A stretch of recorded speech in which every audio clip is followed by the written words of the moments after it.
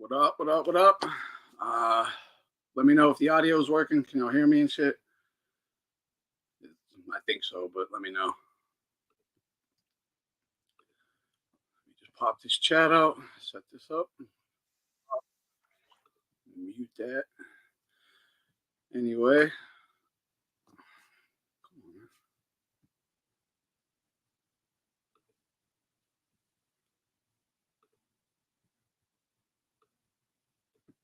Hold on, almost there. Let me close this. I got the chat out. Hey, Spooky, what up, bro? Yeah, talking about where was that? Yeah, seeing Tank defending Ryan because he hates Haney that much, bro. That is hilarious. That shit cracks me up too, right? Audio good? Okay, thank you, Mark. Thank you. Yeah, dude, me and my son were both cracking off about that. But I actually want to go find some of them videos, some of them shorts I saw of Tank talking about that. Here, I can go get them right now. The one where he's like, he was at the Frank Martin presser, right? And someone brought up Eddie Hearn and all that, and he's talking about Eddie Hearn's a snake, you know, all the shit he be doing to fighters behind the scenes and whatnot. He brings up, I gotta go find it, man. I gotta go find it. It was some good shit though, but what I'm seeing, it's not just, you know, I liked when Guo, what the fuck's her name? Geez, I'm blanking.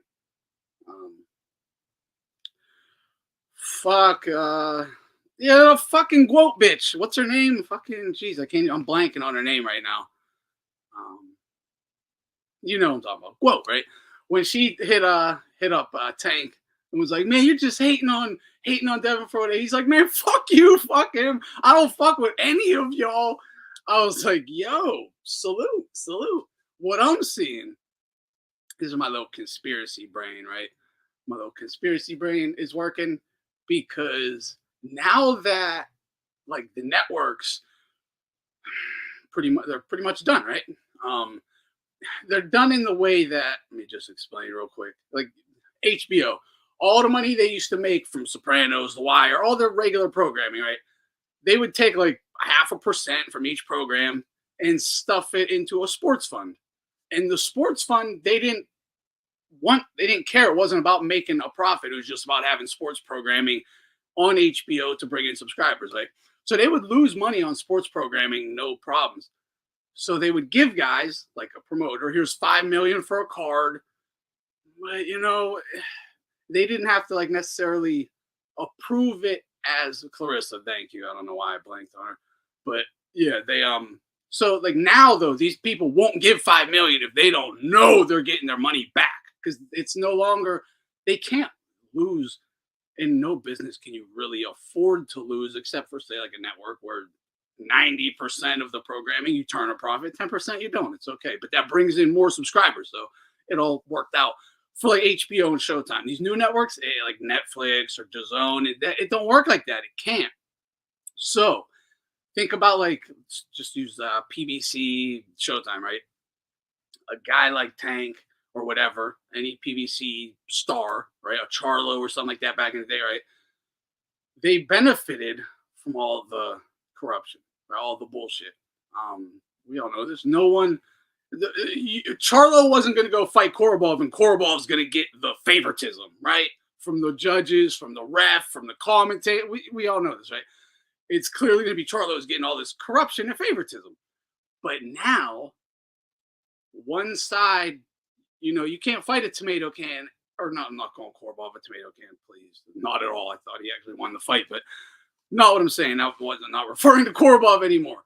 Just you can't, you generally can't just fight a lower tier guy, expect to get a healthy payday, and have protection if shit gets a little rough. All right, it's just not like that no more. So to think back on like the conspiracy now is all these guys are worried because they just saw what happened to Ryan and Devin, right? And that's two promoters coming together. So say Tank goes up against a Hearn fighter. What does Tank have to look forward to? What does Tank have to look forward to if he goes and fights Haney now? right? He already knows. I have to a corrupt fucking ref, bullshit judges. Who knows what the fucking promotion's gonna try and do behind the scenes? All that, right? So these guys are scared of that now. All of a sudden, they're not the only ones benefiting from favoritism, because now you have two stars from rival promotions. Who fighter A would benefit from corruption at Top Rank, fighter B would benefit from corruption at PBC, so they can stay undefeated, right? Well, now they it's like the Wild West. It's like who's either more corrupt, or who's more honorable, or whatever, right? But they all have to deal with it now. Tank has to deal with it now. Haney's gonna have to deal with it now. So they're all gonna have to deal with it, on a way. They're all gonna have to start dealing with it, and they don't like that. How come, dude? Look, man, I've been bitching about this for 10 years, a decade, and these Amero bums have never said one fucking peep. The second their networks get cut out from under them, the network paydays are cut out from under them, and they gotta start fucking fighting. Really fighting. Oh, now all of a sudden, the shit, it all matters now. Now we got to bring it to the light. See, that's why I was saying, fuck all these guys. Fuck them all. That's why I always said, you're either righteous or you're not. You're either a real one or you're not. And I don't fuck with people who ain't real ones. It is what it is. So like, that's I don't think it's a conspiracy theory, but I haven't seen anyone like put it all into words yet. But I mean, that is just what's going on to me. I think that's my pattern recognition, my putting all the puzzle pieces together. That's what's happening. These dudes are fucking shook. They're like, yo, I don't want to have to go fight someone and get done dirty like that.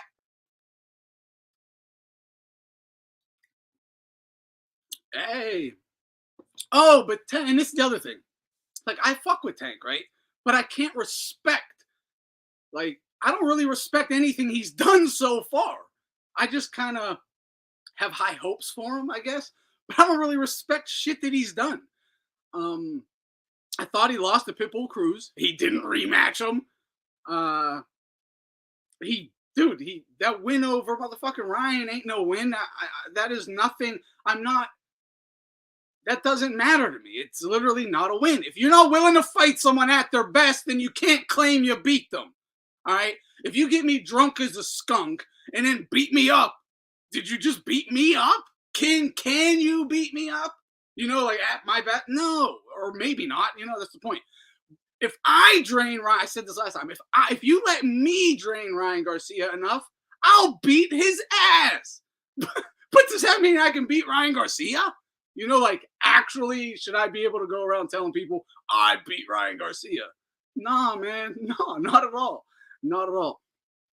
And again, I'm saying I actually have high hopes for Tank, but I have to just keep it a buck. Like, the dude, he's not a real one. I'm hoping with the way his mind is starting to work that he's going to grow into a real one. That's what I'm hoping. Respect of a real one, because he ain't. He hasn't shown it yet. He hasn't shown it. It is what it is, man. It is what it is. Yeah, you ain't getting like, man, it's just honest as can be. Yeah, oh man, I'll get to that Munguia Canelo dude. I thought that was an amazing fight, though. Boxing has been really good lately.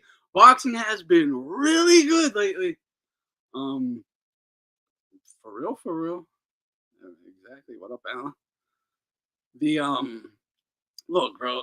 Oh, Munguia. I hear you. Papa, for sure. Like, all Munguia had to do was, stick behind that jab, start walking into the pocket with his hands. Stop. You said that, yeah, okay. He started walking into the pocket with his hands down. Yeah, for sure. But there's a reason for that. I mean, it's like, first of all, I don't think people take into consideration how hot it was in that arena that night, which is why they both looked like they were about to die of heat exhaustion in like round 4. Round 5, they both looked like they were dying.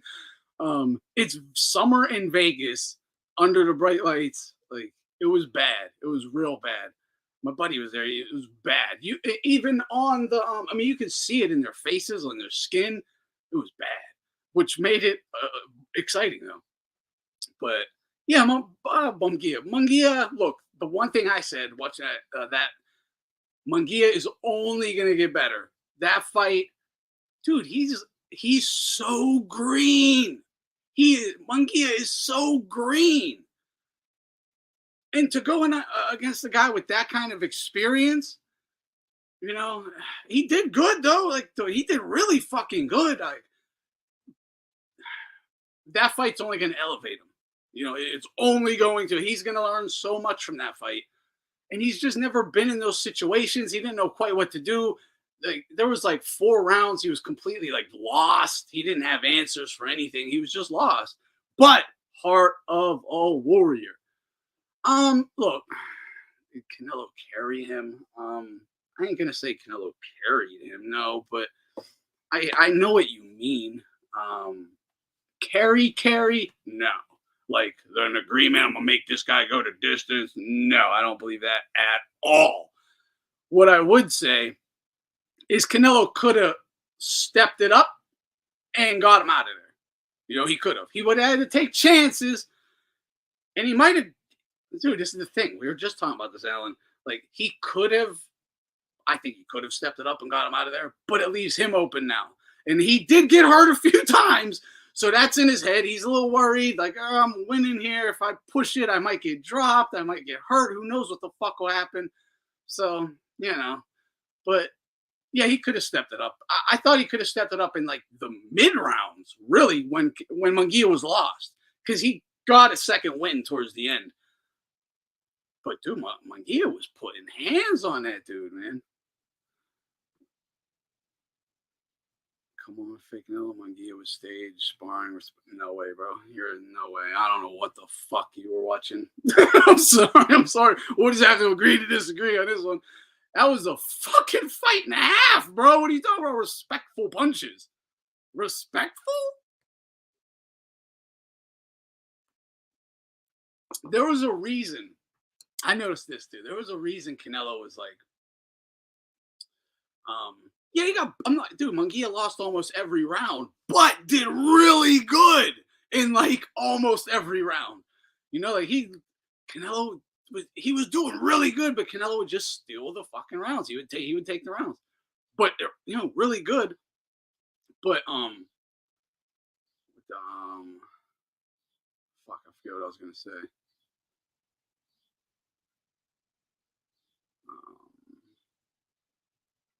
I literally forgot what I was going to say. Yeah, dude, Canelo's chin is incredible. It really is. Oh, my is tough as nails, bro. Dude, I'm saying, like, I know what I was going to say. One thing I noticed was Canelo kept talking after the fight of how proud he was of this performance versus Munguia.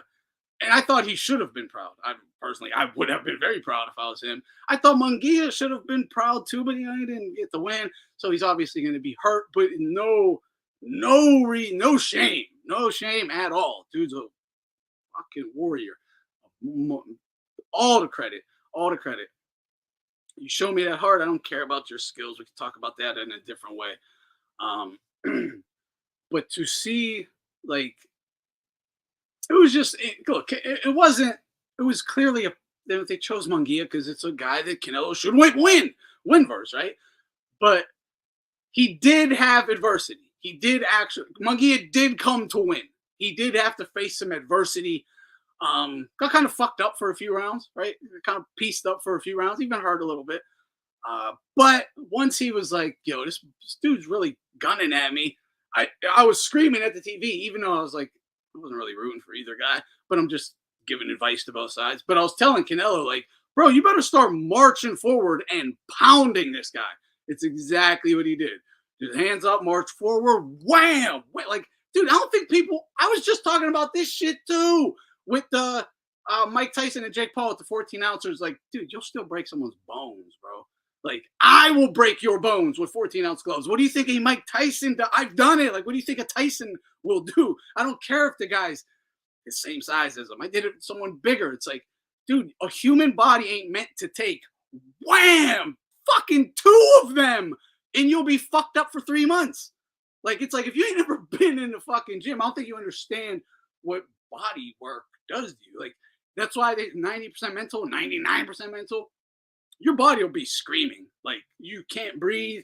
Every time you breathe, it hurts. Like, it feels like someone's sticking a knife and twisting it between your ribs every time you breathe. But you have to just block that shit out and keep on fighting. Like, they both did it. Like, they both took punishment and kept fighting. Like, dude, you are nuts. I'm not letting Canelo well on my ribs. Like, it's not happening. Not happening. It's not happening. He'll break your fucking ribs. I actually expect Munguia to have cracked ribs. I guarantee you he has cracked ribs. I know that. I wouldn't doubt Canelo does too. I don't, bro. Like, when you see like a fighter drop in like output, like what happened with Munguia, because he did really good in the first few rounds. It was a cherry pick. It was absolutely. They picked Munguia for that very reason. This is exactly how it should have played out, except that I don't think they thought Munguia would actually like fight back as well as he did. But it was still the general, outcome that was expected. We all expected the outcome. It's not like, whoa, look,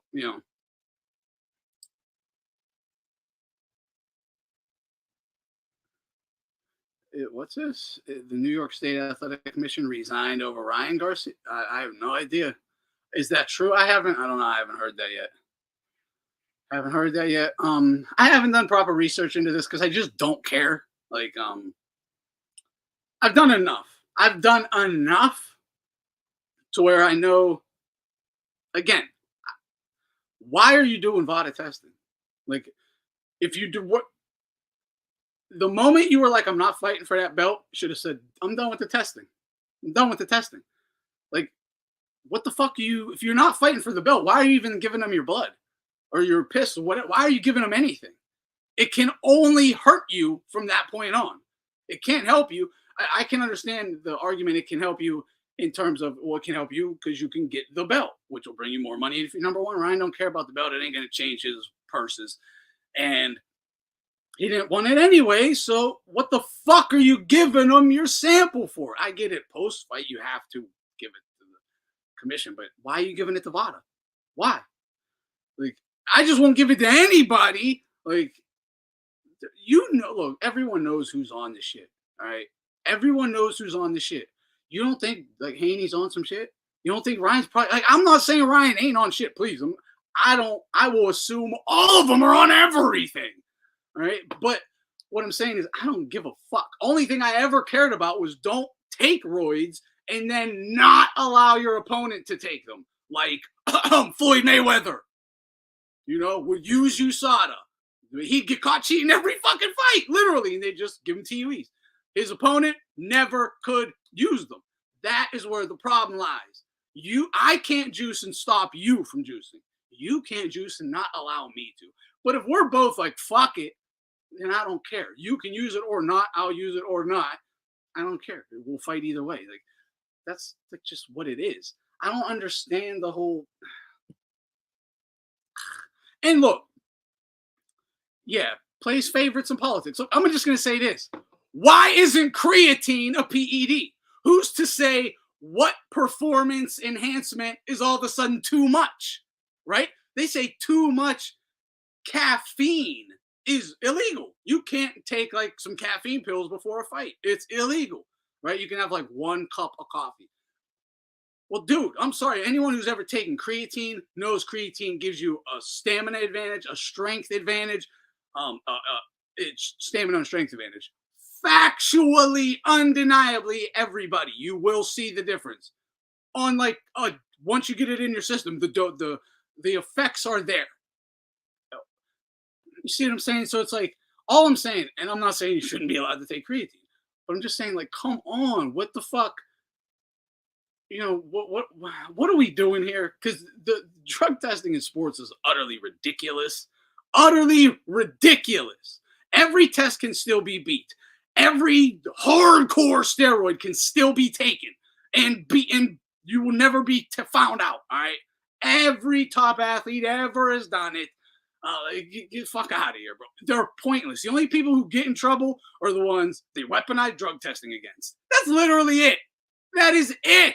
Floyd Mayweather got caught with a needle in his arm, in his house, not even at a medical establishment, with a fucking a bag of over 750 milliliters, which is against all rules. The Pacquiao Floyd fight should have been absolutely canceled. He got retroactive TUEs weeks later, and no one talks about this shit. What? Go fuck yourself. Don't be yapping about this guy and this guy, but then tell me how great Floyd is every other fucking video. Or this guy is your hero was a cheater, but you're shaming this dude, and you don't even know if he actually cheated. I'll assume he did. Ryan, I'm talking about. But, it's like, suck my dick. Don't give me this holier than thou shit when you're a hypocrite. You're a fucking hypocrite. You think I care what a hypocrite has to say? I don't. Your words are fucking meaningless. What hypocrisy means, you're meaningless. Speak out both sides of your fucking mouth. Yeah, Guerrero, okay. See, Munguia tried the first. What happened in that fourth round? What happened in that third and fourth? He got fucked up. He started following the script. He started to gas. He needed a second wind a little quicker than it came, and Canelo let him kind of dump his load, and then he went and put the pressure on him. So while he's his energy is a little dwindled, Canelo then starts putting the pressure on. Yeah, it's going to look like following the script. But that's just the way it plays out, man.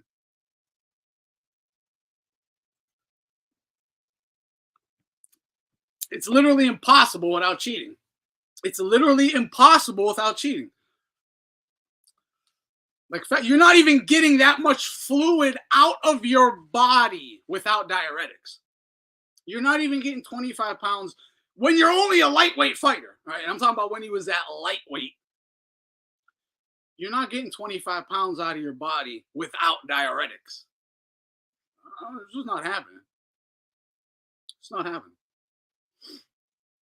Yeah, I know. The biggest drug creator, test beater, he also made VADA test. He made the VADA test, and he's he's the one that knows how to beat it perfectly. It's a joke, man. Don't talk to me about fucking steroids. I've been talking about this shit for 10 years and no one cared. And no one cared when the face of boxing was cheating every fight. No one cared. So suck my dick. Fuck you. Until you're ready to make an hour video calling out Floyd as a scumbag, drug cheat, bum, hype job, fraud, until you're willing to do all that, gag on this schlong. Facts. Fuck you. You ain't shit. You're a bitch. Because you're a hypocrite. You're a fucking clown, man. Don't talk to me about drugs when the shit that matters you don't care about. I'll fuck someone. This shit makes me so agitated because I've been called every name in the book. I've had my fucking, dude, I've had literally shamed, labeled, all that for years. And then these motherfuckers now want to tell me I'm right. You know what I mean? In regards to all kinds of different shit. All kinds of different shit. But they won't say you're right. They just say now what I was saying 10 years ago. Fucking 8 years ago, 6 years ago, 5 years ago. Same shit. It's man. Yeah, of course I saw the Inoue. Dude, but the fact we were about to get 3 undisputeds in less than 3 weeks. Bivol Beterbiev, Usyk Fury, and the Inoue Neri fight, that was historic. You know what I mean? Plus with the Bivol Beterbiev, bro, you can't ask for a better matchup of 2 real ones. You can't ask for, and then it's fucking canceled. I mean, when my son came down the steps and was like, "Yo, you hear about anything about Bivol Beterbiev?" I'm like, "Yeah, it's off, man. It's off. I don't think it'll ever happen. It's never gonna happen because Bivol has it's a career-ending injury. People are trying to. It's his fucking knee. It's gone. It's his meniscus. It's gone. It's gone. Like how are you ever gonna be able to ever again? Like I think Bivol's done. I personally do. I think it's over. He's too old. He's my age. He's my age with his meniscus blown. It would take me. He's a little younger than me, a couple years, whatever. It would take. I think so. He might be my age. Might be even older. I don't know. Now, if he's he got to be younger, dude. It's going to be like a year before I even feel safe. Or nah, man. At my age, that ain't happening. You can't compete in the top level. 40 years old with a meniscus.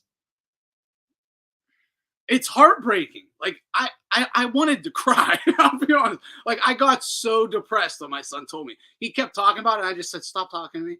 Stop. Just stop. I don't want to hear about it anymore. Like just stop. Shut up, dude. I don't want to hear about it anymore." And I had to go like find something to take my mind off. It was that bad. Even the next morning, I thought about it again. I was like, "Get it out of my head. Get it out of my head." It was fucking heartbreaking, man. Heartbreaking. I've been waiting for that fight. It's like, look, and it really hurts for Beterbiev, right? Bivol had a big moment at least. He's,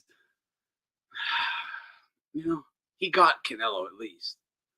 But Beterbiev never got to, dude, it's crazy. All these guys who should have been undisputed, Loma, Golovkin, Kovalev, Beterbiev, not one of them was able to do it. Like, even willing to fight everyone and anyone still they won't allow it, right? Like the boxing gods, whatever. It's fucking wild, man.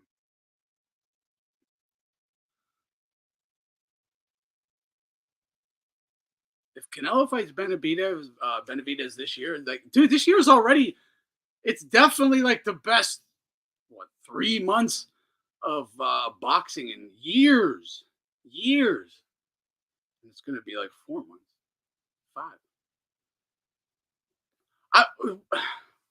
I was just talking about this on the last stream. Like, I think I was talking about it with someone else for sure, but I was saying like we need a I think I did bring this up.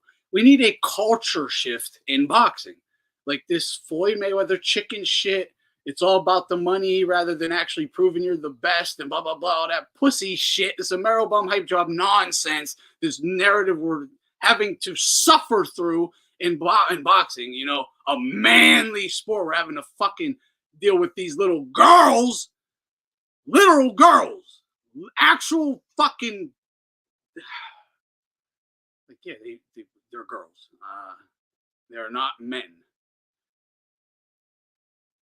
If we could get a culture shift, which I myself am feeling like is happening right now, which is kind of the only reason I'm even talking about this shit right now because I'm getting excited about it. I really feel there's a culture shift happening, man. Look, boxing is a business, right? We all get that. It's clearly a business. It's a show business. So but this is the point. It is business. Show business. So put on the fucking show.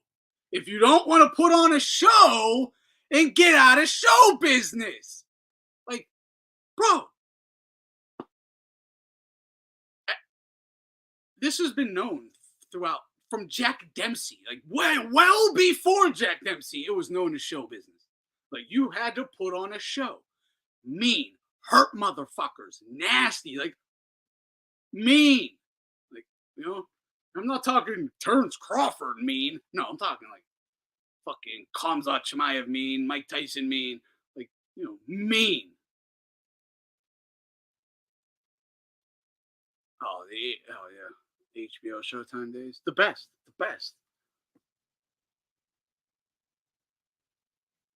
Yeah, exactly. Dudes would not get paid for having boring fights.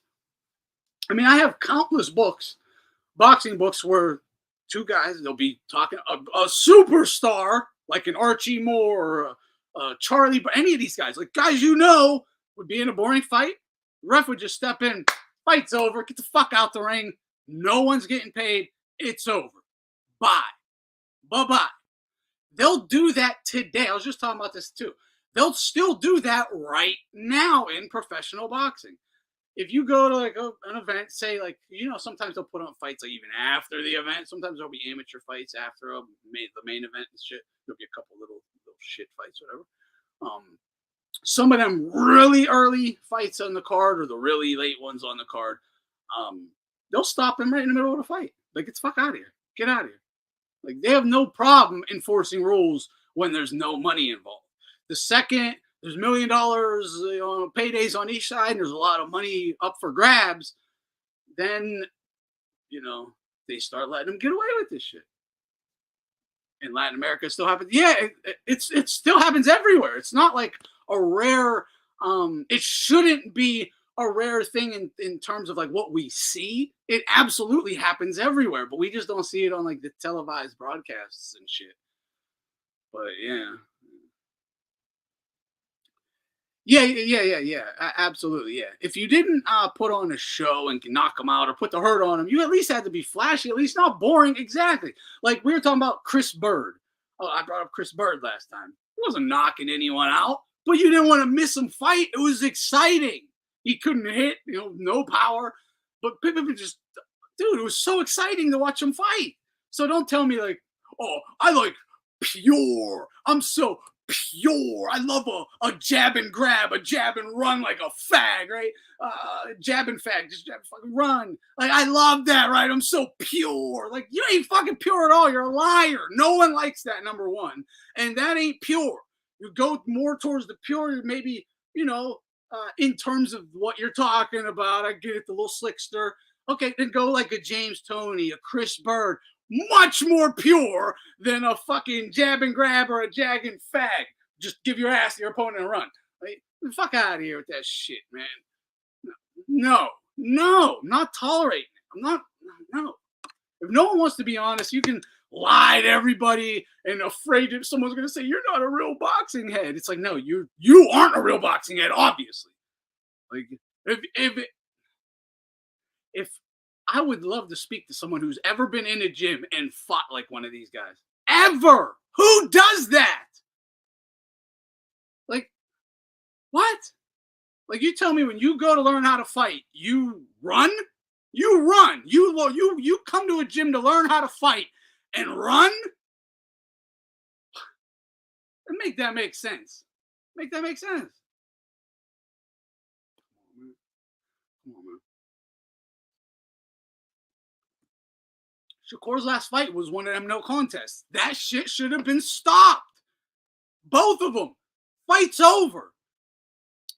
You're both scared? You're both terrified of each other and neither of you have power? You're both pillow-fisted fucking bitches and you're terrified of each other?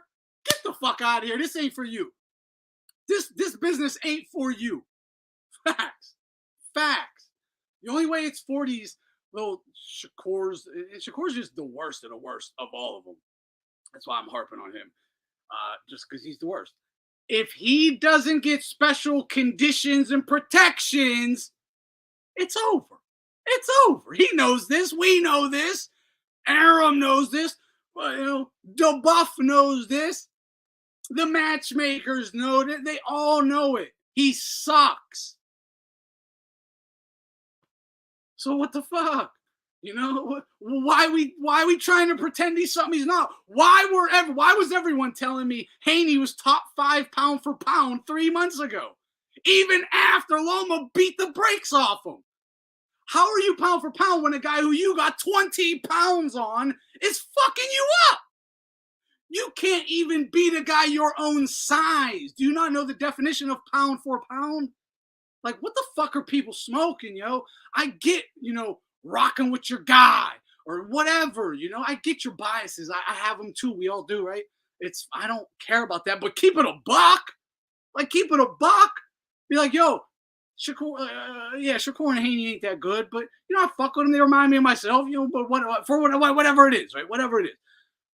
But they ain't that good. But I have hopes for him. I have hopes for him. I want him to succeed. Whatever. You don't got to fucking lie and tell me they're the greatest thing since fucking sliced bread or Floyd Mayweather or which is another Romero bum.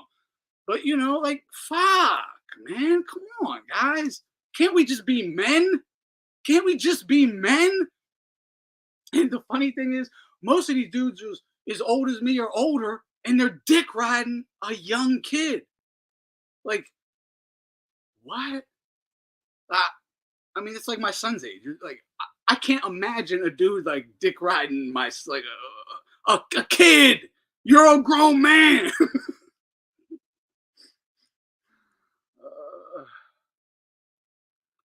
Yeah, KO in the big. It's exactly. So back to that. Like, how the hell was anyone ever telling me Haney was pound for pound when he never even could hang with someone his own size? Someone close to his own size, and then Linares basically beat him. If the ref wasn't there to help him, he loses that fight. It's over. He never even gets to fight Kambosos because he really lost to Linares. All right, then Kambosos smaller. He wins. Okay, good. Salute, right? Actual something you could respect a little bit. Minus all the shitty tactics, but whatever. You know, give him credit. Loma, you got 20 pounds on this guy. He's little and old, and he beats the shit out you.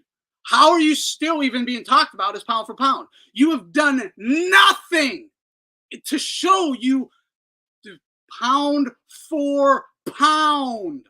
If I weigh 100 pounds and you weigh 100 pounds, and you weigh 80 pounds, I weigh 100, you weigh 80. We both beat a guy who weighs 110. The exact same guy beat him the exact same fashion. Exactly the same, right? It's hypothetical. Who is the better pound for pound fighter? The 80 pounder. Clearly, he did just as good as I did with less pounds to his advantage, and he overcame a bigger disparity and still finished it, or beat the guy exactly the same. He's the better pound for pound fighter. What the fuck are we talking about? Like, since when did pound for pound mean I like him more?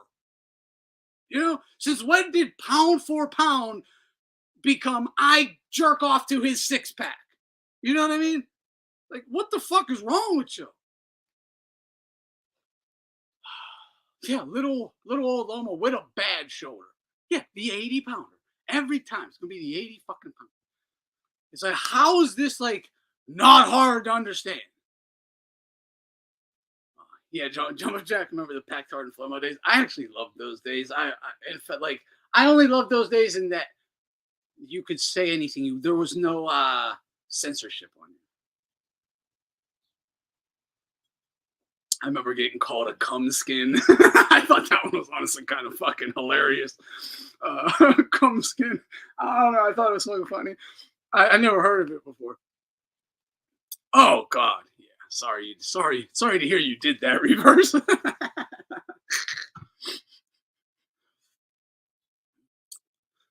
You don't know shit about boxing. Everyone ducked Lomo and you. That is. I hope you ain't talking to me. I hope that wasn't to me, because I have said that every second of my life. But yeah, from 26, he couldn't become undisputed. Everyone ducked him. 30, couldn't become undisputed because everyone ducked him. 35, everyone was ducking him when he had the best chance to become undisputed. Then he gets the Tio fight. Whatever. You know, what a draw. Could go either way, 7-5. Who cares? He gets it with Haney. And that's his big moment. He's undisputed right here. Whoops Haney's ass. They don't give it to him. Unfucking believable. Well, boxing is amazing. We care about the fighters in boxing. It's all about fighter safety. And we care about these fighters and their lives and their health and their mental well-being. And we so care for the, you know, you don't care about fighters. None of you, I'm not saying none of you, but, you know, the vast majority of you people always harping about, I care for fighters, I care for fighters. No, you don't. Because whenever someone gets fucked, you're happy for it. You're happy. Because he didn't look like you.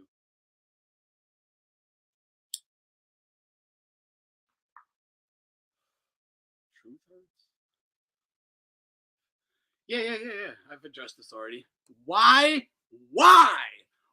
Why? I'm gonna get fucking theatrical with this one. Why, oh why, sir, would Inoue ever come to the States and fight? Do not like there's a reason they're like trying to drag him here. It's like because we can't cheat him in Japan. That's the reason, all right? That's the reason. He has to come here because we can't beat him in a fair fight. That's the facts. Hate it, love it, it's the truth. We can't beat him in a fair fight. We got to bring him here and cheat him. Hey, deal with it. That's your Amero bums. That's what these Amero, and I'm American as fuck, but that's what these punk ass Amero bums be on. Why? Why would anyone come to America and fight a protected Amero bum when you're making more money selling more tickets in your home country and you get a fair fight? Why? Why? I've been harping for literally 7 years that these guys shouldn't fight in America. I've been saying the Eastern Bloc, stay in the Eastern Bloc or fight in neutral places. You know, or Asia, stay in Asia, neutral places. Don't ever come fight like, nah, man. So with Inoue, he's just giving them a taste of their own medicine. Like, oh, this is what y'all did for 100 years. Literally 100 years. He does it 13 fights and it's a problem. Shut the fuck up. Shut up. You're goofy. You're goofy, man. It's so goofy. Tank actually did lose every round to Rolly until he got knocked out, which was shocking. But he actually did lose every round. Sparked them though. Sparked them though. But Tank is like a Wilder. They lose. They're not good boxers. Tank ain't a good boxer. He's not a good win round after round after round. He'll lose like Wilder. They will lose round after round after round after round, hoping they can catch you. And if they catch you, yeah, they're probably going to take you out. But yeah, if you can stand up to it, you'll probably outbox them. But can you stand up to it? That's the question.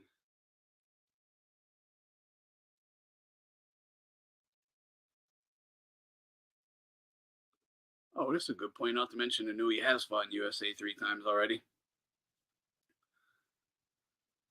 But I see what they're saying. Like a big fight in Vegas. I get it.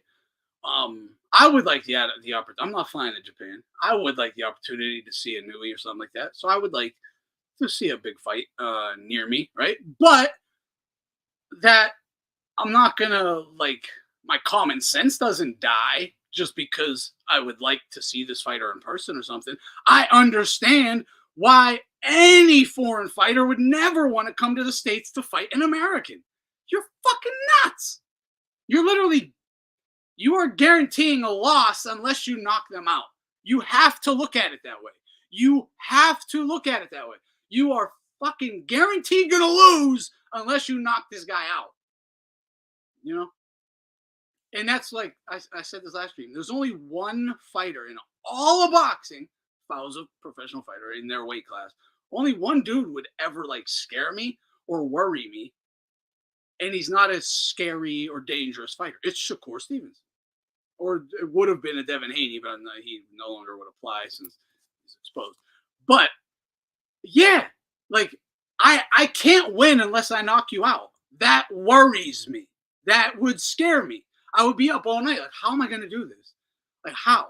Because anyone who's been in that ring knows it's damn near impossible to knock someone out who isn't exchanging and doesn't want to be knocked out or doesn't want to be hit to risk getting knocked out, bro. Yeah, I mean, and it's not just America. Okay, it's the West. I wouldn't want to fight an Australian in Australia. I wouldn't want to fight a Brit in Britain. I wouldn't want to fight an American in America. Right? Now, I wouldn't want to fight. I understand, I wouldn't want to fight a Japanese in Japan either, right? If they had a history of some bullshit in their fights. But if I could not find evidence of bullshit with their reffing, their judging, and all, then what complaint do I have of not going? What would be my reason to not go there? You know?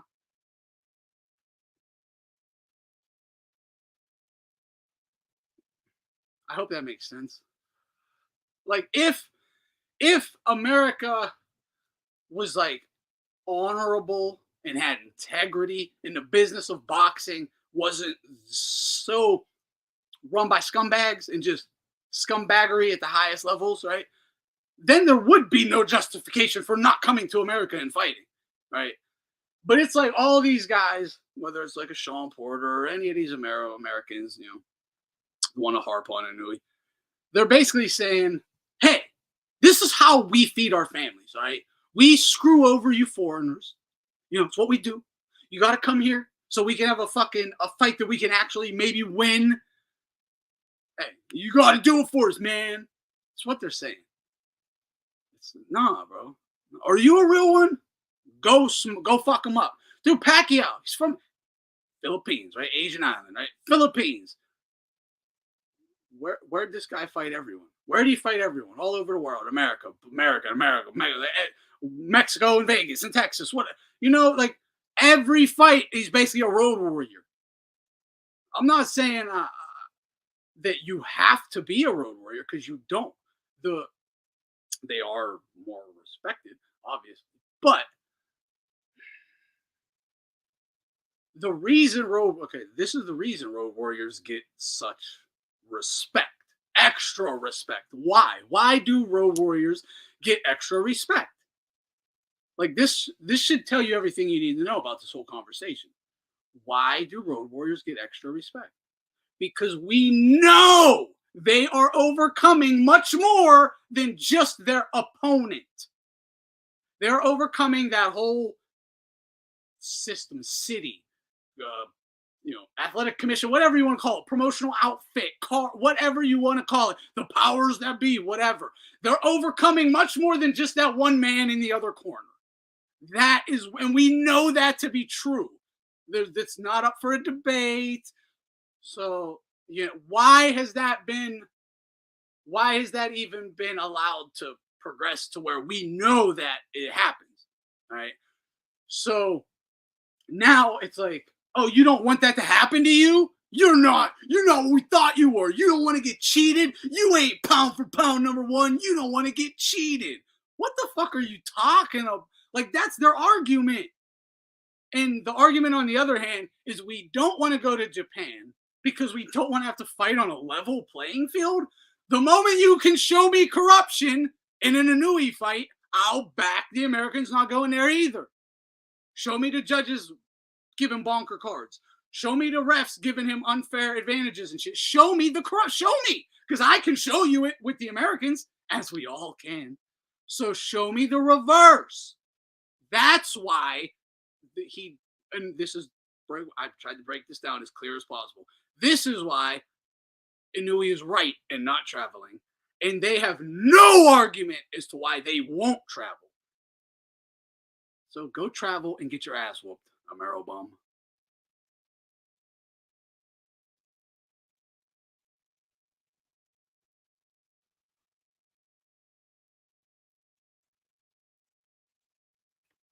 Yeah, like, I don't understand how what Usyk did in that cruiserweight run, fighting and beating everyone in their own backyards, even up at heavyweight. Even up at heavyweight, who's still crushing fools in their own backyards. I mean, dude, what he did was extremely impressive. Dude, and how was Harvey Doc just reffing a fight on a Canelo card? He had the co-main, right? It was the co-main. Harvey Doc was in the ring again, man. Like, I get that he might have already been assigned that fight before the Haney shit happened, right? I don't care. If one of my fighters was in that ring, was it the Barrios fight? Might have been the Barrios fight. If Maidana or Barrios were one of my fighters, I'd be like, we ain't getting in that ring. Fights off. Fights off. Bye. I don't care. We don't care. We don't care. Because you know why? I know they will put a different ref in. They're not going to scratch the fight. They're just going to put a different ref in. So just hold your horses. Be like, nope. Fight's off until you replace the ref. Fuck off. Guess what? He'd be out of here. He'd be out of here.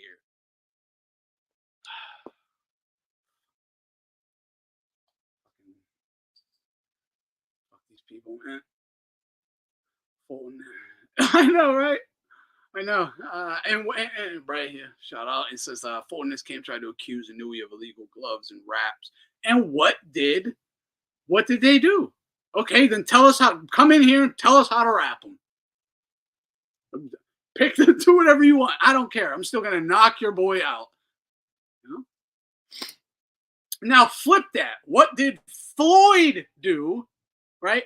Oh, Inoue has illegal gloves. So what are you saying? So because he's a power puncher, you're saying he took some padding out or stacked his wraps. He's adding more power, right? Now, if I'm a power puncher, adding more power, that should definitely give me an advantage. And if someone did that, I would call that cheating, right? Cheating. Now, if I'm a powder puff puncher, right, and I'm going up against a power puncher and say a Chino Maidana, and I refuse to let the fight happen 24 hours before the fight unless this power puncher wears pillows that will really be able to hurt me. So now the reason you bought this fight, the reason you bought tickets for it, the reason you bet on it was because this guy had power and there was a chance he might knock me out, right? But now I just took away his power and you don't even really know that. Is that cheating? Isn't that cheating? Right? So Floyd Mayweather is the cheater that the Black Americans tried to accuse Inoue of being. Right? I'm just using the logic here. Right? And there was nothing wrong with Maidana's gloves. They had a whole box of MX they could have chose from. He said, no MX, power lock. Quote, no, put that motherfucker in power lock. Quote. So what? Where are these why is it only like this one? Don't be a hypocrite, because now I can't listen to nothing you say. Nothing you say, because I know truth don't matter to you. Some sick agenda or fucking inferiority complex, whatever the insecurity you got going on in your own brain blocks you from being honest about strangers. You don't even know these guys. Weirdos, man.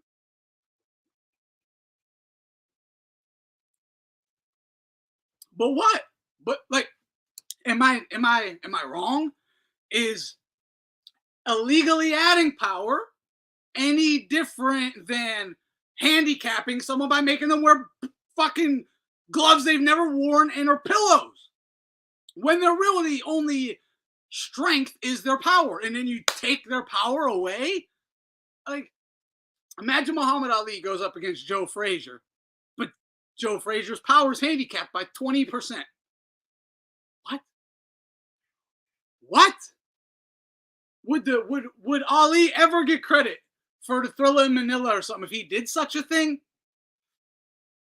Or when he rumbled in the jungle, he only beat Foreman because Foreman had to wear fucking 30-ounce gloves. How about that? What if that happened? What if he made fucking, because Foreman's so much bigger, he'd clearly have to wear bigger gloves, right? But he had to wear 22-ounce gloves. Or 20, we'll just go 20s, all right? 20s, Ali got to wear 10s. Is that legit? Would that be a legit win for Muhammad Ali? It would, right? Right? No, it wouldn't. And you know it. That's why it's not a legit win for Floyd. Floyd's a bum. No, he's not a bum. He's extremely talented. One very good fucking boxer. Like, unbelievably good. I will never not try. I'm just saying he had all the talent in the world, but no heart. He had no heart. He had no balls to see just how good he really was. You know, you're not anything special when, like, I'll fight him, and him only under these certain circumstances on this day after his mom had died and his girlfriend left him and he's off the roids. Like, now I'll fight him. Get the fuck out of here, man. Get the fuck out of here. That's not how this works. It's, yo, Paul Williams the man. Let's run it. Let's run it, Paul. Run it. What? You know, Margarito's the man. Run it. Pacquiao's the man. Run it. Like, Spatty's the man. Run it. Costazu's the man. Run it. Nope. Like, whoever was the man, he never would run it with.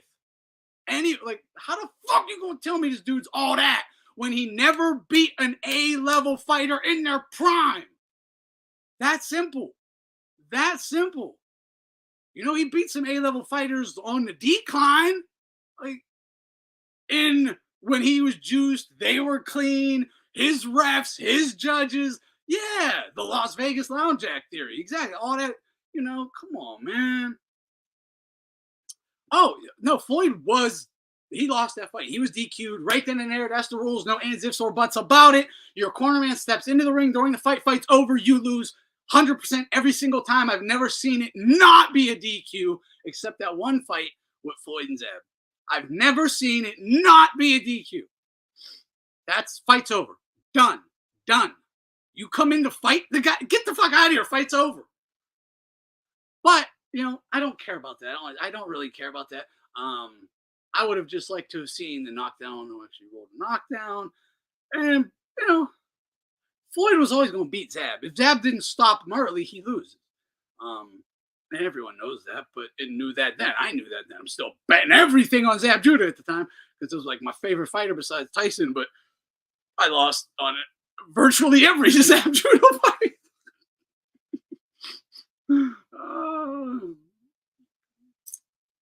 Yeah, let's never forget, because Tony Weeks, Floyd got beat by Madonna with pillows. Like, keep it a buck. He lost to a guy with pillows.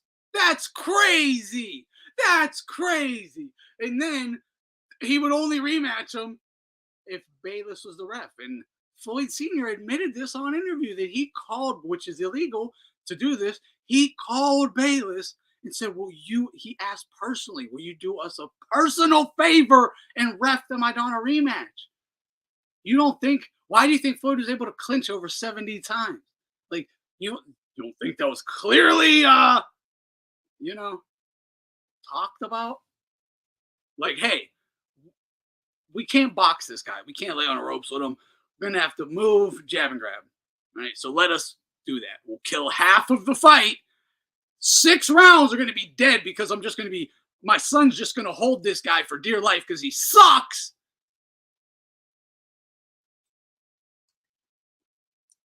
How many times do I got to say it?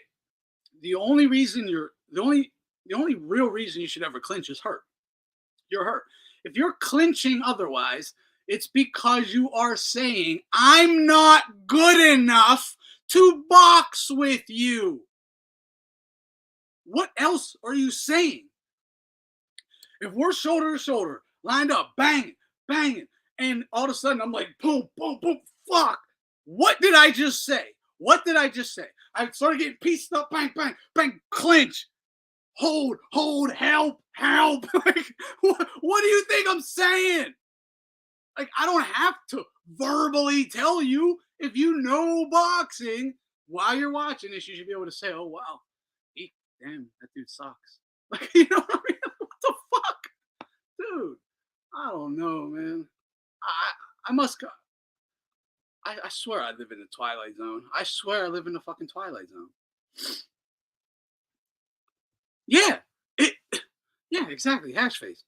I can't stand guys like Haney who will clinch to reset range because they have no inside game. They really have no game at all apart from jabbing. Their jabs. That's why I'm doing this. Their jabs. Oh, that bitch. They have nothing else. They can't lay on the ropes, counter, catch, and shoot. They can't stand right in the pocket, bang, catch, bang, come right back. Like, they have nothing. That's why even their defenses touch their fucking head to their toes. Whoosh, way on. Like, what are you doing? That's illegal. From the amateurs, it's illegal. You cannot bend below your opponent's waist. It's illegal.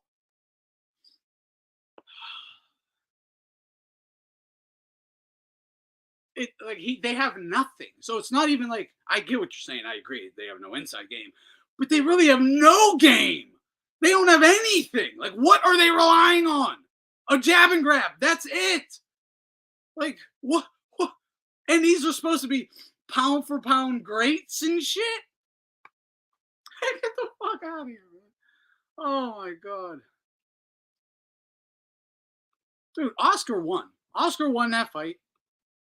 Fuck what anyone will ever tell you. Don't ever let anyone try to shame you into denying the obvious.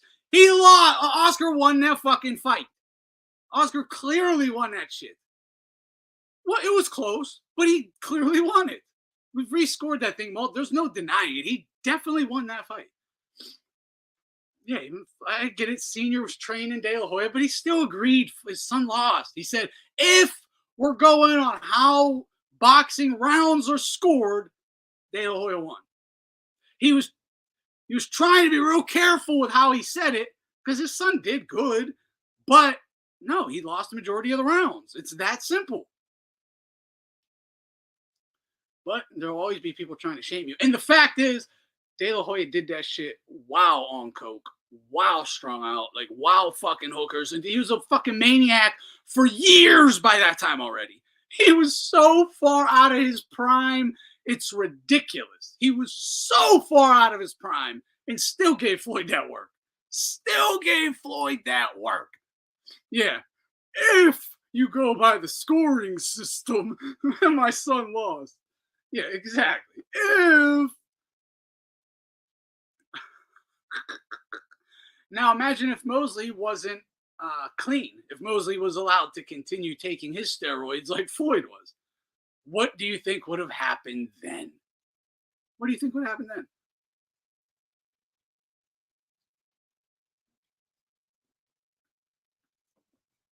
I'm just saying, man. People live in fantasy lands when it comes to the reality of like fighters and fighting and fight results. And I don't get it. I'll never get it. I mean, I'll get it if someone's like 10, 12, 15 maybe. But if you're 18 or up and like still doing like talking like you're a kid watching WWE and your guy's just invincible and all this, you're a fucking nut job.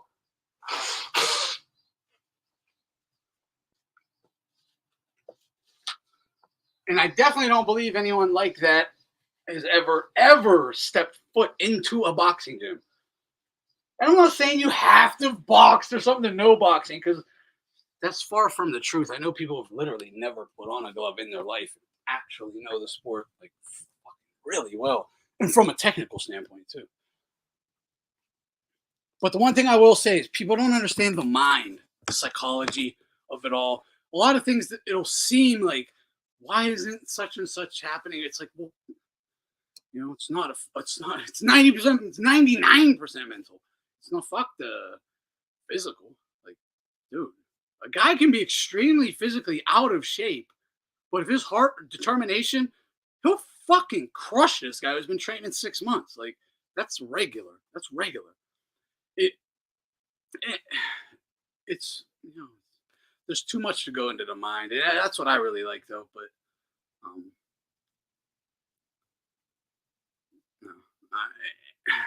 no, I just like, you know, through the fights, the interviews, all the interactions with these guys, you can see what type of mental fortitude, what kind of constitution, what kind of strength they have.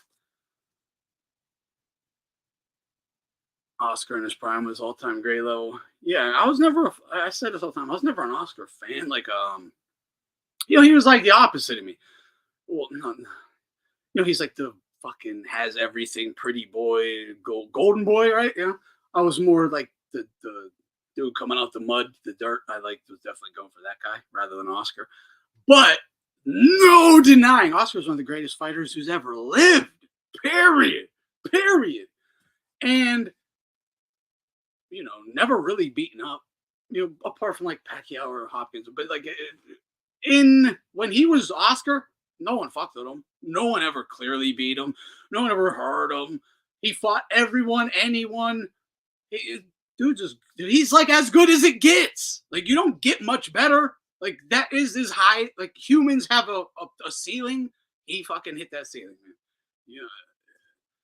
Like him, hate him, whatever. I don't give a shit. As a fighter, dude is a monster. Monster. One of the, in terms of like running the career and who he fought and all that, you can't ask for anything more. You really can't ask for anything more. But yeah, never been a fan of his. I can't hate on the guy though because of I know that hey, that guy is gangster. I don't give a shit what kind of fishnets he had on, what coke he likes. I don't care. All right, like dude's a warrior, a warrior. You have Purnell winning, really? Yeah, Purnell's my guy. Like I actually like knew him and stuff, but I I think Oscar beat him. I mean, I know in my mind, I know Oscar beat him. Oscar did beat him, but yeah, I hear you. I've watched stuff. I used to think Purnell did win that. I'll be honest, I did. Now I went back and watched him. I was like, yeah. Well, I thought he beat him once. I thought Mosley beat Oscar once. I thought they went 1-1, but they were both on the roids. They were both on the roids. I think that's why them fights were so great because they were both on fucking all the juice, all the EPO. You know? Yeah. And never forget, Floyd had to rematch Oscar. He had to rematch Oscar, unless he retired. So he retired. Like, why would you retire to avoid the biggest payday in boxing? I thought your name, and he just made his name Money Mayweather, but I'm going to retire to not collect the biggest payday in boxing. What? Like, get the fuck out of here, man. Everything about the guy was fake, fraudulent. And I was explaining this to everybody in real time. Half the community agreed. But the half that didn't was, they're mentally ill, man. Mentally ill. Bro, when Oscar was launching Floyd back with his jab, when Oscar was going hitting Floyd in the chest with his jab, and Floyd was going oof, like oof, and getting launched back. I was like, holy shit. If you don't understand, you've never seen that happen to Floyd ever. If that don't let you know how that didn't happen with Miguel Cotto, who has one of the greatest jabs in history. Now, if you don't understand how strong that shows you Oscar's jab was, just his jab was launching Floyd like a right hand from freaking Cotto. Like literally. I mean, he was going boom. Like, holy shit. Like, wow, bro.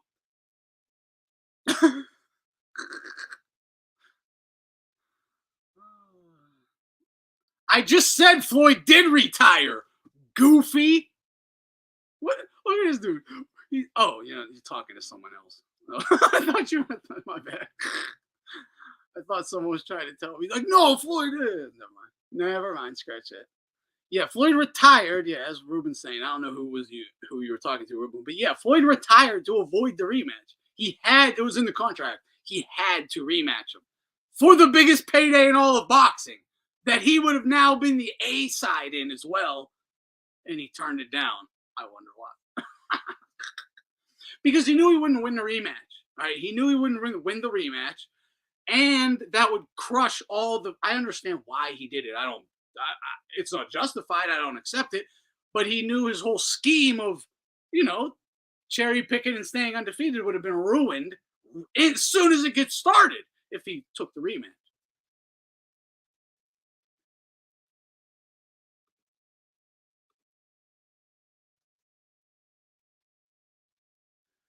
Yeah, I mean, Floyd ducked Timothy Bradley. I mean, yeah, I've heard that. People have said that. People have talked about that. I mean, I guess technically he did. There was one point in time when they definitely could have fought, but it's not a fight I cared to see. And I never wanted to see that fight anyway. I don't think Tim beats Floyd, so it's not a fight I would have been interested to see.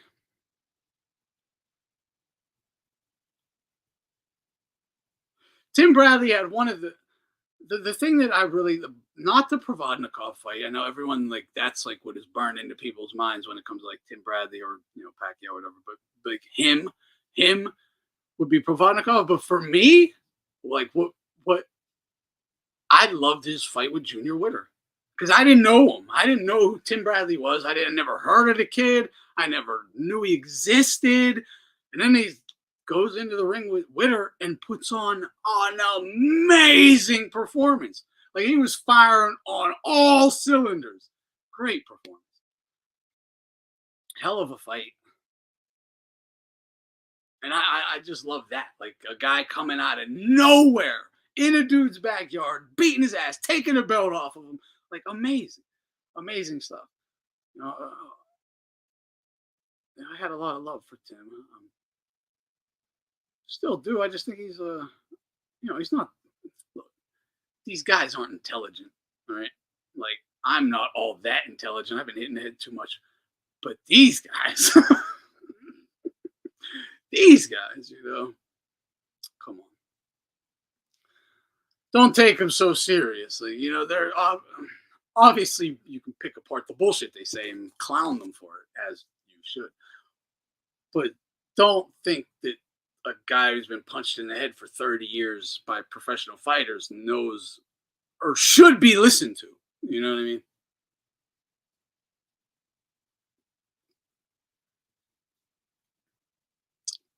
Yeah, I was just explaining that to my son. Whenever this, like, everyone was harping on Oscar with this Canelo shit and the Haney shit, all that stuff the last few weeks. I was telling him how, like, this guy was the biggest thing smoking. Like, it was him and Mike Tyson. There was no one close. Him and Mike Tyson. That's it. And I was like, De La Hoya is the one who put Pacquiao over. He's the one who put Floyd over. He's the one who put them to that next level. And I was explaining to him how historically all fighters of that caliber, right? All fighters of that caliber who were like the face of boxing, the Canelos, the whatever, the the Sugar Ray Leonards, the Muhammad Alis, the Mike Tysons, the faces of boxing, the guys, the De La Hoyas, they were historically always put the next guy over. Joe Louis, Rocky Marciano, right? Put Rocky over. Historically always happened, all right? Floyd refused to ever put anyone over. He refused to just take a real fight and be like, let it fall where it falls. And, if the kid could beat me, he deserves to get the shine because it helps transfer. It's just like in WWE or wrestling, right? It's the same theory. It's the same psychology of the human fan who buys all the tickets. You're pushing all that love and, like, built up energy for this fighter, and you literally pawn it right off onto this fighter. You push it over to him, boom, now he can carry it all and keep the momentum moving. Well, what happened when Floyd didn't put anyone over? What happened? Boxing went into a fucking slump. No one would fight each other. No, Floyd wouldn't fight none of them. They wouldn't fight. So everyone just sat around doing nothing. We got a bunch of shitty PBC fights for fucking 5 years, right? Like an A-level fighter versus a bum over and over and over again. Like, and I'm just talking about general regular cards. Like, boxing itself just went all downhill because, the guy at the top, it's like the trickle down, right? He sets a precedent.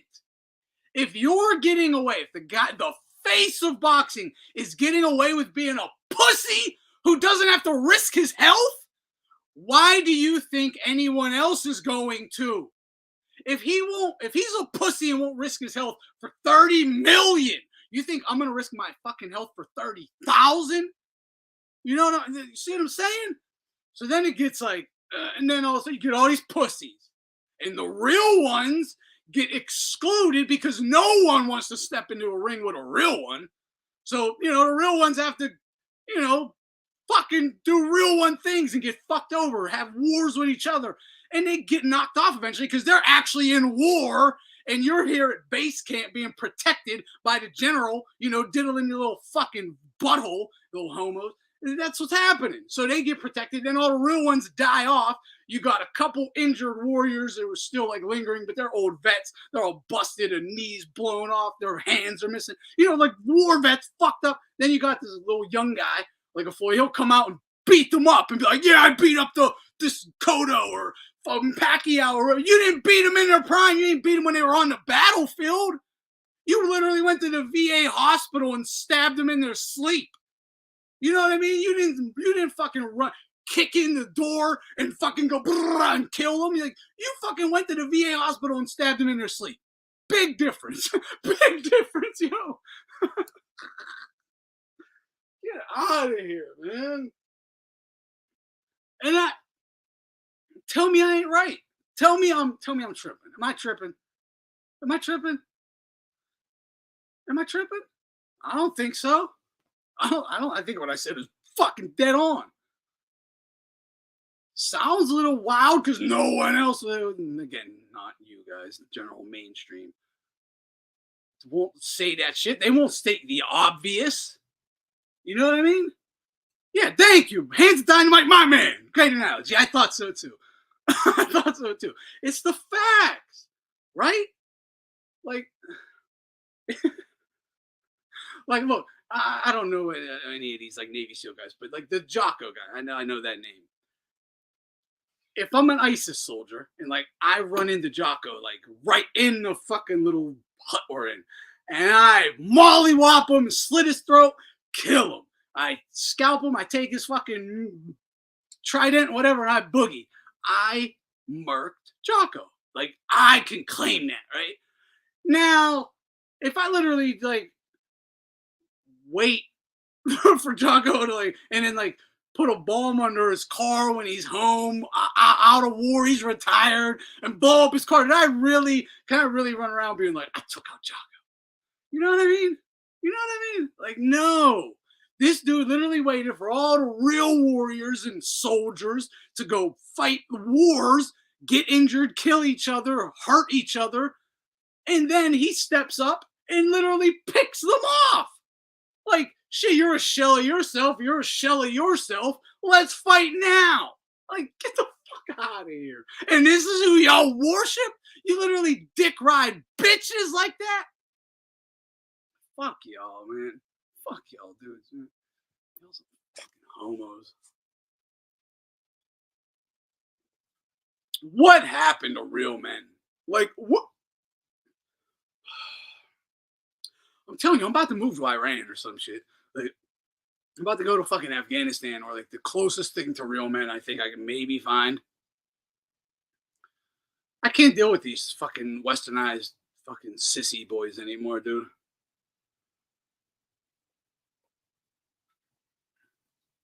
I don't know. How did it's astonishing to me. How did the manhood of the 70s, 50s, 40s, like from the 90s on back, how did it in 20 years, how did manhood just like get erased?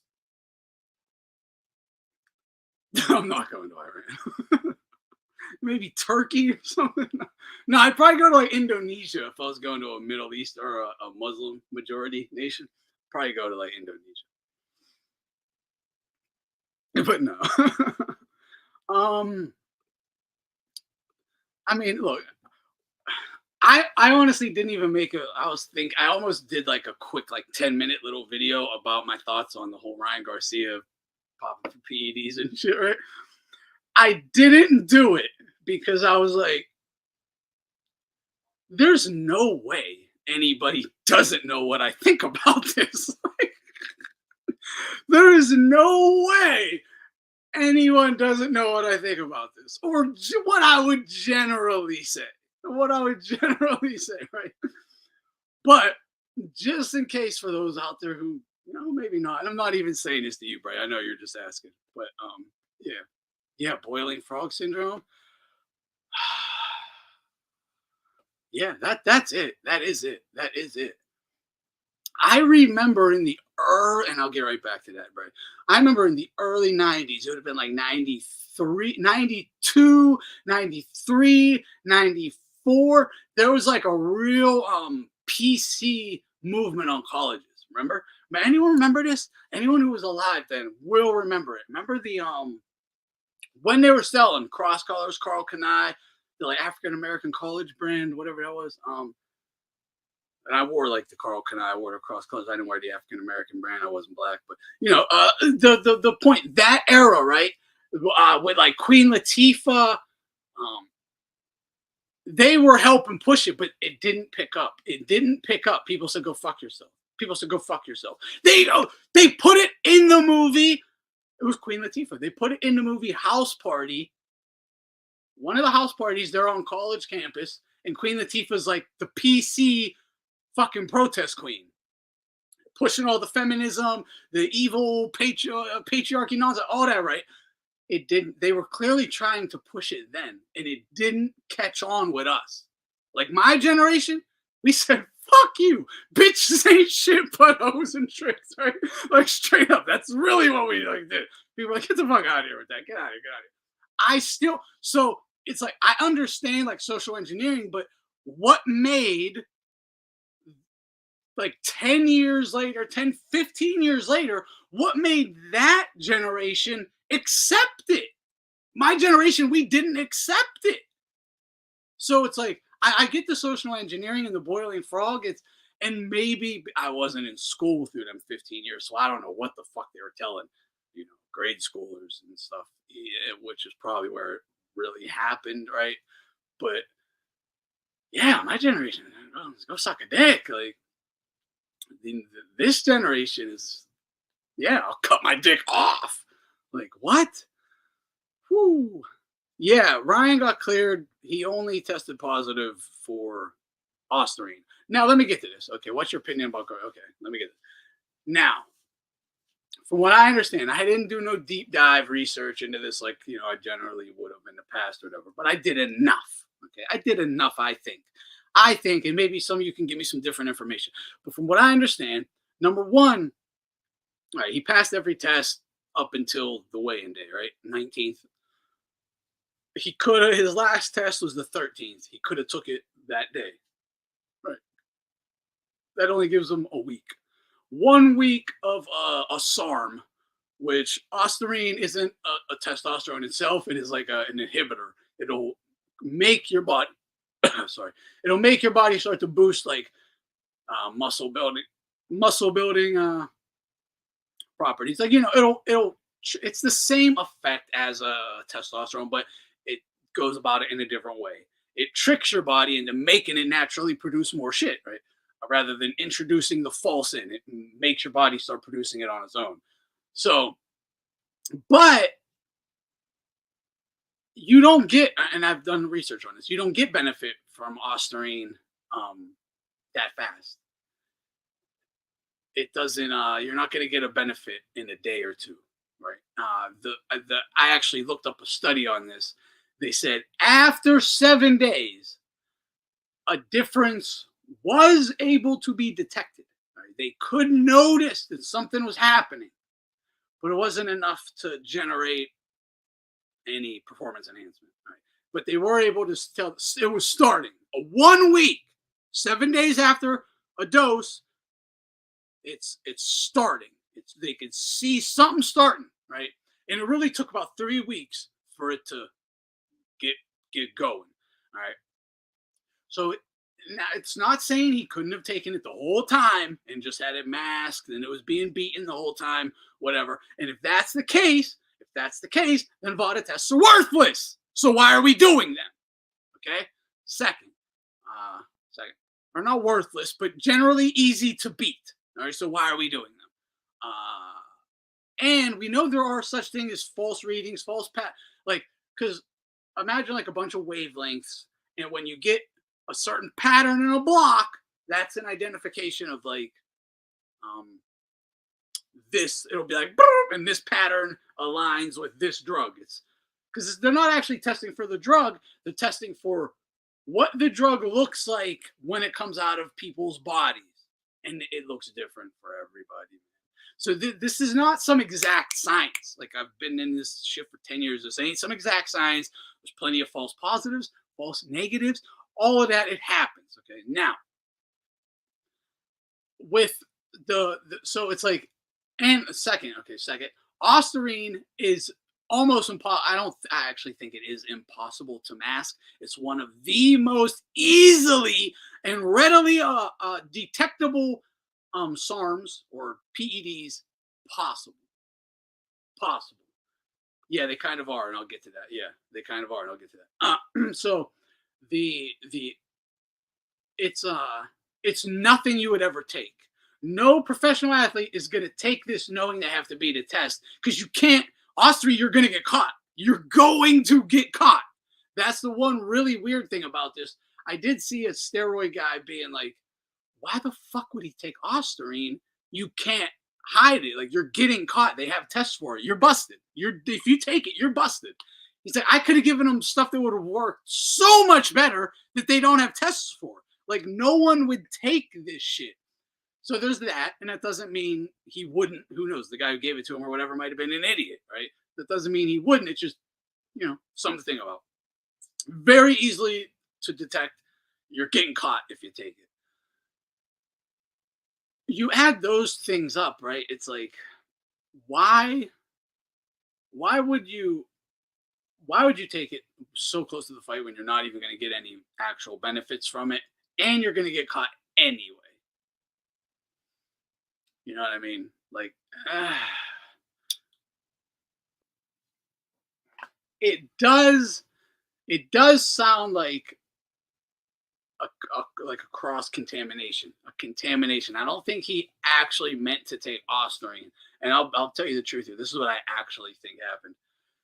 I know this is what happened, but what I think happened is he took something else illegal that had a cross contamination with Ostarine. Like, they might have used the pot to make Ostarine in it, dump that out. Next time they made a batch of something else, he took that batch, or maybe even the batch after that had a little, because it's like 1/1000th of a gram. It's even less than John Jones, right? Like, super tiny amount. It's a contamination. Now, it could have come from a contamination from an actual supplement, or it could have come from a contamination from another PED. So, yeah. But I would say that's basically guaranteed with how it happened.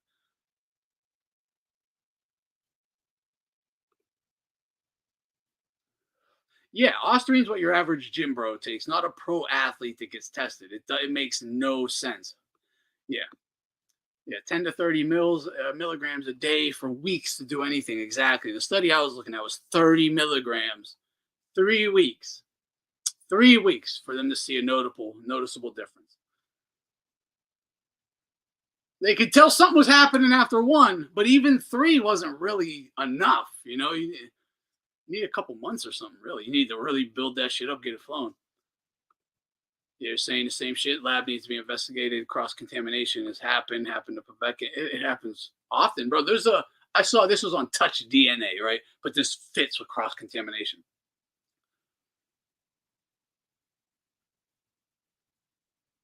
So some dude got put in prison for like 30 years because his DNA was on some chick, right? So this DNA expert comes in this cross contamination theory, right? There's 2 people in the video. It's a reporter and or a journalist to do an interview, and the DNA expert. The DNA expert takes a packet of sugar, packet of salt, 1 packet of salt on his hand, dumps 1 packet of sugar on her hand. Now goes, let's shake hands. Boom, sugar hand, or whatever, salt, sugar. They shake hands. Now they pull apart. They each have salt and sugar, right? Now, when the girl goes and touches her purse, right, his DNA, the salt or whatever, his DNA is now on her purse. He never touched her purse. And it's there. It's there. Now, another guy or another girl touches her purse. Now, his DNA is on this other girl he's never even met. Okay? This is how it works.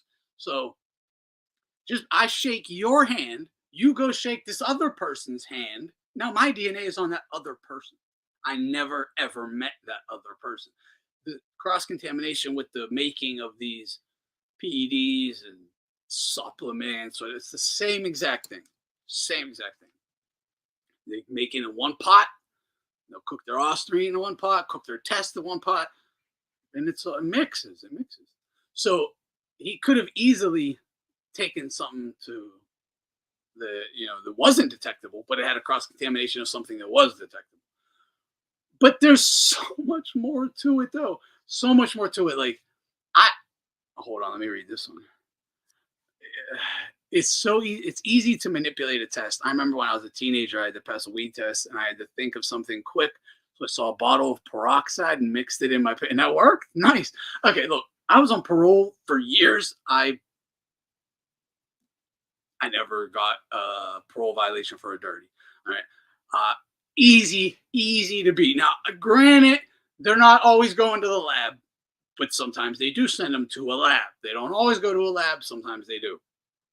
Like one time, I had a court hearing. I was at the courthouse, but I knew they were gonna hit me with a urine there. I knew that I only had weed in my system, but they wanted me bad. I knew they would get me. So I stopped at GNC, got one of them flush drinks, like $50, $50, flush drink. I drank that shit. You had to pee once before the test, so I drank it like before I left. I peed right outside the courthouse in a bottle. It looked like Mountain Dew. It looked like Mountain Dew. It was neon green, bro. Neon fucking green. I was like, what am I gonna do? I'm busted. Like, this is even worse than yellow with marijuana in it. Like, I'm done. So I go in and I'm thinking maybe only that one will be neon green. The other one will look normal. And they make me take the test. I give him the urine. It's neon fucking green. Once again, I'm like, I'm fucked. I'm done. Whatever. He calls the judge. I'm listening. He's right there in front of me. He's calling the judge. He's like, he passed. He did like a dipstick on it. He's like, he's passed. But he goes, but something's fishy. Something's fishy. I'm like, something? It's fucking neon green, bro. He's like, do you take any vitamins or any supplements? I was like, I take a multivitamin daily. You know what I mean? But he asked, he goes, do you want it sent to the lab? They sent it to the lab. It still came back clean. It was like, dude, it still came back clean. They sent it to the lab. It doesn't matter. Like, there's so many ways to beat this stuff. And that's like the simplest. That's literally $50 at GNC. Now, imagine, you're in the circles with Olympic coaches for Olympic teams around the world. The strength and conditioning coaches. You have the money to buy and pay their strength and conditioning coaches, which are drug cheats. Dude, yeah, that's what these guys are doing.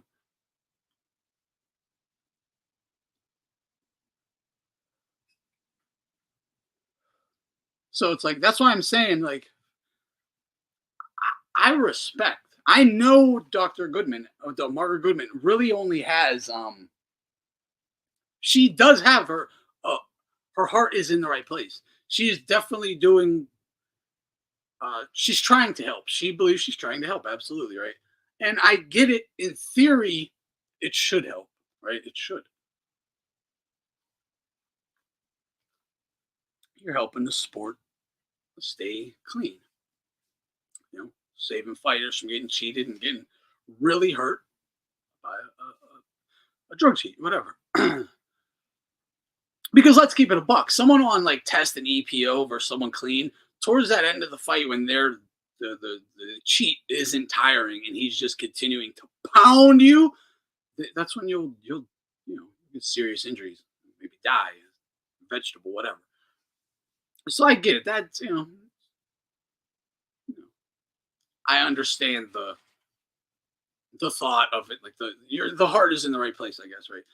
But from a fighter's perspective, what benefit does it serve you to take the test? What benefit does it take you to do the test? Because it can only hurt you. When you're clean, it's nothing, right? It's literally no good, no bad. It's nothing. But when something happens, shows up that maybe isn't so good, your whole image can be destroyed. Come on, man. The good does not outweigh the potential for the bad. And you don't have to. I can imagine people being like, well, as long as you don't take anything. You know, give me a break, bro. As long as you don't take anything. Again, cross contamination. Look throughout the last 15 years. Look at the last 15 years of drug testing and how many supplement companies have been found out to be cross contaminating their supplements with banned PEDs. Countless, countless. So, plenty of guys who will never take anything illegal and never intended to take anything illegal have taken illegal things and will continue to take illegal things. You know, it's a tricky situation. I get it. It is. It really is tricky. I don't have the answer. I wish I did have the answer, um, but there isn't one. The all you can really do is just let them take whatever you want, whatever they want. Honestly, I mean, that's all you can do. What I've thought about this for years, you know, like on and off for years. I can't come up with this. There's no solution to this problem. If you see it as a problem, I guess, which again, like where's the line? Is should creatine be illegal? What level of performance enhancement does it all of a sudden become you should be shamed and your career should be ruined? What when does it reach that level? Because again, no one can deny that creatine gives you a significant performance enhancement. A significant performance enhancement. It makes you physically stronger. It makes you physically have more endurance. You actually have more endurance and are stronger. Anyone will be able to push more weight and have more stamina on creatine than when off of it. And it's so much so you notice it instantly. So, you see what I'm saying? So, is that illegal? They're saying no. Okay, well, I've never used Ostarine, but I don't know if Ostarine does what creatine does. Might be way better. I don't know. It might be just the same. I don't know. But these are the questions I ask myself. Like, when does it become like, oh, this is fine? That's too much. You can have 100 milligrams of caffeine. Don't have 120. Like, what the fuck you talk? What? Like, I don't know how much caffeine is in my fucking cup of coffee I just drank. It's in, is it 120? Is 120? Then that's what I drank. It's 120. Fuck off. Like, what? You're going to tell me I did something wrong because I had two cups of coffee to your one you say I'm allowed? Get out of here. Like, it's so, there is no solution to this problem, man. There ain't. Then you will always have the guys who are going to cheat, right? Always will have them. Even with any level of testing, there's always going to be guys who will try to cheat. Dude, I know guys who try to cheat going in mob poker rooms. Like, you'll die. They will kill you. And you're literally risking your life for like $2,000, $3,000. You know what I mean? Like, people, dude, what do you think someone will do for a $10 million payday? Or $100 million career? Of course, they're always going to do it. Always going to do it. Like, it's never going anywhere. So what do you do? What do you do? Because look, then I'm going to do this in my next. I'm just going down that vein of thought. Okay, so it's always going to be done. We know when the face of boxing is doing it. We catch them. Floyd and Canelo, faces of boxing, both caught. Give me a break. Neither one of them punished. Both still treated like treated like heavenly sons in the community of boxing. But the same people shitting all over Ryan or anyone, Pedvetkin or anyone for that matter, will always say how much they care about the fighter. Oh. These guys, since I was a child, tears, my heart, go suck a dick. You're lying. You know how I know you're lying? Because I actually do care. Like, I actually do, not as much like as I might pretend or something. Like, I could really care less, but like I do care a little. Like it makes me emotional at times. Like I'll get like sad or angry or like it's fucked up, disappointed. I get emotional, but I also say this stuff. So you can't tell me you're getting emotional, but not also feel the exact same stuff I'm feeling. Because why are you getting emotional? What is making you emotional, or like getting some sort of visceral reaction from you? What is it? What it like? How can you say you care about the fighters, but then not care about the biggest issue? Like the biggest issues, not one issue. The big, like, nah, don't care. In fact, they're fucking wearing TBE hats or fucking Canelo tattoos and shit. It's like, but shame on this guy. Like, get out of here, man. Get out of here. Yeah, some supplements are like, I know a lot of like Vada, USADA. They have a list of supplements. Like, take these, and you don't risk cross contamination because we verify these are legit companies we trust, right? But again, okay, and I don't think I said this as clearly as I need to. I don't give a fuck. I don't give a fuck. Like, fuck Devin Haney. Fuck him every which way. Like, for real, for real. Fuck him. Fuck any Amero bum. Fuck any bitch ass diva, fraud, hype job, not real one. Fuck them all. I don't care what happens to him. I don't. Like, I hope he gets cheated every fight. I literally do. I am going to clap every time I see him get cheated.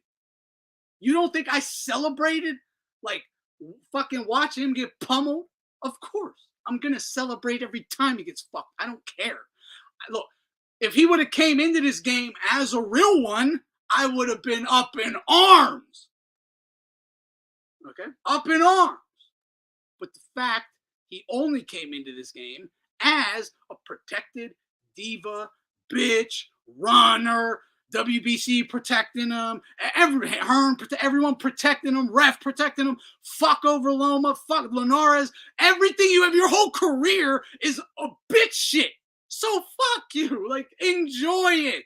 I hope he juices next time even more and breaks your fucking skull rather than your jaw. I don't care. Like, I don't care. Like, get fuck out of here, man. I wish he hurt you more. Yes, and I do. I don't care. I'm a bad guy. I'm not a nice guy, all right? I don't pretend to be. I would hurt you myself if I wouldn't get taken from my son.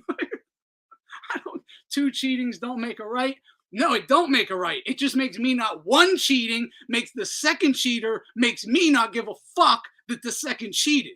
That's all. Two cheatings absolutely does not make a right. Two wrongs does not make a right. But the second wrong, I don't care about. All right? I don't care about. Like, you come break in my car or something like that, steal my radio or something. Would any of you care if I kill him? Would you? For real, would you? Would you really care about, oh man, Anthony really shouldn't have shot that guy. He was just trying to take his fucking radio. Like, too wrong. No, I would be wrong. I'll admit, I would be wrong for killing him for a fucking radio. But if I can do it, I'm doing it. If I can get away with it, I'm doing it. Like, I ain't gonna hit him in the back and take the charge, but if I can get it, I'm doing it. Like, I think it's justified. Like, hey, I always say this. What do I always say? Don't low blow me and then complain about how hard I retaliate. Right? Don't low blow me and then get mad I shattered your orbital with a fucking elbow. Like, hey, you shouldn't have cheated first. You cheap shotted me. Don't be mad my cheap shot was better. It's that simple. It's that simple.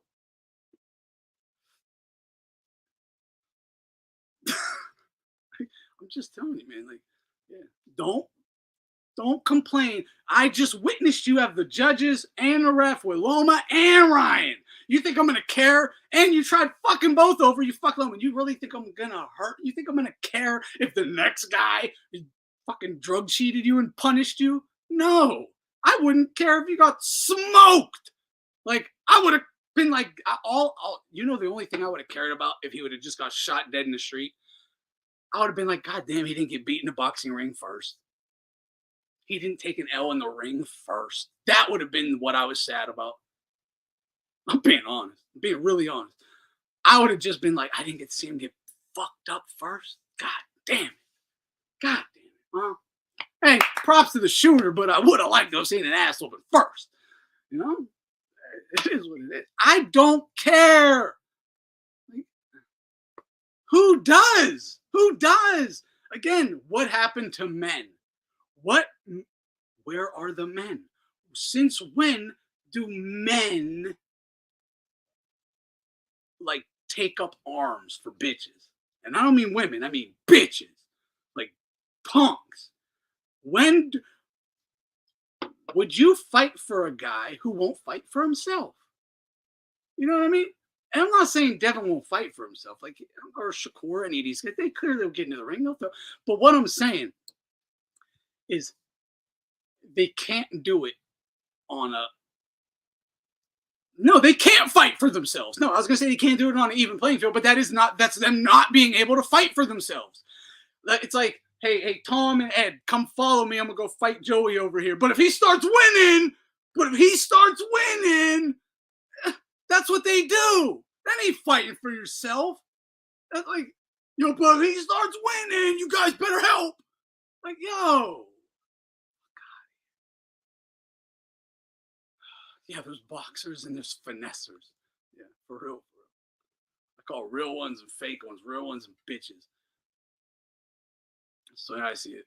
Real ones and bitches. Actual warriors and athletes who want to pretend to be. It's stolen valor. It's fucking stolen valor, man. Look, Devin Haney, these guys are stolen valor. All right. They get the respect, or they want the respect, and they'll get it from some people, but they want the respect of like gladiators, real fucking soldiers, gladiators. But they're bitches. They're fraudulent. It'd be like back in the Roman days when the guy, you didn't see it because the guy's all covered in armor, but he got shanked twice up under the armpit before they sent him out into the duel, right? And they would do this all the time in the gladiator days, right? Dude gets shanked twice in the, holy fuck. Then they send him out. He's already debilitated. So then when fucking Xerxes or whoever takes his head off, he's I'm big bad, and the whole stands go crazy. But he's a fraud. Maximus is a fraud. I'm not saying Maximus was a fraud, but you get the picture, right? That gladiator ain't a gladiator. It's stolen valor. Like, it really is. It's stolen valor. You want the love, the respect, the like, that's a man. That's a man. That's what you want. But you're not. You're not. Oh, they were definitely fighting cans in Rome, bro. How do you think you get 1,200 wins in a row? How do you think you get 1,200 wins in a row? Oh, trust me. The original Amero bum was some fucking Italian dude named fucking Julius. I fucking promise. Yeah.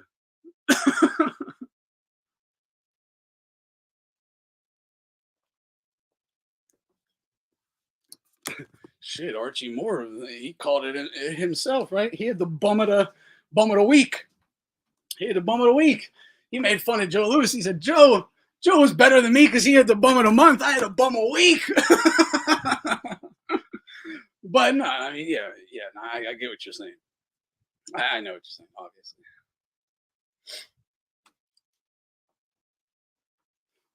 But like, what's this? It's so fucking gay when people say that we should respect boxers stepping in the ring. Like, if they're an actual soldier. I know. Look, I've said this time and time again. I don't know, and you'll see this on interviews all the time, right? I don't know. I've been in the gym my whole life. I don't know a boxer or anyone who is in gyms who respects everyone else. We hate everyone else.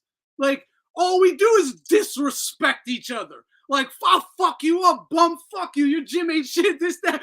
Fuck you, bitch. I fucked your bitch. Respect? What are you talking? We don't respect each other. Where does this myth come from?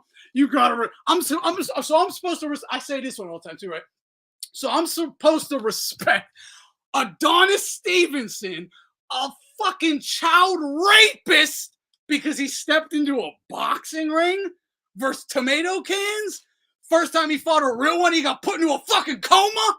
I'm supposed to respect that shit? Fuck off, man. When people say that shit, I just think like you clearly ain't never been around the shit you be talking about. Because no one in no, there's not a human alive that respects anyone for any one thing. It doesn't. There's not a human alive that respects anyone for any one thing. You could be a World War II hero, killed 150 Japs. God forbid you rape your little daughter or something. Do I respect you now? Am I supposed to respect you still? Of course not. Of course not. So just because you get into a ring, I'm supposed to respect you? Like, but what about all the shit you do outside the ring? What about all the women you beat? All the, like, just the piece of shit you are. I don't care. Beat all the women. I don't care. I don't give a fuck. I just use that because I know they beat a lot of women, so I use that.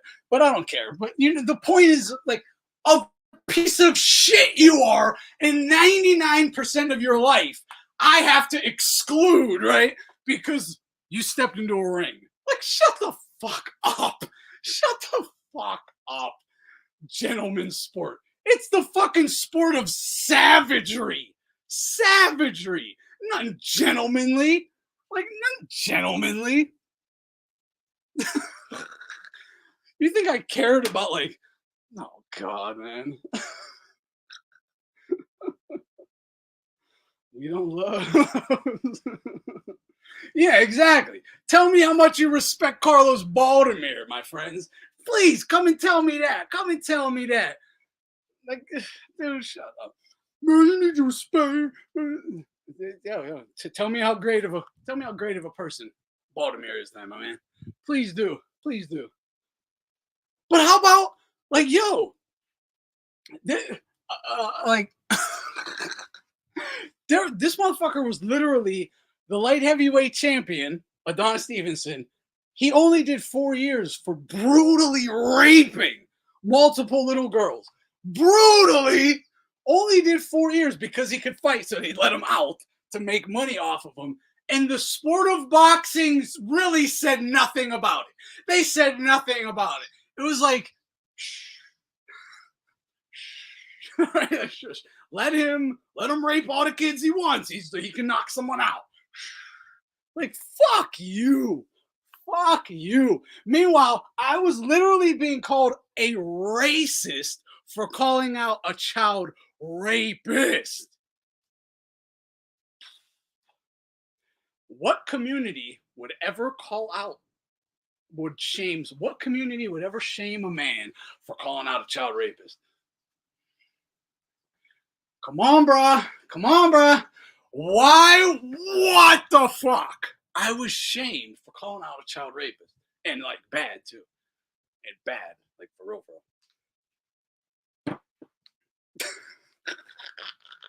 I know. Man. I did I remember doing a stream. I wasn't on when that happened. I came back for, might have been like Pacquiao Thurman or something. And someone asked me about that fight. They're like, yo, did you hear about Adonis? I'm like, yeah, obviously, Like, what'd you think about it and stuff? And I said, I celebrated it.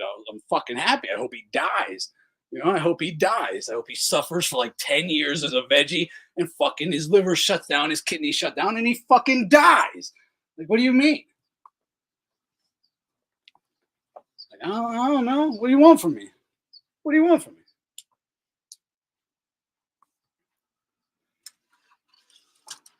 Boxing needs therapy? No, boxing just needs men. Boxing needs men. You got a bunch of little fucking weasels with no scruples, no morals coming into the sport because anyone with a few dollars who wants to invest in a fight can.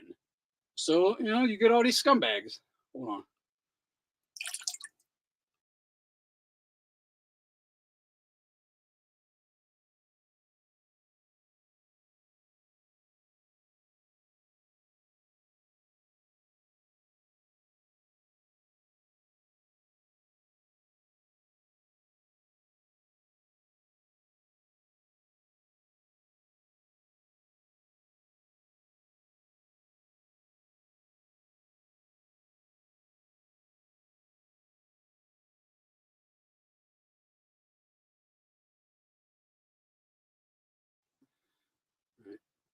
Sorry about that. Sorry.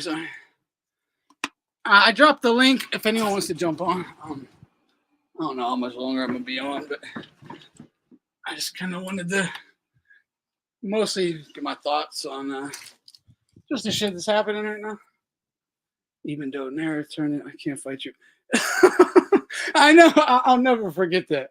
I'll never forget that because, like, growing up, there wasn't a better reason to fight someone than someone saying shit about your wife, or right, or your kids, or your mom, or something like that, right? That's why you fought, or like once there was a fight agreed upon, you're gonna start talking shit about the family. Like, it is what it is.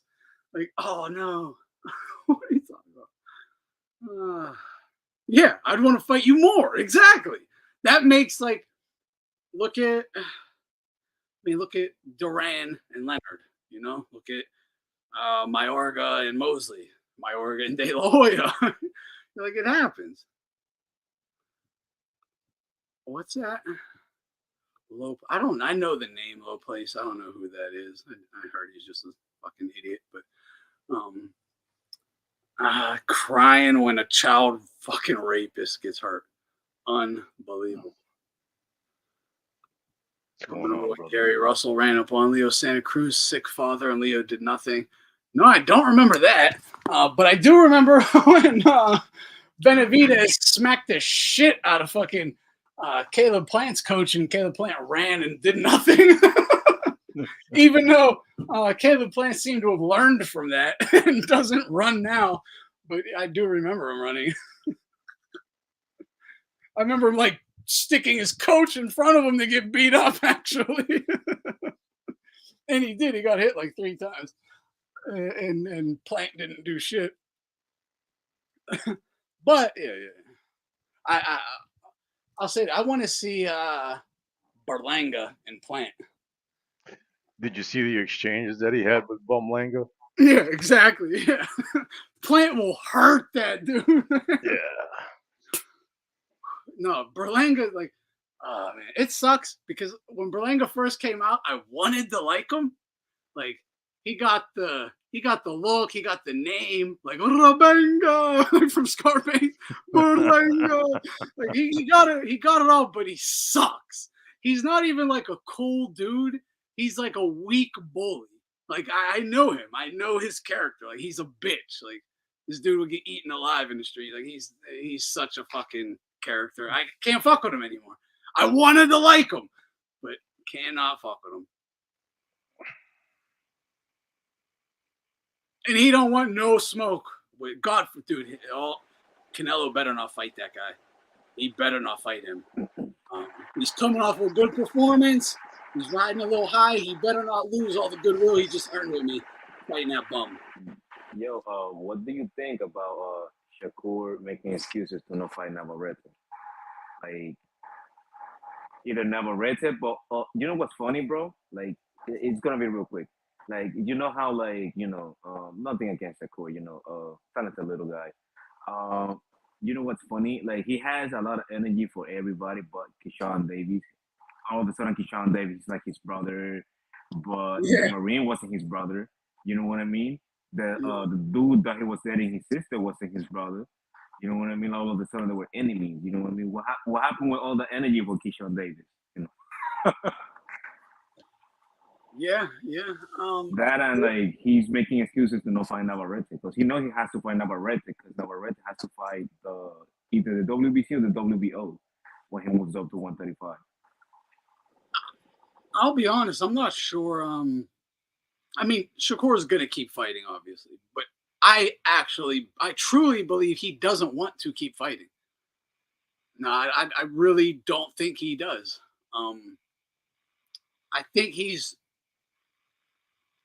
look. All right, I'm just gonna keep it a buck. He knows an ass whooping is inevitable. It's coming real soon. All right, real fucking soon.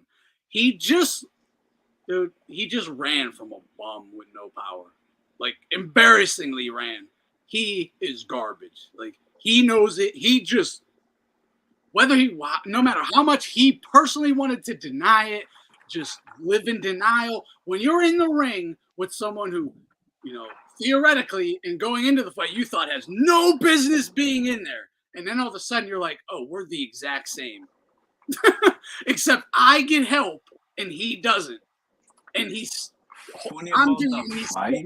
what the fuck why do you think he's talking about retirement? He knows what's coming as he's only fighting bigger guys too. Like, if I was him, I'm jumping at the Navarrete fight because that's the littlest good guy I can fight. Nah, but he's calling out Tank Davis, knowing damn well the fight is not gonna happen. Yeah, so he just wanna say, like, you know, what make for like I'm trying to make the fight happen, but he's not trying to make shit. Exactly. That's what he does.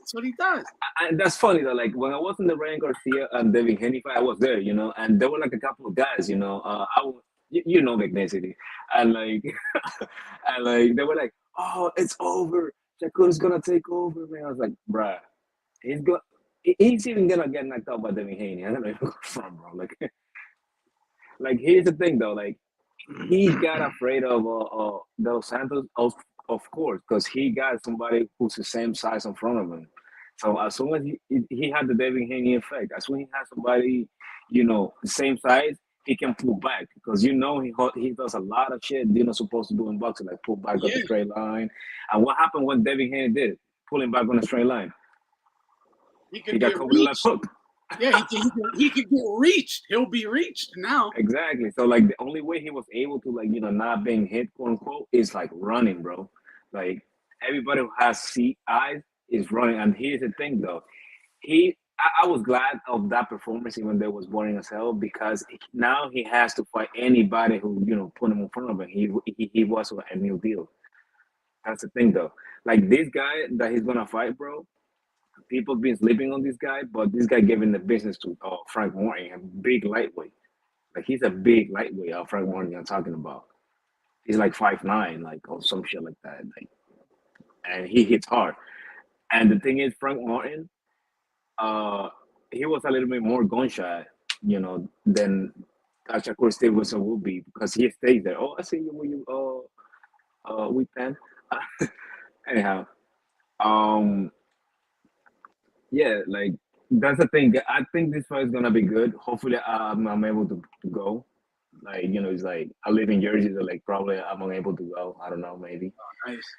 Because I like to. I probably because, you know, because of the undercard. And you know another thing, bro. You know, this is the last thing. I have nothing against Shakur Stevenson. Talented little guy, but the thing is, he's not a main card guy. Like he's not the main event. He could be in the undercard. Exactly. It's the same as Devin Haney. Like I have nothing against those guys. Like they have a place in boxing. It just can't be like the main guy, bro. That's a great point. Why does all the young fighters have to be like a superstar from jump rather than becoming a superstar on their own if they earn it? I seen Michael Jordan talk about this with the NBA. He's talking about like back in his day, like you didn't get these $1 million, these crazy deals your first year. No one ever even saw you play in the league. Like you had to earn it, then got it if you actually earned it. It's kind of the same with in boxing. Like why do you have to just grant these guys as like pound for pound future kings when they've literally never done anything? Let them earn it. Like, and I think it would even be better for them, the younger fighters, because they don't have so much pressure on themselves. They get to watch, you know, guys who have done it already and at a better level, you know, ahead of them on the card. They'll get to learn up under them. Like the whole schooling and everything it just seemed to be like strict. I'm 100% for like the, you know, the you know, the pure science and all that shit, you know, because sometimes that can be exciting if you hit and you target. I don't care if you have no power. Like I like the back and forth. Like I love that shit. You know what I mean? Because in the championship level, you're not gonna see many knockouts because at that level you don't see many. But you see the back and forth, aka Canelo against Golovkin. You know, you know damn well. One of the greatest fights you'll ever see. No one goes down. Exactly. Chocolatito against Estrada, the 3 fights. You know they're not gonna get a knockout, but you love the back and forth. You know, like you know those guys that had granite shin, but you just love the back and forth. You know, you don't have to see a knockout, but you want to see excitement. You know, you want to see the back and forth. You want to see blood, saliva all over the goddamn place. You know. At least you want to see them like physically struggling, like endurance-wise. Like, man, I've been giving this my Bro, all. you know what fight I just rewatched these When you days? see a guy, it's a 12-round fight. The end of the decision's being read. They're barely sweating. They don't have a mark on their face. It's like, what is this? No, Hey, they're gonna I just tell want you to the say story. I have something against those guys, Shakur and Haney. Personal. Yeah, Fuck them. yeah, me too. No, I get you. Like, the thing is, like, they have to be on the cards, man. Like, they can't be like a main event, my guy. Like, come on. Like, in the same De Los Santos Shakur Stevenson fight, the on the card battle against Navarrete against Consensus was way better, man. Way Absolutely. better. And here's the thing, though. You see how good of a boxer Consensus 150 times. You know what I mean? Because the thing is, you know, remember like the previously, Shakur Stevenson was boring. You know, I'm gonna give him the fight of his life. But as soon as he saw him from front on the press conference, he blew the weight the next day. He blew the weight. He can make 130. He can make it. You know damn well he can make it. He blew the weight. All of a sudden, he was afraid. You know. All right, there, All of brother. a sudden, he was afraid. You know, How let come- never. That's a good point. The same people who complained about Ryan blowing weight sure didn't care about fucking Shakur blowing weight. blowing the. And I get it. Was just I like didn't even 1 think of pound. that. It's a good point. I get it. That's 1 pound, but you can go back and run it or like piss it or like take a shit. I don't know. You know what I mean? Because they give it like 1 hour or two. Now you know the tactician. Well- Now you want to be the bully, right? Blow the weight. You know, hit this guy like 150 times in the balls. If they want to cry about weight, then Tank's win over Ryan doesn't matter. And here's the thing, though. Here's the thing. Ryan Garcia, even though he blew the weight, he was gassing out, my guy. This guy was out of shape. Like, everybody with eyes can see it. This guy was breathing hard, like, I think every round. And he will still whoop your ass, bro. And here's the thing. Devin Haney never had this great defense, just like Shakur Stevenson. He dug below the waist, pull back, and hold for dear life. He don't want to do anything else. And as assuming he's got somebody his size, he got caught with all his efficiencies, you know. I'm not a big fan of Ryan Garcia. I hate that guy too, but yeah, because he reminds me of these like, you know, oh my god, man, you know, I'm going to the club. He reminds me of like one of those little shits.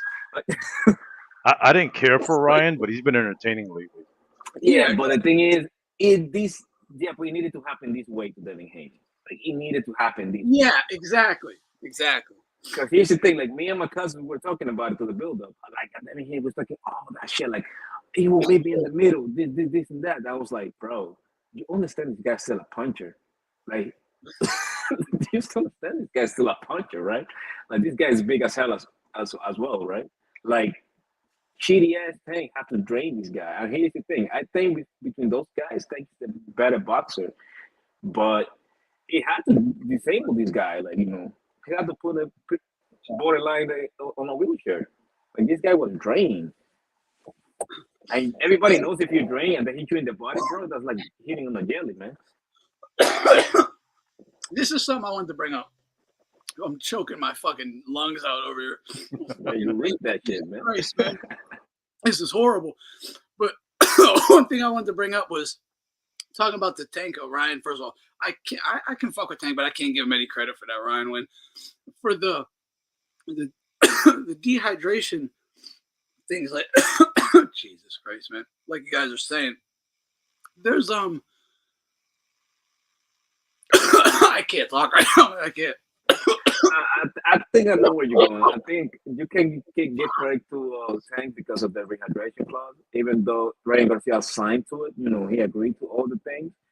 But at the end of the day, you know, I cannot give you credit for that fucking shit. I mean, because the thing is, like, you have to fight them, you know, when they are the fullest. Yeah, if you want to fight someone and be able to get credit for beating them, you have to fight them at their best. And you fought Barrios higher than Ryan had ever fought before and did good. So you've competed at No. But here's the thing. But I have the screenshot that when Barrios said he actually put a dehydration gloves on me, I just didn't care. Oh, I didn't know that. Okay, And the makes thing sense. about Ryan, Ryan was like, listen, I don't care. Like, this is the first time when I make plus, like 20 plus $1 million, you know, with no Yeah, belt on the line. You and know what I that's mean? why. He didn't give a shit. Yeah, that's why. I got knocked out too. Yeah, for real, for real. And think of this. Tank Davis said that Ryan, the hardest he's ever been hit in his life was in that fight versus Ryan. He said Ryan's the hardest puncher he's ever fought.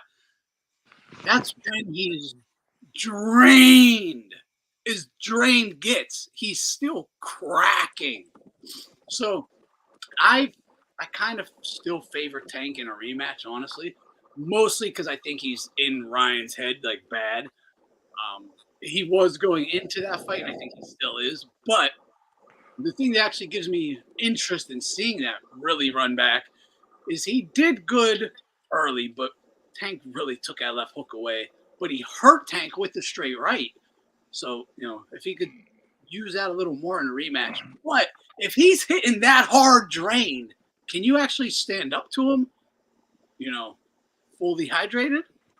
And that's the thing, though. Tank is being spoiled though, because he's being, you know, with, you know, face to face. The only guy like was hammering him hard. Well, the only two guys was Rolly and what's his cat name? It was by accident though. Isaac Cruz, because they fought him by accident. You know what I mean?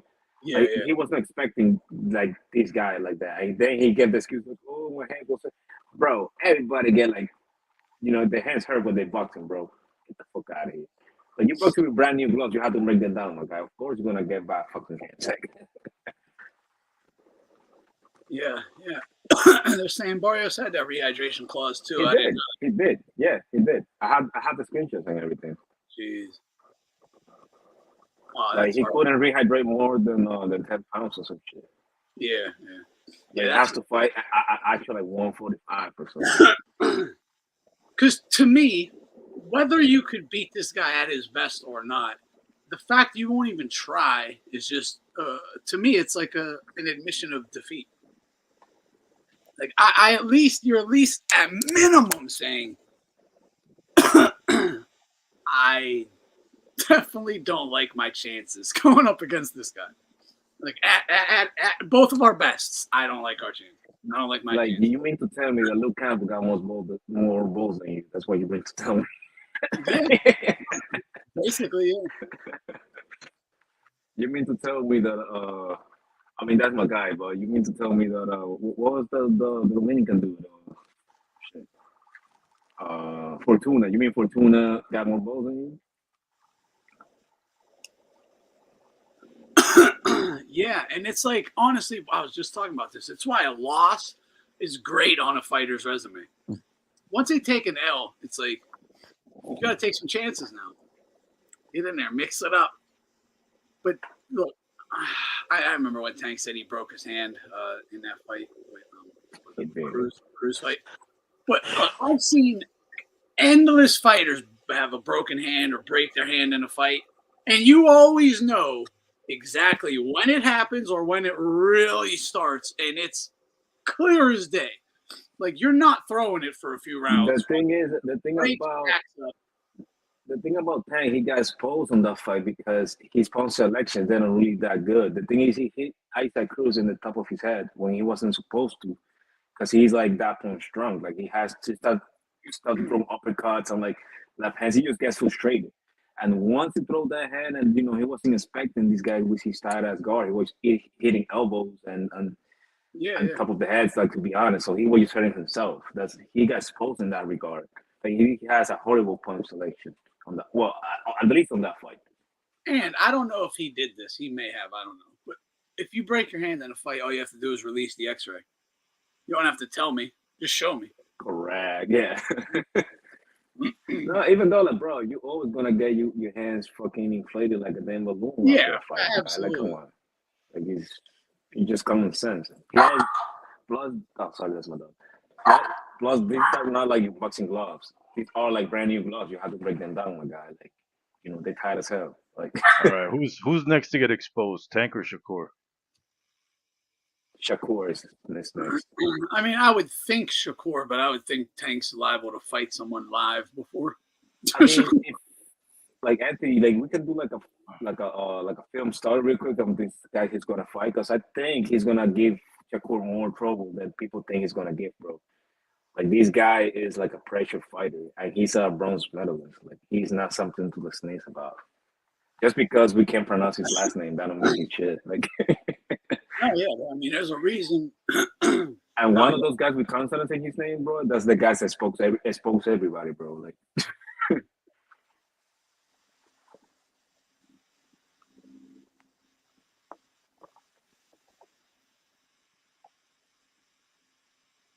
Trying to. How does Frank Martin do against Tank?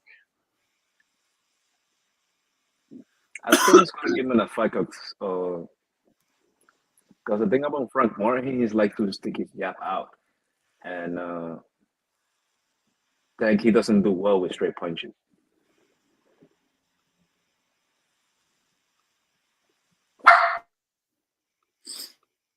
Why don't you guys care that Ryan tested positive and came in 3 pounds overweight? I literally just spent an hour and a half explaining why. But Jesus like, damn, I really wish I could go through that whole analogy thing again. Not going to. Maybe rewind it about 25 minutes. But real quick before you do that, I'd say go back to like 150. I think that's an hour, 50 minutes. I think that's where I started. Really going in. But point blank period, why don't I care? Because bitch ass Haney has been a fucking cheat and a diva. I will only fight you when I get all these little helping hands, whether it's the judges, the refs, the promotions, Hearn, the WBC, Suleiman admitting on interview with Haney that they've been helping him, his whole career since amateur, all of that combined. It's like, oh, and first of all, you think he's not taking some fucking PEDs as well, and being a huge weight bully this whole career. So everything is bad that Ryan did. He's done it 10 times worse. And look, I don't care if you cheat first. I don't care how bad someone else retaliates. Like, I gave the thing. Don't low blow me and then be mad when I elbow your orbital and shatter it. Don't be mad on how nasty my retaliation is. Man, you know what? When I see, if I'm Ryan and I see how dirty you just did, Loma, you got spanked, you robbed them. Now you're coming in here with a ref trying to fuck me over and another judge, at least one trying to fuck me over. Man, you don't think Ryan knows what time it is? Even Tank told you they knew what time it was, like going up against this dude. Fuck him. They're both saying it. It's the same thing. Like, yo, you come here trying to cheat me and then you're going to get mad that I beat you while maybe cheating? I don't care if you did cheat. Like cheat bad, hurt him bad, take everything, cheat him every which way possible. I don't care, because once you enter this business as a cheat, I only wish the worst for you. Only the worst. Don't come in here being a scumbag and then act like the victim when someone fucks you. Bro, like they were still try to steal Ryan, like. Because the thing is, if you remember the scorecards, they were trying to do the Canelo Golovkin thing, like with one judge throwing the draw, so you only need all the two judges to disagree. Yep. So they were trying to keep that. Now you don't lose. Yeah, but they were trying to. But the thing is, like, bro, that stadium was going down. Like when a Harvey Duck, that's the thing. In the even the commentators are on your fucking team. It's like, Ryan. Why do you think Ryan says I beat the? I'm gonna say he goes, I beat the Haneys, I beat the ref and the Illuminati. Right? No, check this out. Hold on. Why do you think he says that? Number one, he did beat the Haneys. Number two, he did beat the ref, right? But the Illuminati, he's talking about the powers that be, the guys who actually put the money up for the fight. They were clearly backing Haney. ESPN or DAZN, whatever, the network that hosted it, it was all for Haney. This dude came in and fucked it all up. And they're mad. Like, so what? It's all of a sudden it's a problem because Ryan overcame all of that insurmountable amount of bullshit that they stacked against him. Right, for real. But he might have did it a little unfairly. Like, yeah, it's virtually impossible for someone to overcome all of that naturally, but you better not take some roids or cheat or pay a judge off like we did. You better not do anything like that to try and overcome our bullshit. No, you better let us cheat you and you fight with honor. Fuck you, man. Fuck that. Listen, I'm as disrespectful and unhonorable as I can. Nah, man. Take everything. Blow weight. Man, screw them dudes. Why does anyone care that a cheater got a taste of his own medicine? That's what I want to know. And that's funny, bro. Like in the telecast, like you might not catch like something that if you were in the arena, right? Like, bruh, like when the first knockdown, when he got all this extra time, where he was like fixing his pants, shaking Haney, pushing Garcia like 3 times, shaking his glove like 7 times, bro. Everybody in the RV Doc wasn't in on it. Don't tell me that at least one judge wasn't in on it. Don't tell me Hearn didn't have a little some shit backstage or behind the scenes going on. Bro, Don't their tell me. plan was other fighters. Even Tank brought up what he's done to other fighters. Like the plan obviously was. Don't tell me Victor Conte ain't juicing up fucking Haney. I don't care that he is. I literally don't care. But just don't stop the other guy from taking it, and don't be mad when all of a sudden he did take it. Yo, can you hear me? Yeah. I just want to ask, how would you react? Would you have the same energy if Haney was the one that tested positive? Would you feel the same way? I would not. And I'll tell you exactly why. Because he's already has a history of fucking cheating. So I've already been bitching about the amount of cheating this fuckface has been doing for years. So like, you give me one more reason to hope on him cheating. Hold on. How has Haney cheated in the past? Hold on, you ain't let me finish when you asked me a question. Of course, I'm going to harp on him for cheating even more. What was my justification why I don't care about Ryan? Because Haney's a cheat. So don't get mad when someone cheats versus a cheater. Okay, you done? Yeah, I'm done. Okay. Now, what do you have to say to that? Because you asked that as some type of gotcha question. Okay, how did Haney cheat? How does Haney cheat?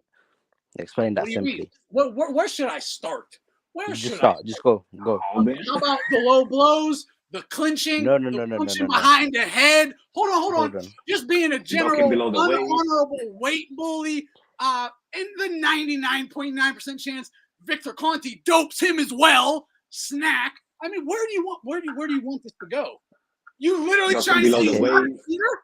He's not a dirty fighter. Okay, hold on. How answer my question. I just answered 3 of yours. Answer 1 of mine. Are you saying Haney's a clean, honorable, not dirty fighter? Okay, how many times has Haney tested positive? Answer my question. What's your question? Is Haney an honorable, clean fighter? Depends on what you mean by that. That's why you had to go.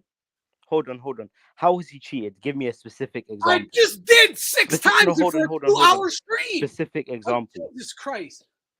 Okay, I'll just use clinching and low blows and rabbit punching. We'll just use basic against the rules techniques that can't be denied. Okay, did he use that? You know why? Because he's a snack fighter. Hold on. He's with Victor Conte. Wasn't Mikey Garcia with snack? Dude, you need to up your IQ if you're gonna come debate here, man. You haven't given me a reasonable excuse for Ryan to cheat, and I have multiple times, and you just keep saying I need another one. I did. I gave you fucking all the illegal tactics in the ring. The refs, the judges, Eddie Hearn, snack. I just gave you 6, 7 more. What the fuck you mean? Like, get the fuck out of here, you weirdo. I can't take these type of people, man. You won't even let me talk. No, because you don't deserve to speak with me. That's why. Relax. I don't speak to fucking nobodies like goofballs. Come in here with something real and keep it a buck. If you would have just been like, yeah, he's a dirty ass fighter for sure, I fuck with him though. I'd be like, all right. I hear you. But I'm just gonna deny it and pretend like everything you said ain't real, and then I'm gonna try to move the goalpost and ask you a different question. Like, I'm not dealing with these children, man. No. I think Haney robbed Lomachenko. I'm not a fan of him at all, but I do think it's a bit hip. I'm sorry to interrupt. I really am. Am I tripping here, people in the chat? Am I tripping or something? Well, I've not said anything crazy. No, I know you haven't, but you acting a little crazy. Asking me multiple times to give you the same fucking answer. No. And then I do it. But what do you think? Hold on. Am I tripping? Everyone says, no, I'm not tripping. All right, let me say this. You go ahead. hold on. I don't feel bad for Haney. I think he deserved what he got. But I think we have hold on. I think we have to hold Ryan responsible for coming in 3 pounds overweight and testing positive for steroids. I mean, you can't do that. Anyone else does that, we're shitting on them. I agree. I said from jump, yeah, he definitely, obviously should make weight. You obviously should not take illegal substances. Agreed, 1,000%. And yes, he should face criticism for that, valid criticism. And first of all, it hasn't been, again, do I think I just said what I think happened, and I think he took something else illegal, which was contaminated with Ostarine. You're not taking Ostarine as like an actual thing. At that level, way better stuff. I think he did probably take something illegal, was contaminated with Ostarine. Now, I don't care, because like, you got to be out of your mind to think all these guys ain't on shit, bro. Like, they're all on some shit. It only mattered whenever Ryan won. I'll almost guarantee you, if Haney won, you would have never heard about this. I think so as well. I agree with that. Nah, they cover for these guys. Yeah, exactly. I don't think Haney. I don't think Ryan intentionally took steroids. I don't think he did that. But you can't test positive and then expect nothing to happen from it. Yeah, I agree with that for sure. I agree. Yeah, you're talking about Ryan. Yeah, I agree. Like, but Haney, but even if hold on, the question, even if Ryan was taking steroids, that Haney needs to be able to avoid that left hook. He couldn't avoid it all night. That's his fault. So I agree with you on that point. Yeah, I mean, there's a lot of, this fight. You know why these fights are rigged against non-black fighters, especially in Vegas. Right, I was in Vegas a couple of weeks back, and I went to one of the local cannabis shops. I wanted to relax for a bit, and the guy, was giving me the general ground rules. He's like, "Yeah, you can walk around. Cops don't give a crap. You can't do it in the casinos, though." And he's like, "No, they'll fuck with you on the street, though. You got to tell them it's CBD." Well, what he was saying to me is the reason you can't do it in casinos is because they're considered banks by the federal government. Okay. Right? So here's why I'm bringing that up. Because if you're a bank, then you're subject to the ESG score, right? You guys know what that is, right? The whole, helps them get lower interest rates on loans to put up money for their fights and whatnot. Right. Yeah. So, you have to show, how committed you are to equity and diversity and all this shit, which is, now that I think about it, is the only way that someone like Al Heyman and PBC could get $650 million from Yeah. There's clearly an ideological factor here that, it's like half of the world, right? And they have a lot of power, a lot of money. Yeah, absolutely. I also, and I agree that's a part of it. I in my worldview, there's like so many factions battling for power. They're all like, one might be triumphing now, and then the next one kind of starts doing this thing or whatever. But I do agree that is a part of it happening. And I also think, like, when we saw Ryan Garcia's dad like kind of snap on Eddie Hearn, being like, "You fucking picked those guys over my fucking son," what he was actually mad about is that Hearn, like, he's saying, "You bet on them over my son." He's saying, "You gave them those contracts. You gave those guys millions over my son." You were thinking, like, they're going to bring you more money in the long term, right? I'm going to cherry pick the right opponents, keep Haney undefeated, tournament, same thing they've been talking about for years with him. Bill and all them, same thing. Stay undefeated, 40-0, 50-0, big, mega paydays. That was Hearn's little plan with them. I do think that, again, there's parts of all of this determining it. And it all kind of comes together and makes, outweighs. It makes them choose evil over righteousness due to financial reasons.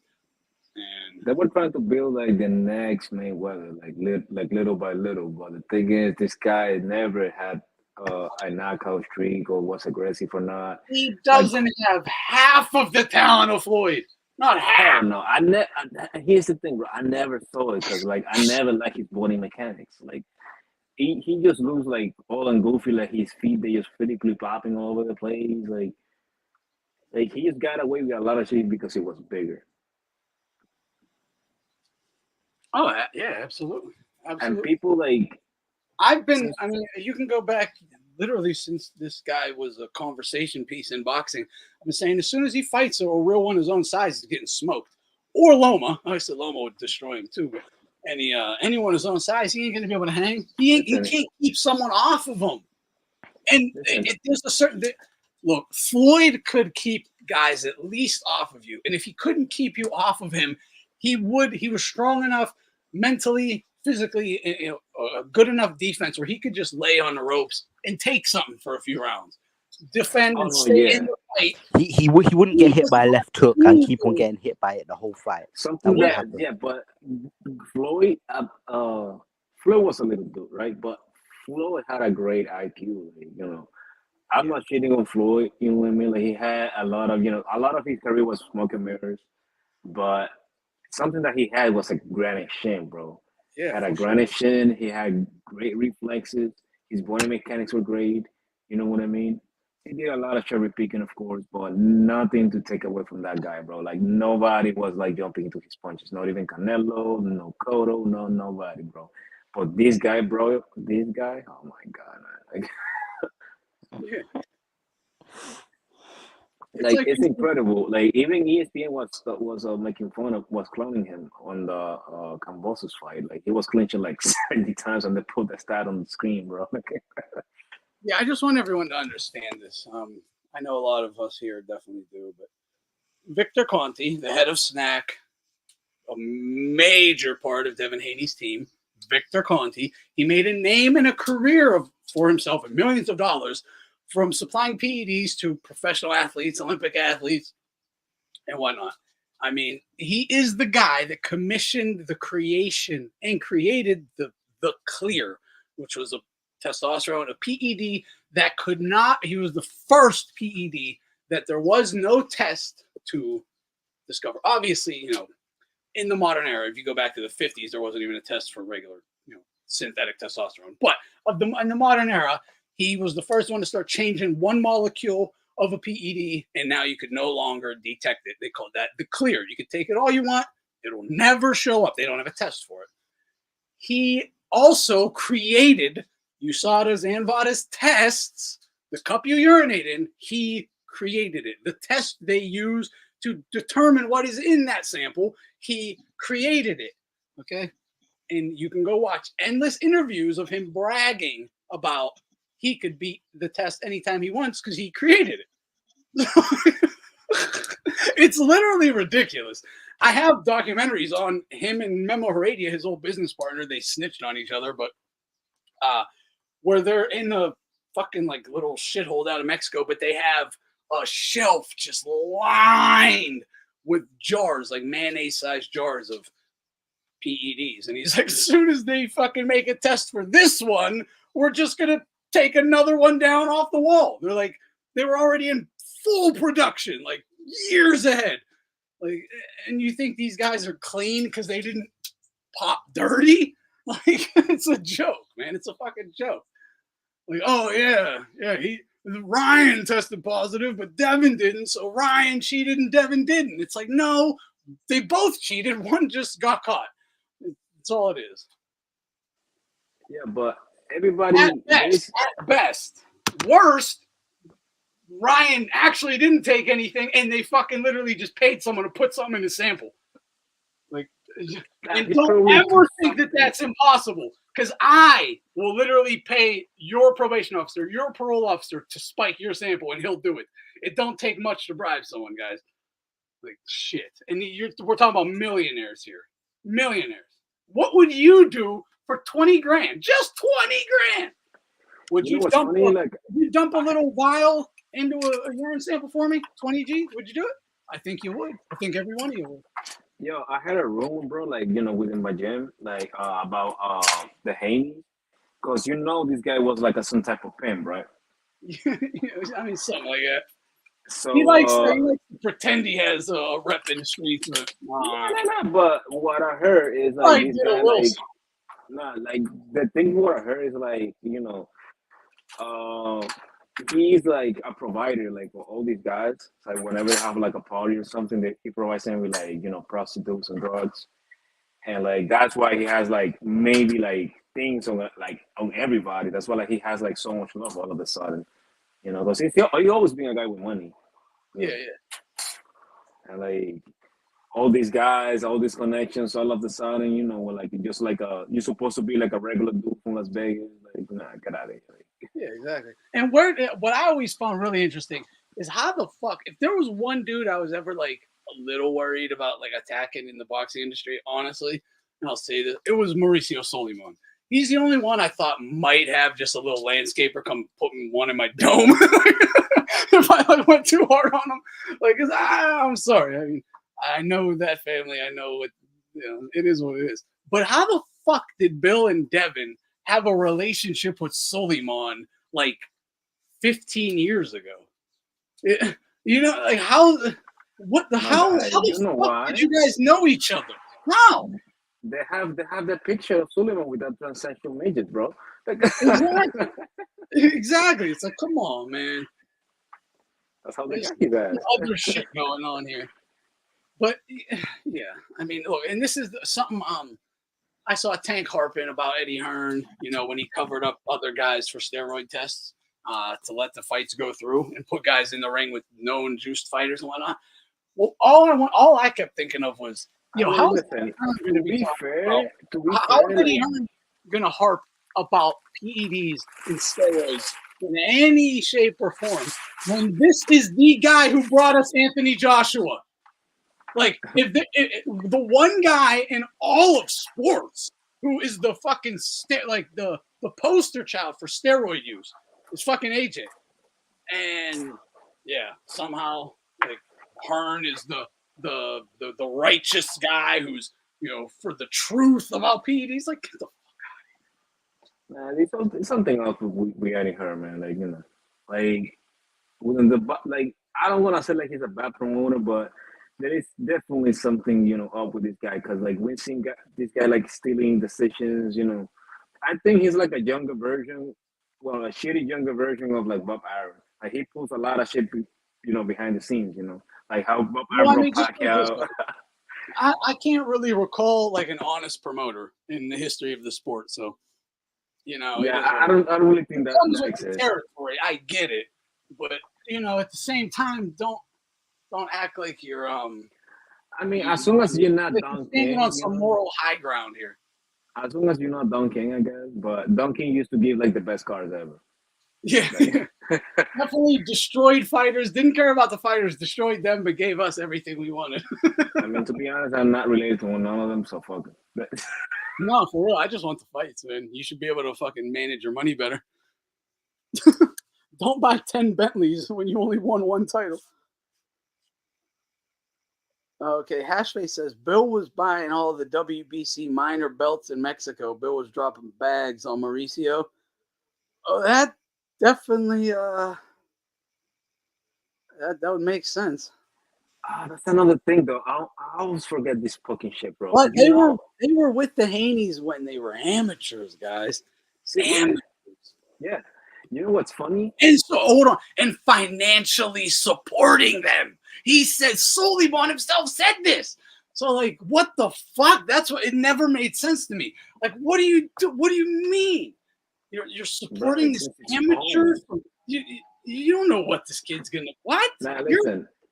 Everybody was saying like he was Lomachenko was dunking Devin Haney, but in reality, what they did was make this guy the franchise and give the belt to Devin Haney so he doesn't have to really fight him, so he can talk shit behind the fans. Soliman outed Bill, outed the Haneys in that interview with Bill when he said, we gave you the option to either fight Loma for the belt or we basically just give it to you.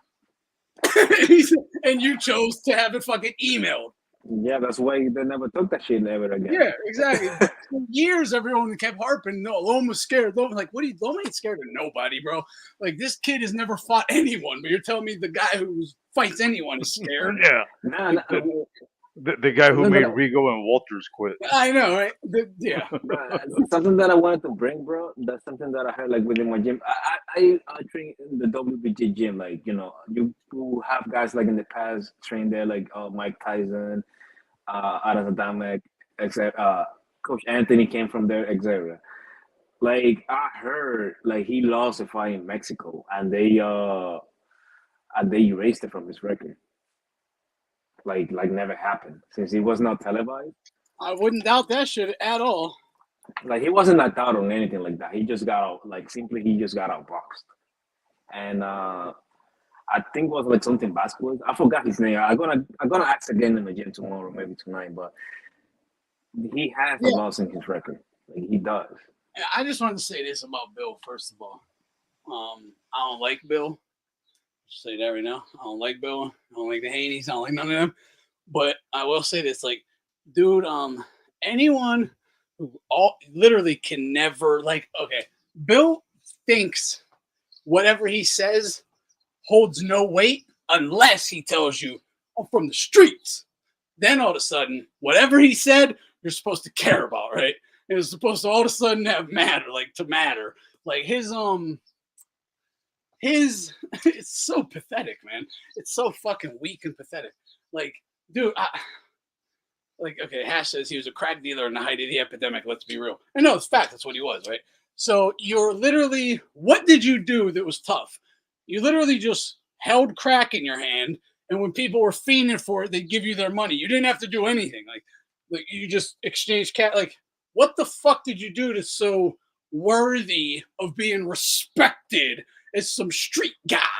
Like, you tell me how you should be respected because you're a street guy all the time. I immediately am gonna have no respect for you, none, because whatever the fuck this like other life you think you lived or whatever, the street stuff.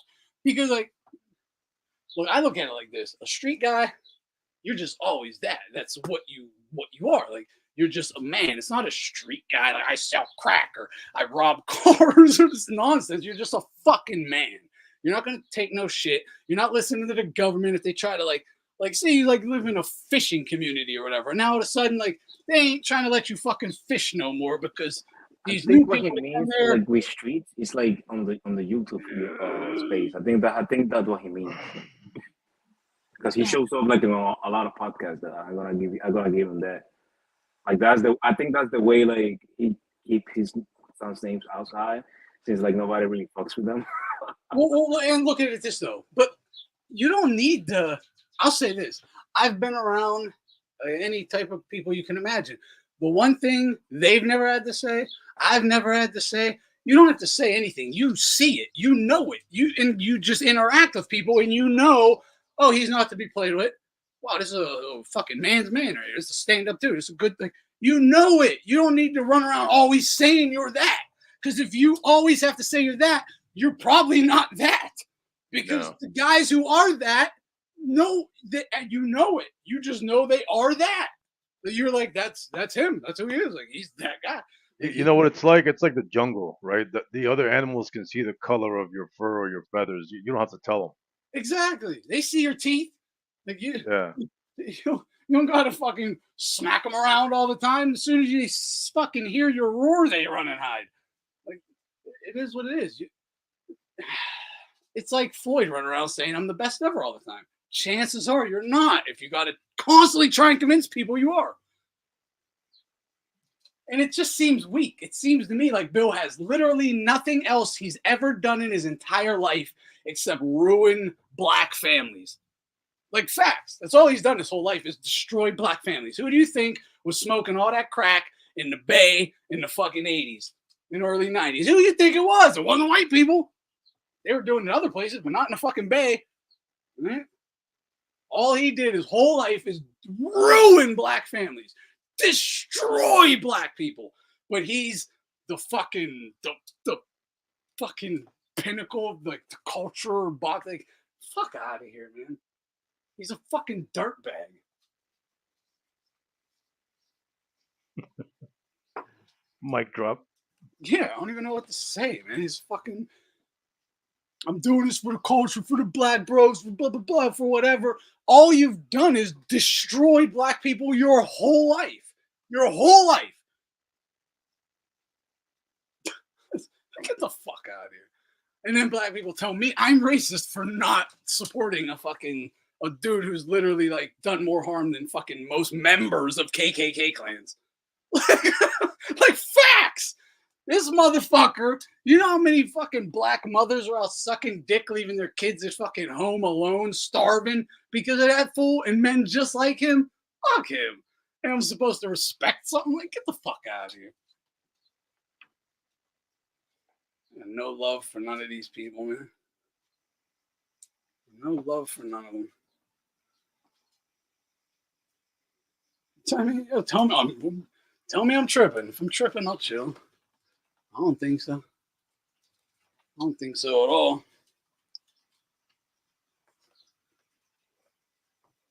Yo, I'm tired of men not calling out other men.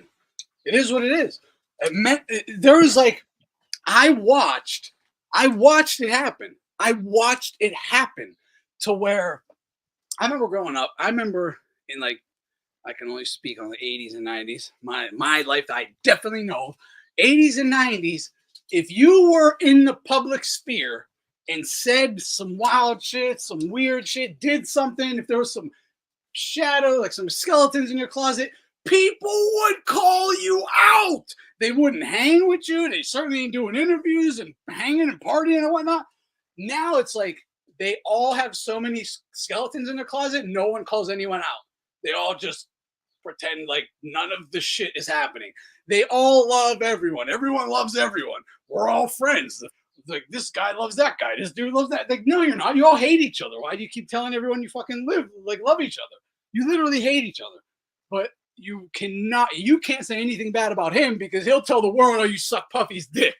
You know what I mean? Like, like, you can't out the guy you don't like for what he really does because he'll out you for taking it up your ass. You know? Like, and it's fucking wild. Like, I don't know, man. I have no skeletons. Like, none like that. Like, this shit goes right out to everyone in my neighborhood. Everyone knows me. It is what it is. I ain't one to bite my tongue on the fuck shit. It's not happening. And I saw Cat Williams say this, and I was like, fuck. Yeah, that's me. He was like, I can say what I want because I didn't give up the booty. Like, and it's the same. I can say whatever I want because I ain't got, like, what are you going to say? Like, what, you call me a name? Okay. Been there before. Whatever. Like, you got actual dirt you should be ashamed of. I don't. Like, I am ashamed of things, but nothing to the level of that. These fucking people, man. These fucking people. Bill's about to have business. Yeah. Business of pimping his little boy out. That's the business he's in. Facts. The business Bill is in is pimping his boy out. Whether it's pimping him to Diddy, pimping him to Hearn, pimping him to Ryan, pimping him to whoever the fuck can give him $1 for his son's health. Hey, you got some bread? Here's my son. Do what you wish. I'm sorry, but we know that's what the fuck's going on. We know that's what's going on. I would be fucking, I'm remiss to imagine what would happen if he had a daughter. That bitch should be breaking OnlyFans records right now. Oh, shit. In that fight, man, Ryan was like Apollo Creed's wife, right? Saying stop the fight. And Bill is like, if he dies, he dies. Exactly, right? Dude, because I literally saw Ryan be like, Bill don't love his son like I love my son. Yeah. And I was watching that fight with my son, and I was like, I'm stopping it. Like, I'm stopping it. When he got hit with the where his head like and his eyes rolled and he just slumped, I was like, oh, I'm stopping it. Fight's over. Fight's over. It's over. This motherfucker didn't even think about stopping it. I'm sorry, Devin. You need to get the fuck away from there. We can make it to the scorecard. Oh, bro. Yeah, I'm not letting my son take that beating. We're already rich, number one.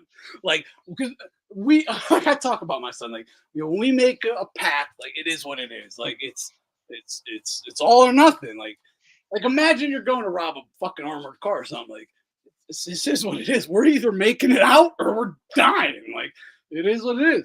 Like, it's the same with these guys entering the boxing. Like I'd sit them down and be like, this is where I fucked up. I didn't set enough money aside for you, right? So we got to use you now, and you got to get up in that fucking ring, right? And we're going to make some bread off you. But, like, this is where we're at. Like, I don't know, man. Hey, who do you think those checks are made out to, Bill or Devin? Well, yeah, I mean, legally it's Devin, but yeah, Bill's ripping it out of his hands real fast. What we get? I'll take that. He's gonna look like the Kung Fu master grabbing a pebble from the hand. What we get? What we get? Let me look at that. Oh, nice. He's like, damn, I have my eye on this benzo, right? he's already spending that money before it's made. Yeah, Devin's like, wait, Dad, I want to buy something. No, this is for the college fund. No doubt he pulls up in a new vet and shit. No, this for my money. No, this for my money. I'm a hustler, kid. I'm a hustler. You don't know. All right, Dad. Yeah, money gone. Man. Yeah, man. Is that why he's getting 45%? 30 for manager, 10 for trainer. And you gotta give me another 20 just for being your dad. This wouldn't even be happening if it wasn't for me. You're coming from my balls. Look, you're my son. I know what you need. Here's $2,000. Call me next Tuesday. Yo, that's funny because like even Devin Haney, he's with like a prostitute. This girl was with in Task Angel, some shit, like a former prostitute, and like it makes so much sense now. Like, I wonder if Bill found her. I made a video about that when I first heard about it back in the day, laughing my ass off, man. I was like, this motherfucker running around telling about how he just turned Muslim and he's all righteous, and he's wifing a hooker. A hooker! Like, this bitch sucks dick for money.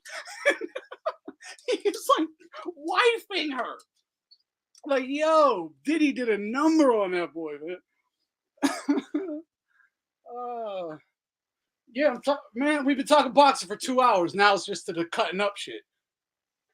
That bedroom has a taxi meter. You're mad about who I'm gossiping on, though, huh? You're mad about who I'm gossiping on, though, huh? Because I go over to any of your little fucking the fuck LDBC channels. They're all going to be gossiping like little feminine ass bitches, right? All day long. Devin gets a jewelry allowance.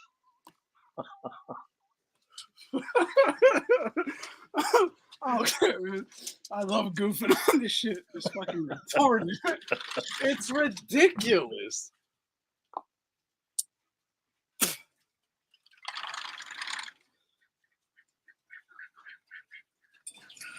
It's flat out ridiculous. But Dad, I wanted to get that new ice. Nah, you only getting that if you beat Ryan. Yo, I forgot. Oh my god, I gotta find that Rocky shit we did. Oh, Relax Rock? Yeah, I forgot all about it. Relax Rock! Yo, Apollo Creed was fucking Devin Haney. He was ace-nutting the shit out of Rocky. Oh my god. That's too funny, man. That needs to be a motherfucking skit on the internet, man. I would die. I forgot all about that until I just saw Relax Rock. That shit was classic, man. Throw in the towel! Throw in the damn towel! Nah, for real, man. Yeah. Wait, but are they gonna pop me for Ostarine, Mick? Relax, Rock. Nobody's gonna believe you popped for Ostarine. Dude, it's ridiculous. But Mick, you making me wear pillows.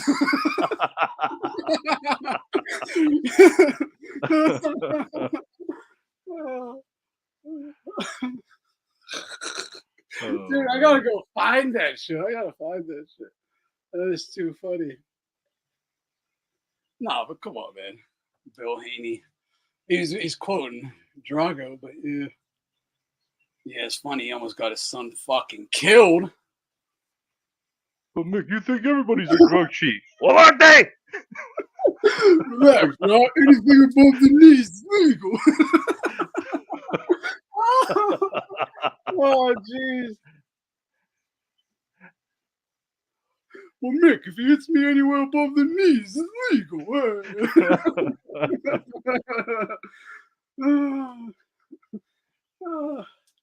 Yeah, what I recognize? She only sold booty for 3 months. Not all the way used up. Still got a good 6 more months in her. You got heart, kid, but you fight like a goddamn ape on roids.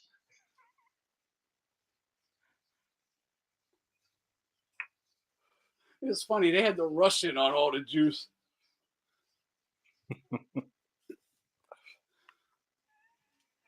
Meanwhile, the whole Western world was getting fucking booted from the Olympics that same fucking year for juicing.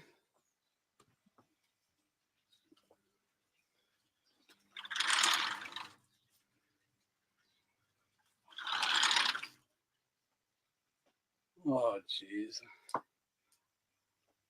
Yeah. I don't know. I'm getting a little, I'm having some hope. I'm having some hope for boxing.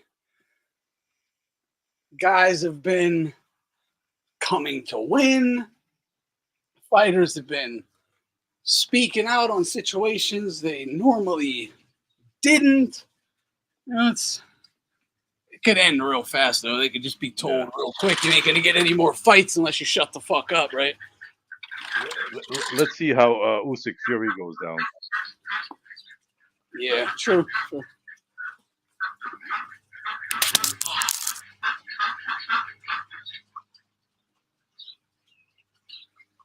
Yeah, my son's real worried about that fight. I'm not all that worried about it. I guess I shouldn't say I'm not worried about it. I know it's to be expected. So I'm looking forward to that. I'm looking forward to a dirty ass fight. Did you see the latest shot of how slim Fury is right now? What? I think I saw like an updated pic of Fury, you know, and how much he has slimmed down. Oh yeah, he's in amazing shape. He looks like he's like 26 years old again, bro. Like he must be scared to death of Usyk, man. But hey, he's not. You know, he only had skinny fucking no muscles on his arms for like the last 6 years or something. But now they're fucking looking like Klitschko arms. But hey, probably not on anything, right? Of course not. Of course not. Of course not. But again, I see this is it right here. I want Usyk to win. I want Usyk to punish him. I absolutely think Fury is a drug cheat, and I don't care. See, guys, that's how you do it. It's done just like that. I don't care. So just because your boy, your little girlfriend, your little booty fucking toy, Puff already turned out, Devin Haney, you know, just because he got spanked by Ryan, you don't have to, go crazy on Ryan. It can still be I don't care. Don't care. Why do you care so much? Do you think it was you who just got beat up? Are you like internalizing? Don't. More boar meat for Fury. Yeah, exactly. Yeah. Nah, Beterbiev blew his meniscus out, bro. His fucking career is over. I don't even want to talk about it. Depresses me. I wouldn't doubt Usyk has. I'm saying. He wasn't caught. Fury was. Just saying he wasn't caught. Don't doubt that he has. I don't care. Again, but the only thing I care about is don't be on the shit and not allow your opponent to do it if he chooses to. Right. That's it.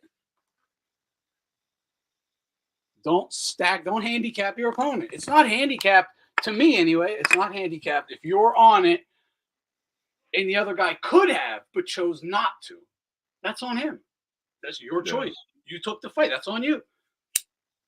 As the saying goes, pick a lane, right? We're either going to have a clean sport or we're not. And if we're not, then everybody can fucking juice up.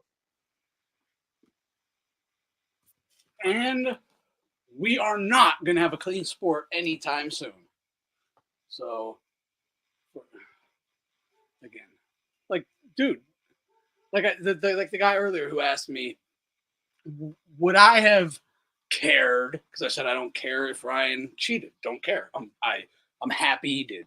If that's what it took to fucking pummel Devin, I'm happy. Glad. Good. Do it again. Don't care. Don't care. Whatever. Now when he was like, well, would you have cared if Devin did it? Of course. Yes. I would have fucking clowned him, made big deals about it. I pretended it was a bigger deal than it really was. I would have done all that. Absolutely. Fuck yeah. Because I'm a petty asshole. Fuck yeah, I would have done that for sure. But I would have had a justifiable reason, as I said. It's not like he's going up against a stacked deck or something. He is the stacked deck.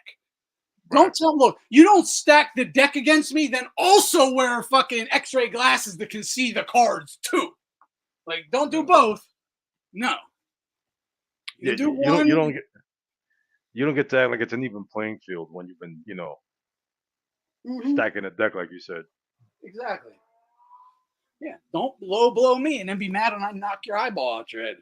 Don't be mad. Shouldn't have punched me in the balls. Hey, mine just worked better than yours, right? I'm not. Why would I care? Why would I care? Of course I would care. Of course I should care, I think, if the cheater cheated even worse. Yeah. But why would I care if a cheater gets cheated? And you saw the guy left. It's like, hey. Because I think he came in thinking he had like a gotcha thing or something. Like, would you care if Haney? Knowing I would say yes.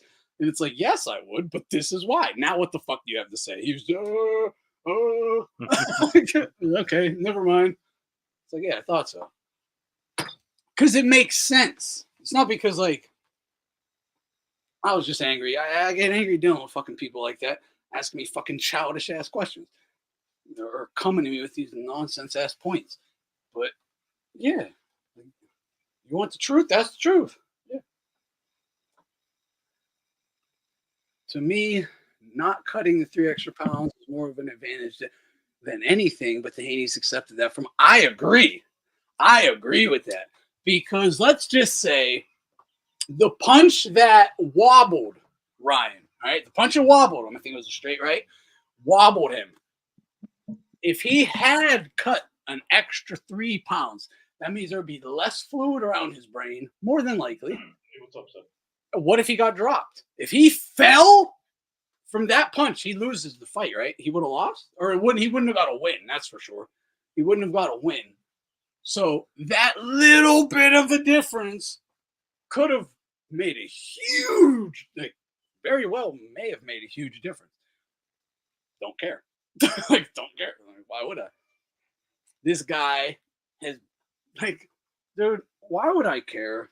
Like, now I might care, or I would care if Haney was a righteous fighter who got screwed over by some dude who blew weight and came in dirty. It's that simple. Of course I would care then. Of course.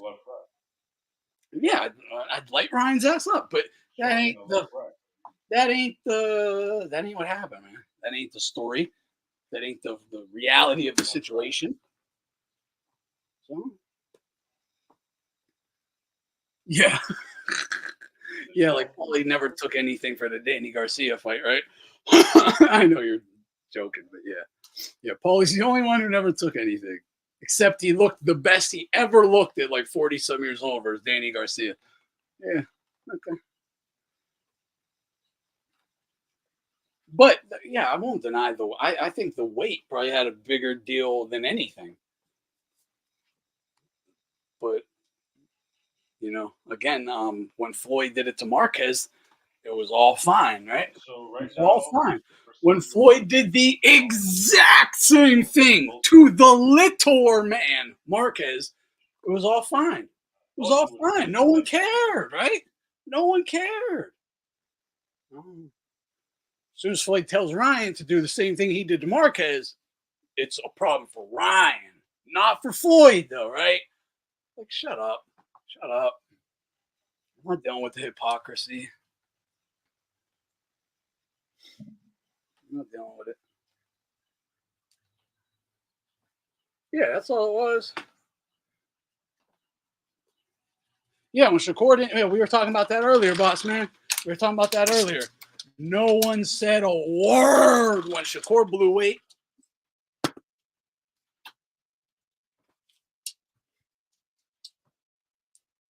Wait, Bill has a prostitute? I don't know anything really about Bill like that. Don't care. I just know it made the like gossip blogs or whatever with Devin and his little hooker.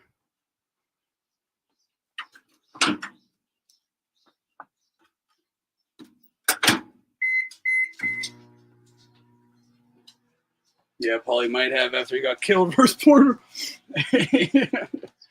Yeah, he did. He did. He definitely did.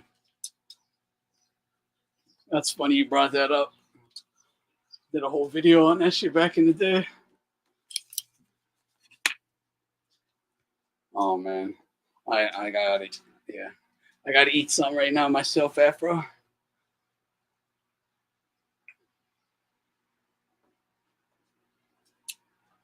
Ryan sat Haney down so hard, I wouldn't be surprised if and look, this is how much of like, because no, I was reheating my coffee. I was reheating coffee. Fuck some hot pockets. But the how much like I'm not a hater. Everyone knows I hate Clarissa Shields. I can't stand that bitch, and I never will. Or as of now, there's no reason why I would ever like her or care for her in any way, shape, or form. And it's not my fault. It's not my fault. She made it impossible for me to support her because she come out talking all this fuck men, pro like sick, destroy the family, feminism bullshit, and fuck all whitey and all that. So she came out super, evil, fucking LGBT, weirdo, feminist, racist, just a piece of shit scumbag, right? So I will never, ever fuck with her. I wish her nothing but harm, physically, mentally, spiritually, in every way, shape, and form. Like facts. Honestly, she's just a bad person, right? Demons die all day. Die, demon, die. So fuck her. But like, I only bring that up because I was like laughing and I thought the little Ryan diss songs to Devin Haney were like funny for what they were, dude. They're internet boxer diss songs. They're fucking stupid, but funny, right? I actually thought Clarissa Shields was pretty funny too. I actually saw hers, the one she did over the Glorilla beat. I actually thought it was pretty fucking funny too. So like, I say that only to be like, bro, I don't just hate to hate. I hate when there's fucking valid reasons. Again, it just comes down to righteousness, man. It just comes down to righteousness. And I don't find an LGBT promoting fucking pussy eating bull dyke racist ass bitch to be a fucking sign of righteousness. It's the complete opposite.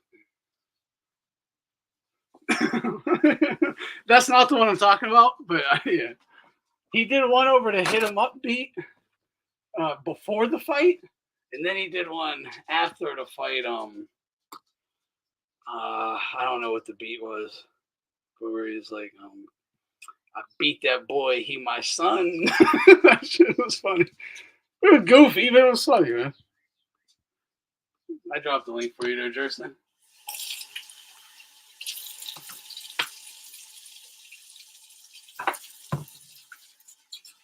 But yeah, I'm not saying I care about Carissa in any way, shape, or form, but I'm not going to just lie. Like, be like, no, I actually, in my head, which is what I'm saying is because I know this is what these other motherfuckers do, right? They will see someone like Aloma and be like, that's fucking amazing, right? Then come on stream and be like, he's a bum. He's a bum. 780 will work him. He's a bum. He's like, what are you talking? Like, you're lying, bro. Don't lie. Bro, I just had someone say to me the other day that Inoue is a bum, that he's that he's overrated in like a hype job, and I'm like, what? Dude, any Amero bum would have just lost all their belts. They would have just lost every belt. Number one, they probably wouldn't even have got up. Number two, they would have got flatlined as they got up. They would have been too scared to ever start letting their hands go. Inoue gets rocked, hurt bad early, withstands the pressure, and then starts marching forward violently as fuck. Warrior shit. Like, what you have to do. You can't go on the back foot or you're just giving up. It's the fight's over. You lost. The fight's over. No. You have to start going forward. And most, dude, not just most people, most fucking fighters nowadays, at least, can't do it. They don't do it. They fold to the pressure. But Inoue's a bum. That motherfucker demonstrated he's like as real as it gets. That was like Muhammad Ali level fucking mind power. Like, I don't think people understand that. Dude, yeah. the way he crumbled this dude, I was like, wow. Dude, it looked like he shot him in the head. It looked like he shot him in the head. And it was the shortest right hand. It was so short. Just break.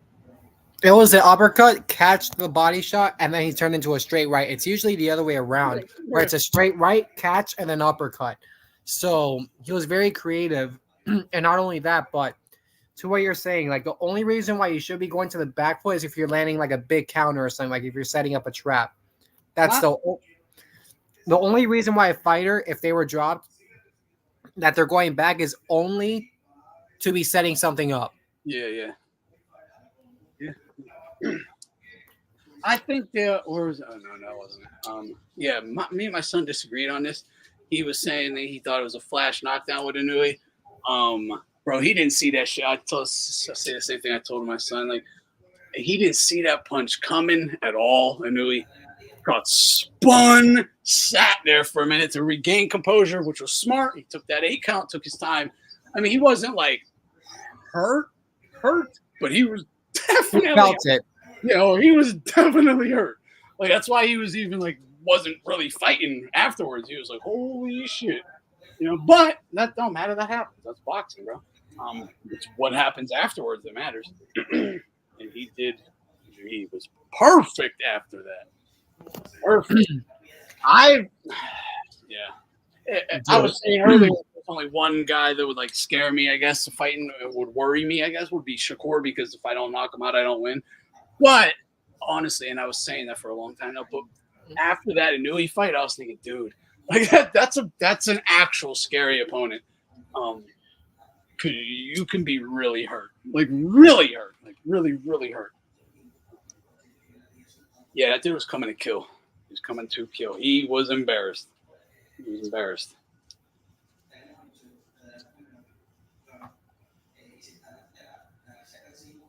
Nearly fell down like the human balloon aired out at a used car dealership. He did. He was straight down. It was the dude. Yeah, the way he crumpled was something. Yo, how did you feel about oh my goodness, if Benavidez happens to get dropped by Canelo, how do you think he responds? Do you think he responds the same way as Inoue, where he's going to come back fighting? Absolutely. Dude, he's been itching. He's been fiending for that fight. So he's going to go in there with everything. Yeah, exactly. And once you actually get that moment, like, it's there. All that shit you talked to me, you got to live up to it. And yeah, there's no way I'm going to say Benavidez wouldn't. Yeah, I definitely would have to say he would. Now, I just want Boss Man what about the dude saying Inoue is better than Pacquiao? Okay, there's like an argument to be had there in a way. In terms of like pound for pound or whatever, no. Right? No. They had, different routes to their success, different paths, all that. Obviously, Inoue had a bit of an easier come up in that he wasn't, 15 fighting grown champions and shit like that. But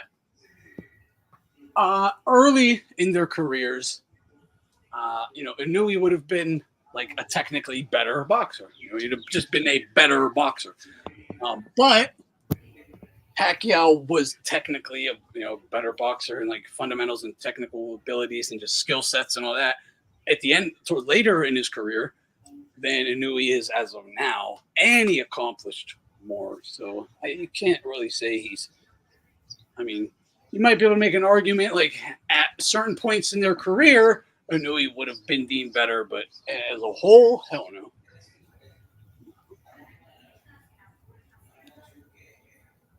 And I'm not trying to take anything away from Inoue either.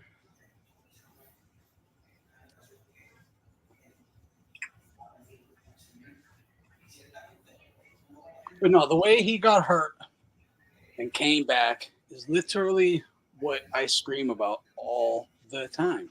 Like, you'll see these guys losing a fight, not even necessarily hurt or whatever, but just down. Like, they can't win unless they knock the guy out, and they won't even try. And they'll just, like, keep it competitive or something. Then they'll maybe get the decision. Use Loma Haney, a good example of this. It just happened. Or like a Canelo Golovkin, even though that was a draw or award, Kovalev won, right? Where the winner doesn't win. Yeah, man, like. Yo, I have a question. It really pisses me off. What's up? I don't know if, like, I know you don't watch UFC as much as boxing, but have you been seeing how there's been a lot of privilege towards the Dagestani fighters recently? Or it's like a reverse of boxing, almost? No, I haven't witnessed that myself. But my son's been telling me about it. Yeah, it's weird because there's starting to be a bit of a reverse. I was wondering if it was even true, because I'm not saying it wasn't. I just haven't witnessed it. But I was wondering if it was even true, and it was just kind of maybe like a narrative being pushed online or something. No, it's getting pretty bad. Okay. A few months ago, when Chimaev didn't have an opponent because his opponent pulled out, they literally tried to get Sean Strickland immediately after becoming champion to pull up for 10 days' notice, putting the belt on the line. Yeah, it makes sense. What else? Oh, I'm sorry. I know what I was saying. Yeah, the fact that Neary went for broke, right? Like, we saw it with Munguia. We saw it with Neary. Dude, honestly, I shit on Haney all I want or whatever. Dude, even saw it with Haney. He didn't stop trying. He just didn't have what it took. Like, but I love seeing the dudes. And, obviously he thinks if I can just make it to the cards, I might win on robbery or whatever. But beyond the point. The point is, like, but he fought dirty. When someone's losing, but, like, not drastically to barely losing even, but they don't, like, up the level. They just accept it. Like, hey, and then I have to hear how great they are, right? Like, well, you know what great fighters do when they rise above their opponent. Like, when the moment is there, that is what makes you great. You have to overcome that moment. You don't get to just survive the moment and then get the credit of overcoming the moment. Like, which is what Haney and Loma, like, what happened with Haney, like, Haney didn't overcome the moment. He survived it. And they gave him credit like he overcame it. And he didn't even try fighting. He tried fouling the whole time, or at least most of the time. Yeah, exactly. It's ridiculous. Or Warden Kovalev, like, he fucking, no, he survived the moment. He didn't overcome anything. But, and then I have to, if I don't lie to myself, fuck to you guys, if I don't lie to myself and sit here and tell everyone that Ward was the rightful winner, or Ward was this and that, and great, and Haney's this, like, then I'm a hater, a liar, I don't know shit about boxing. It's like, fuck all you people then, man. Just fuck off. Like, you ain't even gonna get my brilliance. Like, honestly. Like, not to even act like an arrogant asshole, but like, then fuck you. You don't even deserve to gain knowledge then. You can go fucking listen to Dante or whoever the fuck people listen to nowadays and get all this bullshit. You know, want some actual knowledge, you know, I'll tell you where to come. But you want to live in fucking WWE 12-year-old little boy fantasy land, you know, looking up the comic book characters and shit, and go for it.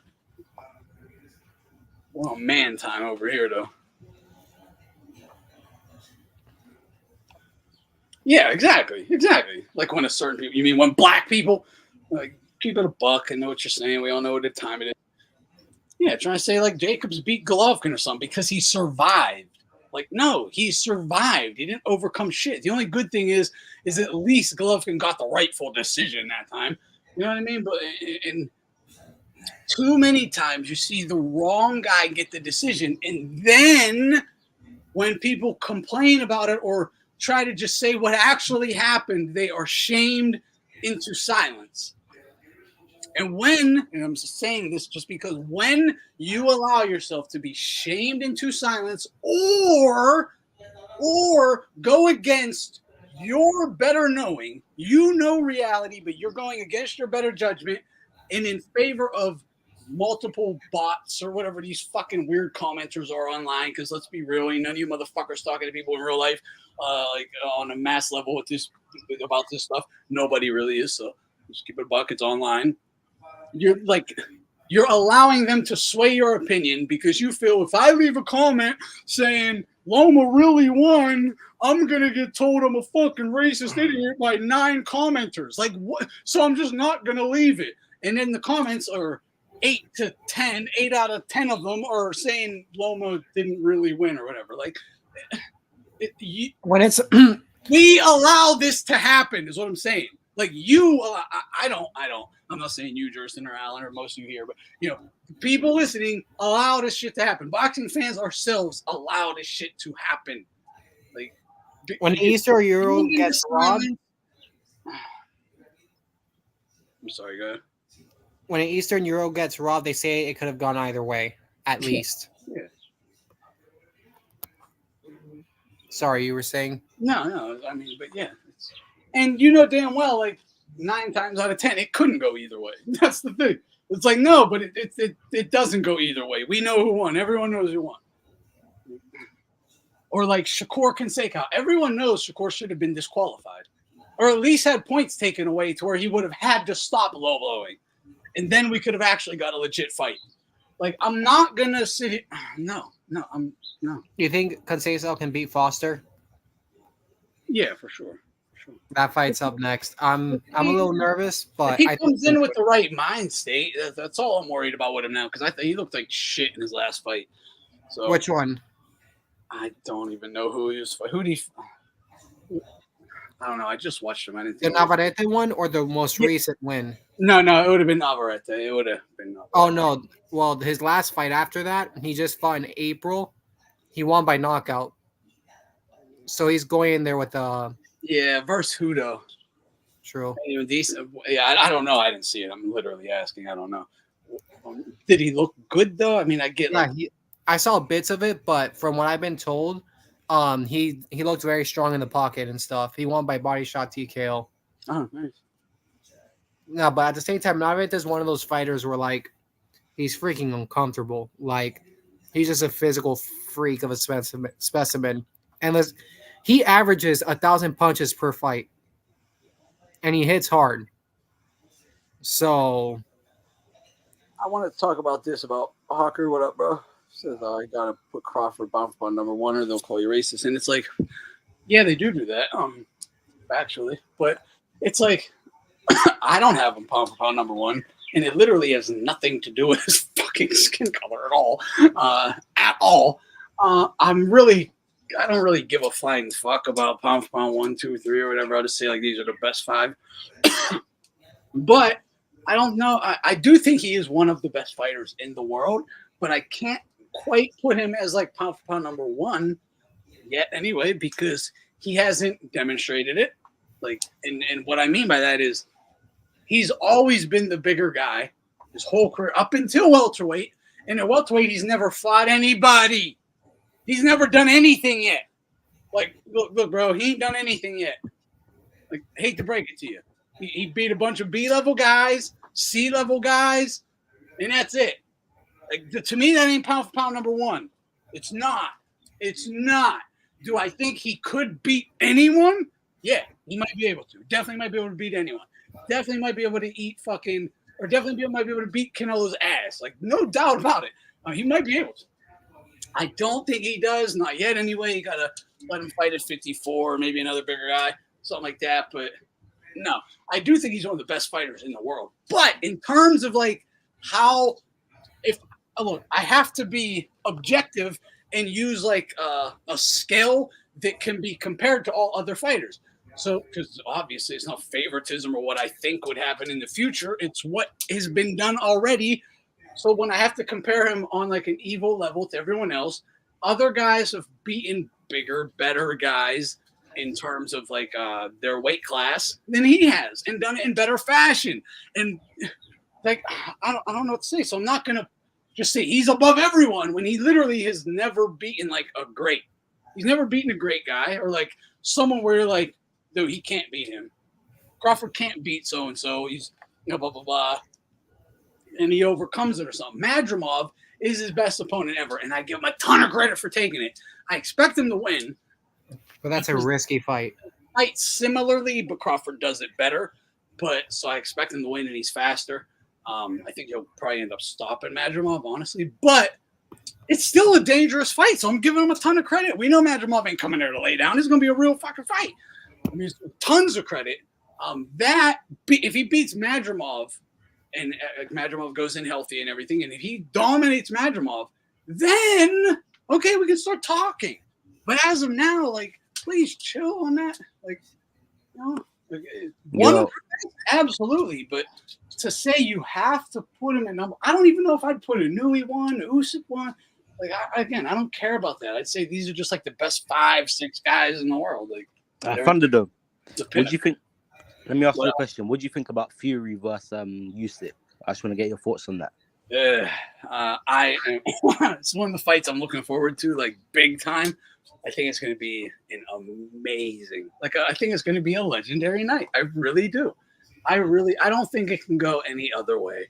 I don't. I think, I'll tell you straight up, it's going to be interesting if this is how it happens, but it's like the most basic logical play out of this fight is what I expect, and it might take a little detours here and there, but generally I think this is what's going to happen. First few rounds, Usyk's going to just outbox him. At least 2 rounds, he'll win. Fury's going to start making it ugly, dirty, marching forward, high guard, clinching, wrestling, like all that, and Usyk's going to return it. They're going to start dirty boxing, whatever the fuck you want to call it, roughhousing each other for the middle. It's going to be a lot like the Wilder Fury fight, the last one. But, Usyk knows how to fight a lot better. So there'll be a lot more. Which is why I think Usyk should win, though, first of all. But because actually that Wilder and Fury fight was way too competitive. It shouldn't have been that competitive if Fury is that good. But it was, whatever. I still think it's going to be – this ain't no easy fight for Usyk. By no means.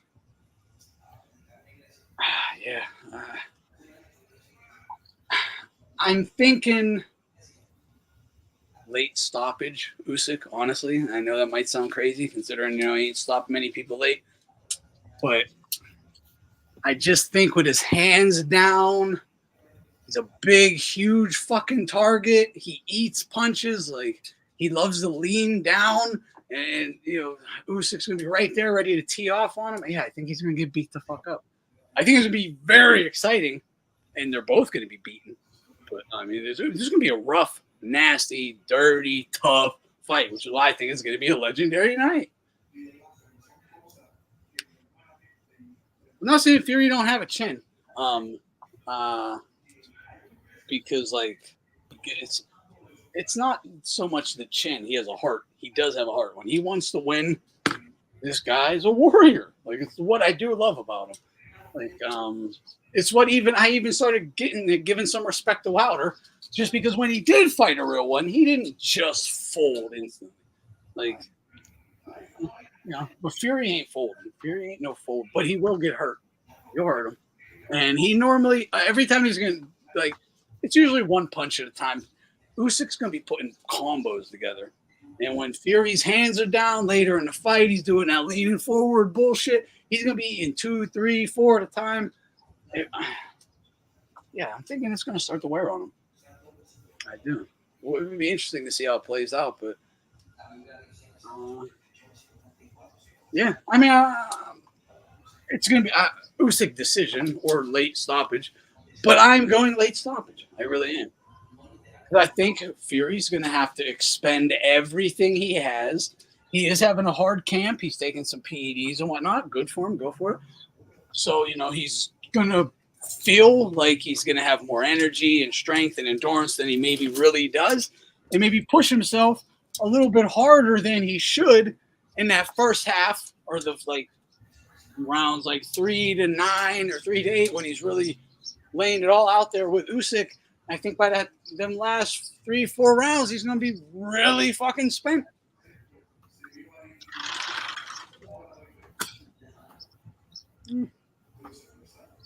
Be interesting. I can't wait. Doesn't Loma fight this weekend too? Yeah, Cambosis. Okay, so are they fighting on the same night? No, Usyk Fury is the next Saturday. It's not this weekend? Mm-mm. Oh, man. Oh, man, I literally thought it was. Damn. This whole stream, I thought it was this weekend. That sucked. It would have been cool to have him on the same card. That would have been awesome. Yeah, that would have been nice. Yeah, another thing is, you see, even the boxing cards are getting better. Oh my goodness, yes. Yeah, because again, these networks or whatever, the money guys, they're not putting up the money to lose money. They're only putting up money they absolutely believe they're getting their money back on. So we're gonna start getting a lot more of these, better cards. Whether it's like the Tank Benavidez or the 5v5 or the 5v5 one is good. What are your thoughts on Zhang versus Wilder? I know Alan's prediction, but what's yours, Thunderdome? Nah, I'll be honest, I've thought of this fight a few times, and every time I thought of it, I was like, man, I really need to sit down to actually think about this one, because I would right off the top of my head, I would expect Zhang to win. I think Zhang should be the favorite based on Wilder's last few fights, where we think his mind is at and all that. But I know, I've seen it too many times. I know you can't ever count someone out. Especially after an embarrassing loss or something. Well, a guy might just say, fuck it. I don't have anything else. This is it. This is it. I'll lay it all on the line. It's what it is. Win or lose, I'm not going to not throw a punch like I did versus Parker. You know what I mean? I'm not going to just try to survive like I did versus Parker. Imagine we get one of those fights where it's multiple knockdowns. Yeah. Wilder will try to fight, but he's going up against a guy that has one of the nastiest left crosses I've seen in heavyweight division in quite some time, man. I don't think he's going to go that far. And what Zhang needs to do is not let Wilder build confidence, like you said. When he's going to try to fight, he's not going to. He's going to come in and give it a go, but don't let him get confident. Just sting him right away. You think he could go for the same route that he did with the Joe Joyce fights? Just explode on the get-go? Yeah, I definitely would with Wilder, yeah, for sure. Oh, no, I'm saying for Zhang. Well, yeah, you mean Zhang should jump on Wilder, right? Yeah. Yeah, absolutely. Absolutely. You should always do that with a power puncher. Anyone who relies on their power, like, hurt them before they can even think of hurting you, because now all they think about is getting hurt again instead of hurting you. It's like the reason, like, Ali went out and stung Foreman with like the biggest right hand he could muster. Like, it didn't work as well as he thought, but generally it does. Generally it does.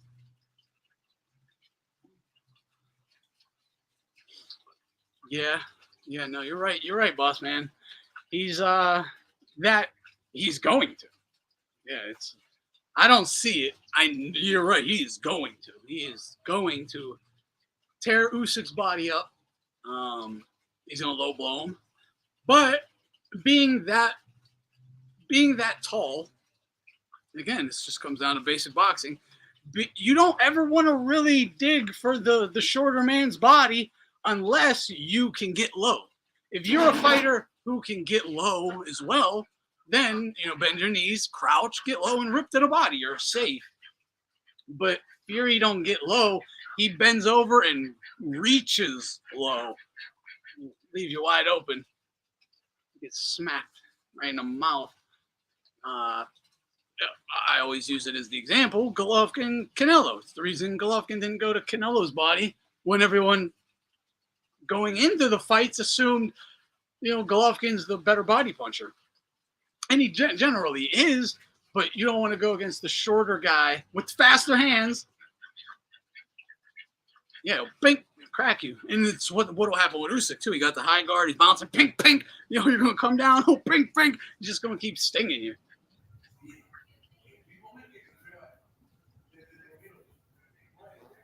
Damn, I got to wait 2 weeks for that, though? This next Saturday, not this Saturday, next. Yeah. So basically a week and a half. Yeah, I was wondering if Jed was going to be at the... I'm sure he'll go to the casinos in his area just to watch it there, but the fight's in Perth. Loma and Cambosos, they're fighting in Perth. I think that's where all the Greeks live, if I'm not mistaken. Mm. What's your pick in that one? Loma. He's going to beat this boy up. He's going to beat him up. Probably stop him. He might carry him a bit at the end. Loma has this is my biggest criticism of Loma, is taking it easy on guys in the 11th and 12th when you need to be finishing strong. He might need to get some rounds in because it's been a minute since he's fought too. Yeah, I know, definitely possible. Obviously, if Loma wins, what do you think is next? Navarrete? Boss man, I have some I think you know this, but Beterbiev hurt his knee. That fight's off. Well, they said postponed, but yeah, postponed, whatever. That fight's off, man. Someone with a fucking that age with a knee, it's fucked. I don't even want to talk about it. I don't even want to talk about it. It's horrible. But Hashface talking about they gave him so many points for beating the ghost of Errol Spence, and I again, keeping it just real, going into that fight, I was saying, like, I don't know what the fuck is going to happen in this one. But hindsight, being 2020, I didn't know Errol was as bad off as he was. There was that caller on BDA. There was the caller that the doctor guy. Yeah, I mean, he laid it out perfectly. He wasn't like specific Alzheimer's patients. Like, he didn't just deal with Alzheimer's patients, but he had enough of them. And like my grandma had Alzheimer's and stuff. But I get the you see a lot of motor skill deterioration. It's undeniable. We knew he was bad off just from the accident, the car accident. You saw his speech get slurred heavily just after the car accident alone. But he was still looking all right in the ring. So you're like, hey, but brain damage only progressively gets worse. So like every day, like tomorrow it's 1% worse. But Friday it's gonna be 3% worse. Saturday it's gonna be 5%. Like, it just keeps exponentially, progressively getting worse. And I think as time went on, more fights, more sparring. Yeah, I don't give him and like it's wild to say this because I understand that it does sound a bit haterish to be like going into the fight. I literally would say I don't know what the fuck's gonna happen. I'm not picking either guy. I'm not picking even Megan to pick. I really didn't look at this enough. I don't know, but then after the fight, to be like it was quite obvious because it should have been obvious to me, but for whatever reason it wasn't. I know some people it was obvious with, but to me it wasn't for whatever reason.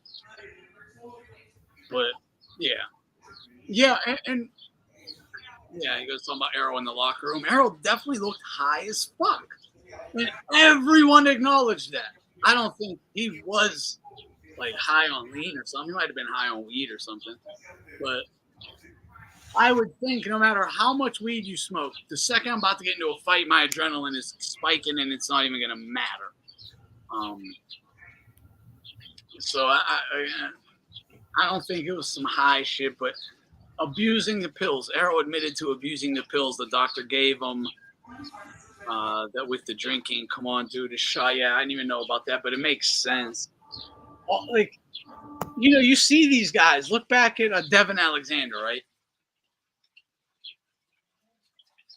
Dude was fucking injecting heroin, like in fighting, in title fights. But it caught up to him quick. You go from looking normal, like still performing relatively normal. You're not actually at the level you should be. But you're still you can cover it enough to where people can't see all the deteriorating that's really happened yet. But then, like a year or two down the road, it's over. It's so obvious. You can't even dream to get back to what you once were. Yeah. I mean, I saw that with Devin. I saw it with a bunch of guys, but you see it. It's it's happening. Like a guy I used a lot also back in the day. Oh my god. He was Ryan Garcia before Ryan Garcia. Gee, he came through the Olympics with Jeff Lacey. Mexican kid, East LA. How am I blanking? He was with Golden Boy. How am I fucking blanking on this kid's name? Anyway, one of the most talented young fighters I've ever seen. Partying ruined his whole career. And not Victor Ortiz. He was Victor Ortiz before Victor Ortiz, what I should have said, actually. But his name began with a V. Not Verdejo, but I think no, not Tapia. No. He's from East LA. Golden Boy. He came out the Olympics with Jeff Lacey. I think he won a silver medal as well. I think he medaled. See, this is crazy. You guys don't even like people forgetting this kid's name. This kid was amazing, and not Pitbull, not Gomez. Even though Gomez was amazing too. No, not Vargas. It's crazy. No one can even name this kid's name, and this is wild because I saw De La Hoya say he brings this kid up to up and coming fighters, and he'll say, I want to tell you about such and such, and they'll go, who? And he'll go, exactly. Like this kid had the world in the palm of his hand. No, Bobby Chacon. No, he came out the Olympics with Jeff Lacey, man. Early 2000s. Mexican superstar. Golden Boy, LA. Wow, really shocking. No, not Verdejo. But his name was like that. He's Mexican, not Puerto Rican. Was there a Mexican Verdejo? I don't think so. No, his name wasn't fucking Verdejo. But man, he was one of my favorite fighters. I can't really blanking right here. I'll find it. Hold on. No, Valero. Hold on. I'll find it real quick. Golden Boy, boxer, Mexican, LA. 2004 Olympics? Was that 2004? think so.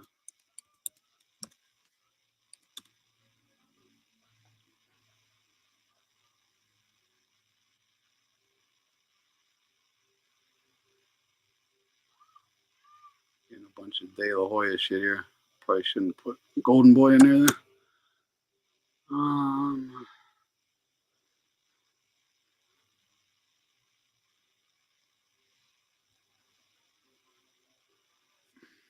Shit, they're giving me the Mexican team here. Oh, I got a question for you, Ant. Do you think Canelo thinks his career has surpassed Oscar's? Wait, say that again? Do you think that Canelo believes that his career has already surpassed Oscar's career? I'm sorry, who? Who passed Oscars? I'm Canelo. reading. Canelo? No, hell no. No, not Juarez, not Rocky Juarez either. He was a silver medalist, but no, he's from Texas. Dude,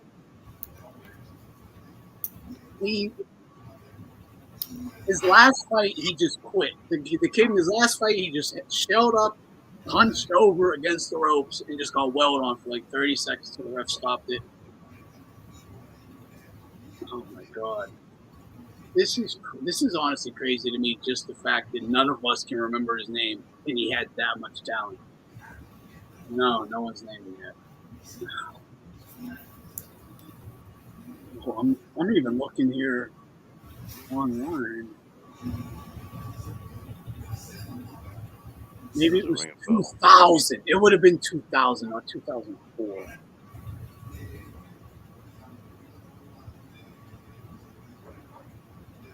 It would have had to have been 2000.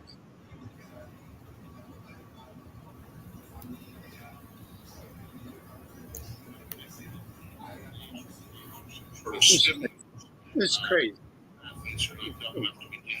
I've brought him up before, and someone's always been able to name him. I can't. This is wild. Hold on, man. I'll find it. Okay, guys. The Olympics that Jeff Lacey came out of, he was on that same team. Mexican, Cali, I think East LA. Mexican kid signed with Golden Boy, signed with Oscar. Come on. How can I look this up? What should I look up?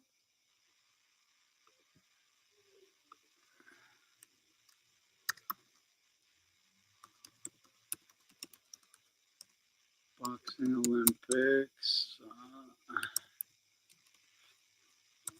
America.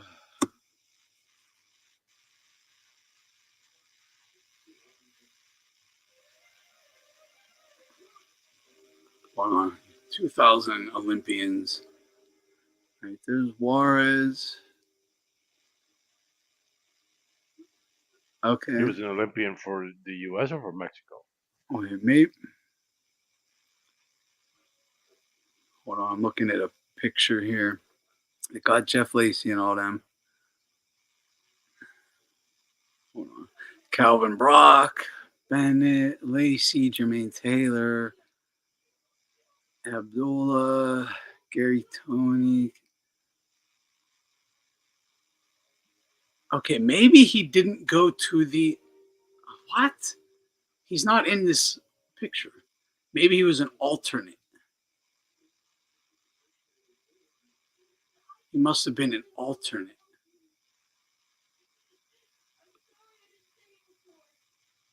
I just did. He wasn't on it, kidder. Everyone else was. No, he wasn't on it. Maybe an alternate then? Bro, you've all seen him fight. You've all watched him fight. I'm trying to think of who beat him at the end. It wasn't Yuri Boy Campus, but it was someone like that. Oh, shit. Hold on. I know how to find him. I'll just check the rankings of, I'll say like 2003 rankings. Lightweight? Boxing. I'll try lightweight real quick.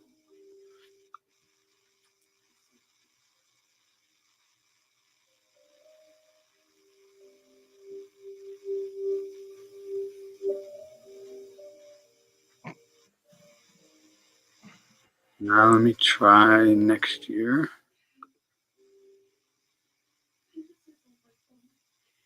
He would have been like a 40-pounder and below. I don't know if he ever would have made it to the ring rankings, though, actually. This is wild. Yeah, that's, I mean, I can't find it. I can't find yeah, Mexican guy. I believe he was from East LA. He's definitely from LA area or Cali. Fought around the 2000s. Was there someone of like significance that he lost to? Like a good name that he lost to? And then you can check the box record of that guy and then see. No, he never got to that moment. Again, it was a guy. It was his last fight was. It was like a Yuri Boy Campus or something, but more not as good as in your. Fuck. This is wild. I don't know, man. He's kind of erased from history. It's I brought him up times before. Someone always knew who I was talking about. No, I mean the guy was Victor Ortiz before Victor Ortiz. That's I said De La Hoya before or whatever, but after De La Hoya. But no, he was. Oscar was trying to create the first time he was trying to create another Oscar was with this kid. Regardless.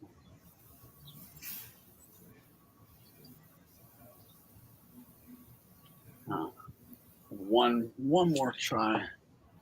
One more thing. I might be able to find his name. Just thought of something.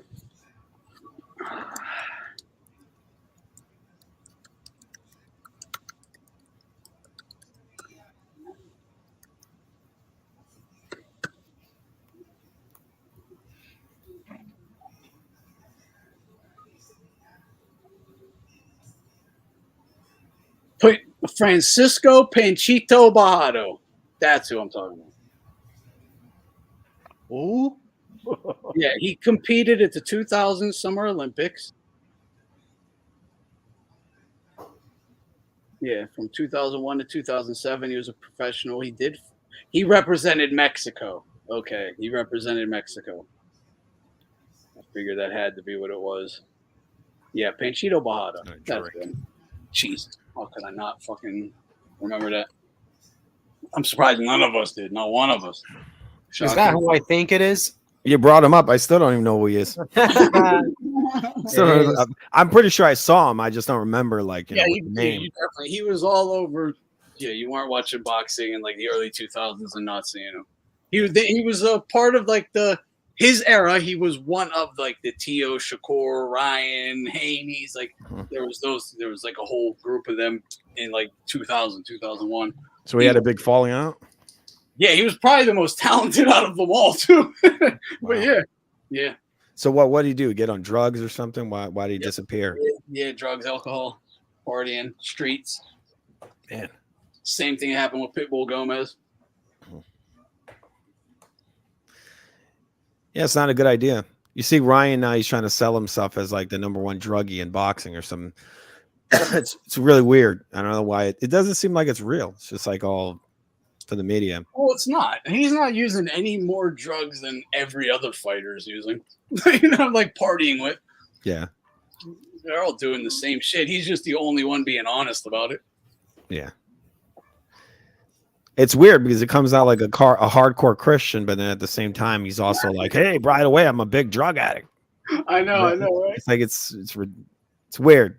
Yeah, it's weird. I like. Did you see his when he came out after the positive drug test? He's there with like 2 like crisis actors. Oh yeah, I think he's like his mother and girlfriend or something. Yeah, it's fun. They're like, he's like, everybody knows I never cheat, and the girl's like, lies.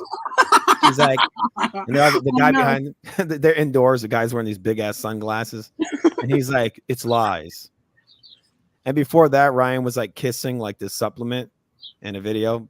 Yeah. Or the positive. I feel like that's like some Floyd Mayweather shit, like he's chopping the wood and all that. Remember, he's like, oh, old school training.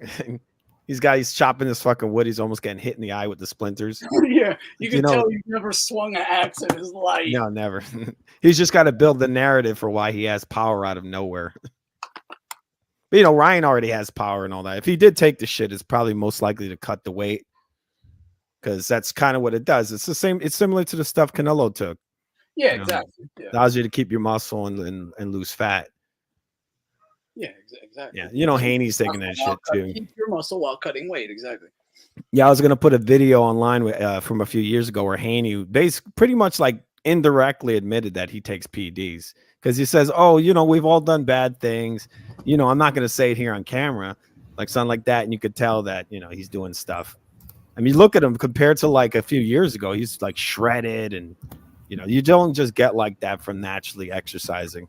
It's like the Earl Spence effect. He's just ridiculously shredded. Yeah, put it this way, I've always used this. Like, any of you guys who have ever worked out, like, show me how that's possible, or anyone who can have these level of changes naturally.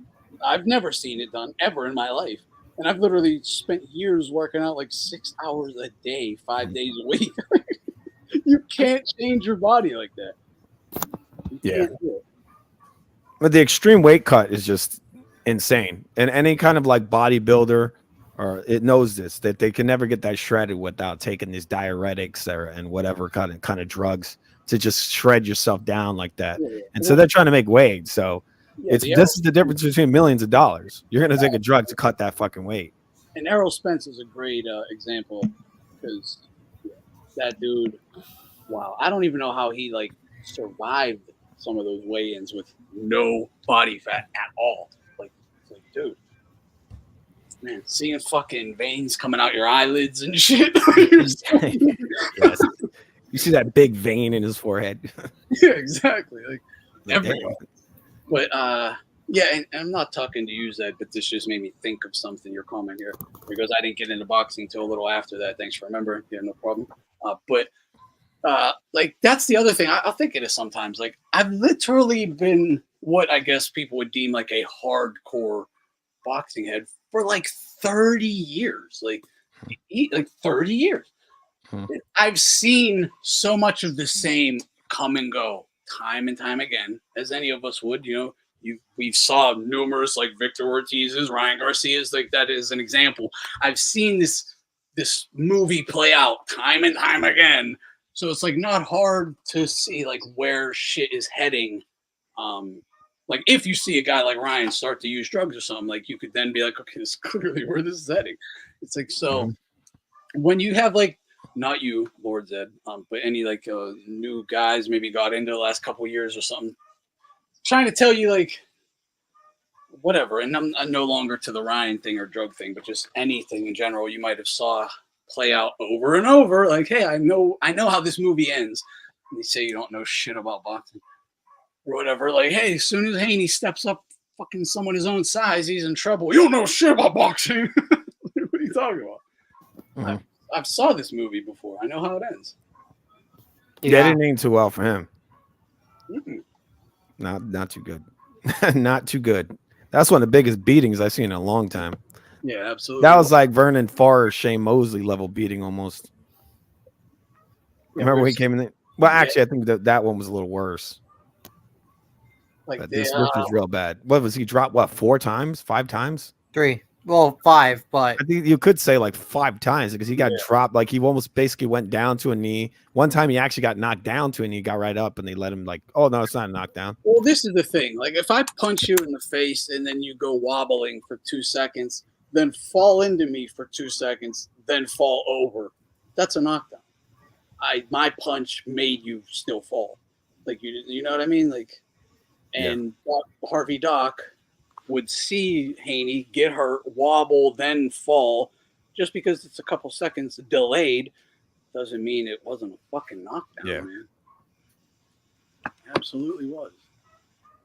He was getting held up he was literally holding on to this kid in order to stay up. Yeah. Do I believe Ryan purposely cheated? I mean, I already gave my thoughts on this. What I think happened, I think Ryan I think Ryan had a contamination issue with the Ostarine. I do believe he probably took something. I think he took something illegal, but like whenever they make, say, test, they cook it in a pot, they'll then dump all that out. They'll make their Ostarine in the same pot, dump that out, make their Tren in this pot. Like, so there are a bunch of cross contaminations. What I understand from my research is no one's taken Ostarine because you can't hide it. You're getting caught. And other PED experts online were saying like they have way better shit that is undetectable. So why would no one's at that level is taking Ostarine? I heard that it's highly detectable. It is. You ain't hiding. You're not hiding it. Yeah, you can't hide it. So that that would be crazy to take that. So it makes no sense to take it, but that doesn't change the fact he probably took something. Like, it seems like it. When you watch his, like I said, his friends, they look like freaking crisis actors. Like just the way they're talking. They're like lies. It's all lies. You could tell it's so fake. Like you were just saying, it's millions of dollars. Why wouldn't they? Yeah, I mean, come on. Do you know Haney? He's super shredded, like ridiculously shredded. You know that guy's probably not doing that natural. So what Ryan's doing is he's catching on to what all these other guys are doing. He's taking it to the next level, as they say, right? Yeah, so, exactly. Right. And the steroids were, as of now, the actual anabolic was ruled negative. He didn't have that.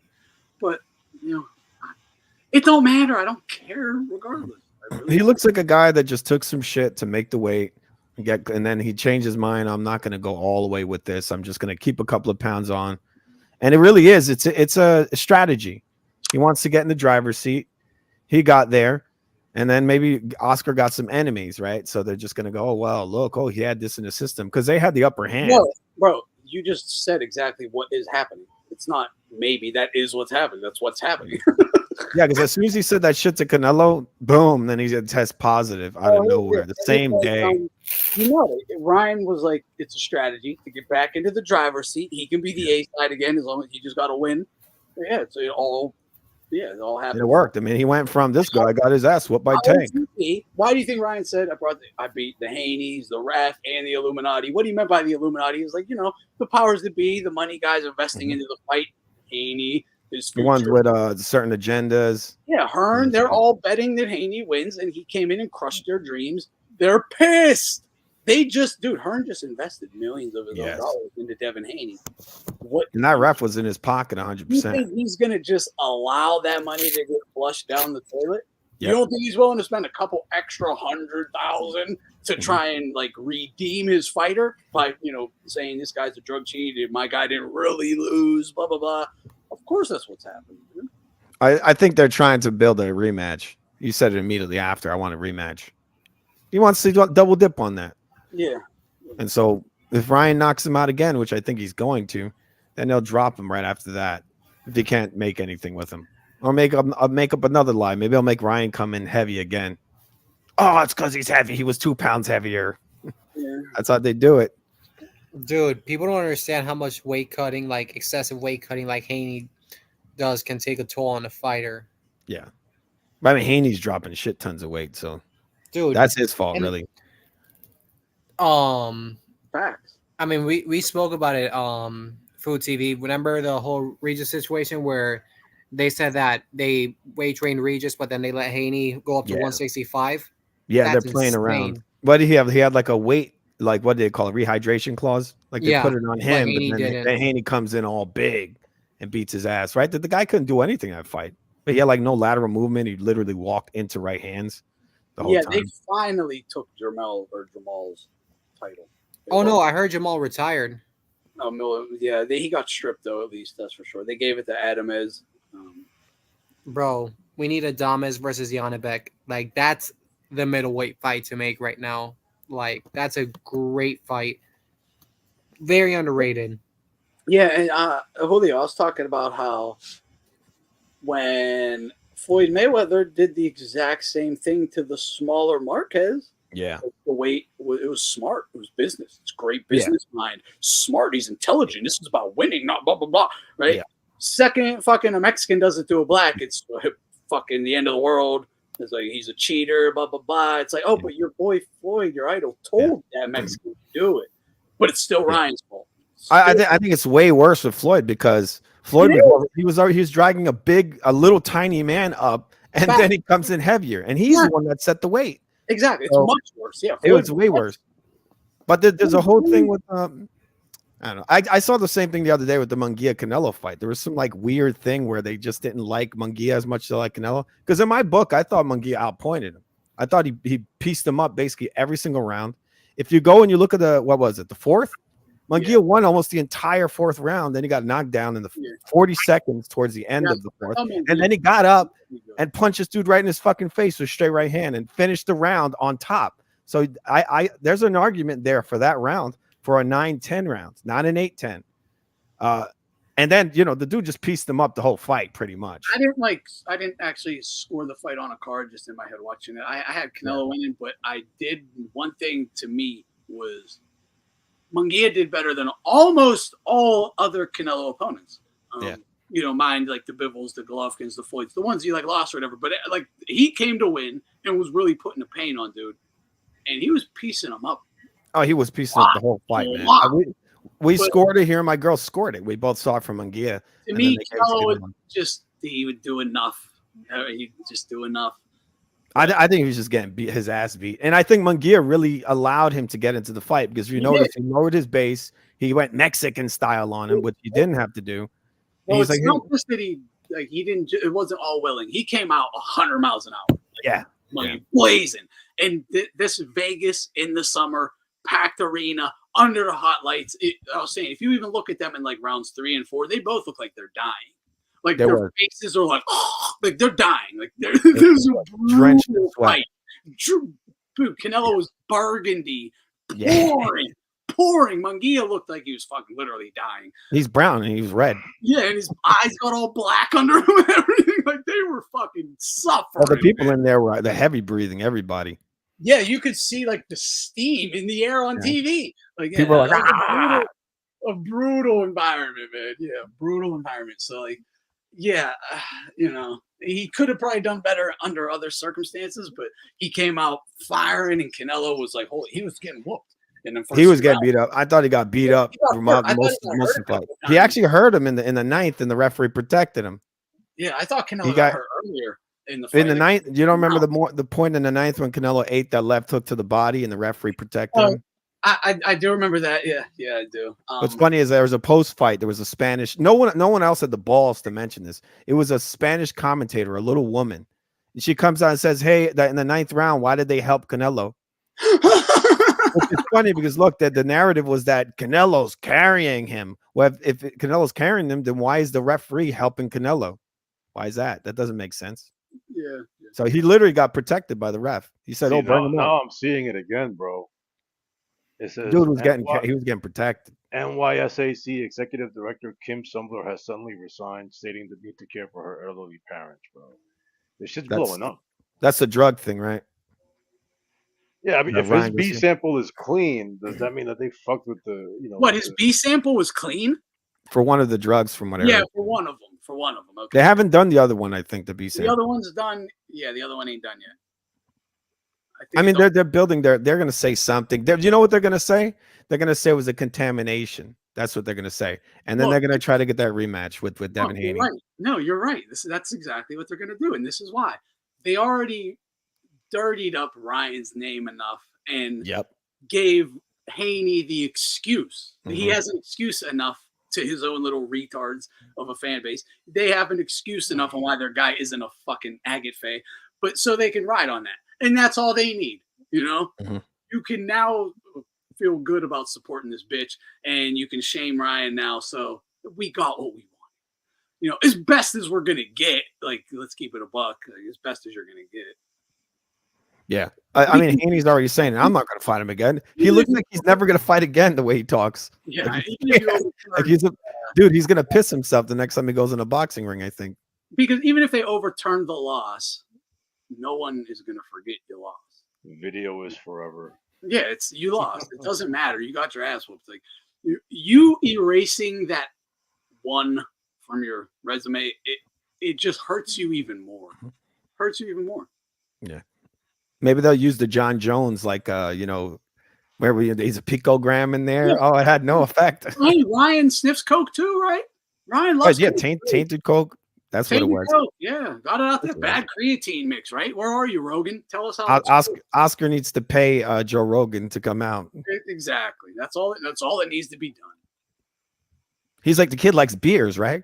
I heard there's these beers out of China and they're tainted with this. Yeah, exactly. They just, they're playing around. That's what it is. Maybe he had something in there, but these guys don't give a shit. They just want the rematch. They can't hurt him too much, right? We need the rematch. And it's not going to be very good for Haney. I don't think Haney's going to want it. How dirty is Haney going to be in a rematch, bro? Very. He'll be dirty. He'll still lose. He's going to look like he's made of stone. He's going to be on real roids. But think like they might rematch, but it's going to be down the road. It ain't in their next fight at all. It'll probably be 147, I bet. Yeah, that's going to be down the road. Yeah, okay. 22nd of this month, they'll open the test the B sample of the Ostarine one. Yeah.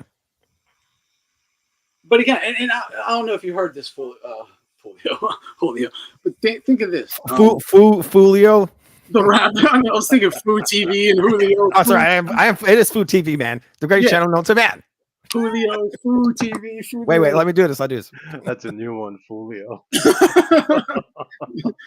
So it's also a rapper, but anyway. Coolio. So I was saying, shit. What the fuck was I gonna say now? What I was gonna say. Oh man, I wanted to get your opinion on it. Damn. What was we just talking about? We're talking about the blood testing. Haney. The rematch. I don't know. I'll try to think about it. I forget. Yeah, sorry, I just broke your train of thought. You said Fulio, and then it kind of like. Yeah, exactly.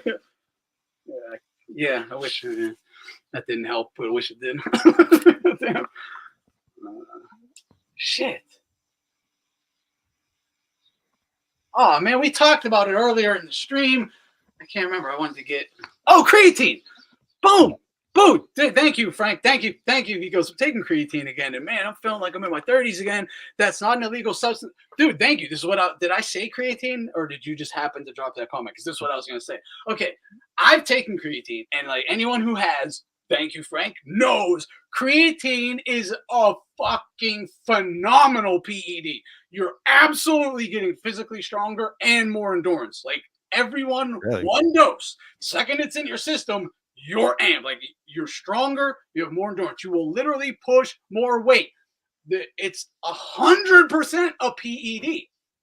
Now, I feel like I need to take that now. Where does it all of a sudden become illegal? Right? Because I know when I take PED, say my max bench is this ain't my max bench, but let's just say it's 100 pounds. I take creatine, I will definitely do 110. No doubt about it. If I can go 100 miles an hour running for 5 minutes, give me some creatine, I'm going to go 5.5, all right? Now, what if I take Ostarine, my max on instead of 100, it's 108. It did give me an advantage, but creatine gave me personally, and my body chemistry gave me a bigger advantage than when I personally took Ostarine, right? Mm-hmm. But I can't take Ostarine, but I can take creatine. I don't even want Ostarine. I want the creatine because it does more for me. So like, all our bodies are different. What I'm saying is, this whole drug like testing and issue, it's not black and white. There is no cure. There's no solution. Like the only solution is really just take the gloves off and let them do whatever they want. Because who is to say, like, okay, 1 cup of coffee, according to VADA, not illegal. But you take 2 cups, all of a sudden that's illegal. Mm-hmm. Like, literally, you have too much caffeine now. That's illegal. Huh? Well, what if let's just say 100 milligrams is the threshold for caffeine? What if when I take 99, I feel just like he does when he takes 200? Yeah. You know what I mean? That's true. I mean, these different compounds, they affect people differently. So 1 cup of coffee could be like, some people, they drink 1 cup of coffee and they're fucking wired. Exactly. So Exactly. So that's almost like taking a focus drug. Yeah, I'll drink 3 and not feel anything, right? Yeah. So it's like marijuana. You know, some people smoke marijuana, they go completely fucking insane. Other people, they write like a symphony or something. Yeah, and that comes back to they only care about cheaters when the guy they don't like is cheating. Again, we caught Floyd Mayweather cheating his whole fucking career. No one said anything. In fact, they caught him red-handed and gave him a TUE. Yeah, like, they also got him with the IV, and then they didn't even further explore if he had any shit in his system. They didn't even take the substance he was caught injecting into his veins. They just took his word. It was salt water. You're like, oh, I'm dehydrated. Then why were you wearing a hoodie at the fucking weigh-in, and then you drank nothing? You remember that weigh-in? You drank nothing. Yeah, wasn't even dehydrated. Yeah, he wasn't. Really, he made weight easy as hell. Somebody should go look at that, make a video out of that, because Floyd was just standing there, looked completely fine, had a hoodie on, you know. And then man, I wasn't cheating. Why you being so racist? Okay, made weight and then just went like, I'm fine, and just walked away. Yeah. Look. The Nevada State Athletic Commission, the Nevada State Athletic Commission, USADA. Everybody admitted and acknowledges Floyd was caught in his house shooting up stuff into his veins. Right before the Pacquiao fight, the day before. No one cared. No one cared. What? But I'm supposed to care. He was also the one that turned down the $5 million fine for testing for any substance. He turned it down. He's like, what? But I thought you're clean. Wouldn't it be a good thing? And never forget, Pacquiao's the one called a drug cheat. But when Pacquiao said, let's put all of our medical records in front of the judge and have all of our medical history examined, Floyd refused and paid money so his shit wouldn't get released. What? So like, you know, I'm like, what the fuck are we talking about when it comes to like drug cheats? How come it only matters sometimes? You know, the only time it matters to me, and I will tell you why it only matters sometimes to me. It only matters sometimes when fighter A is taking drugs, but doesn't allow fighter B to take them on an even playing field.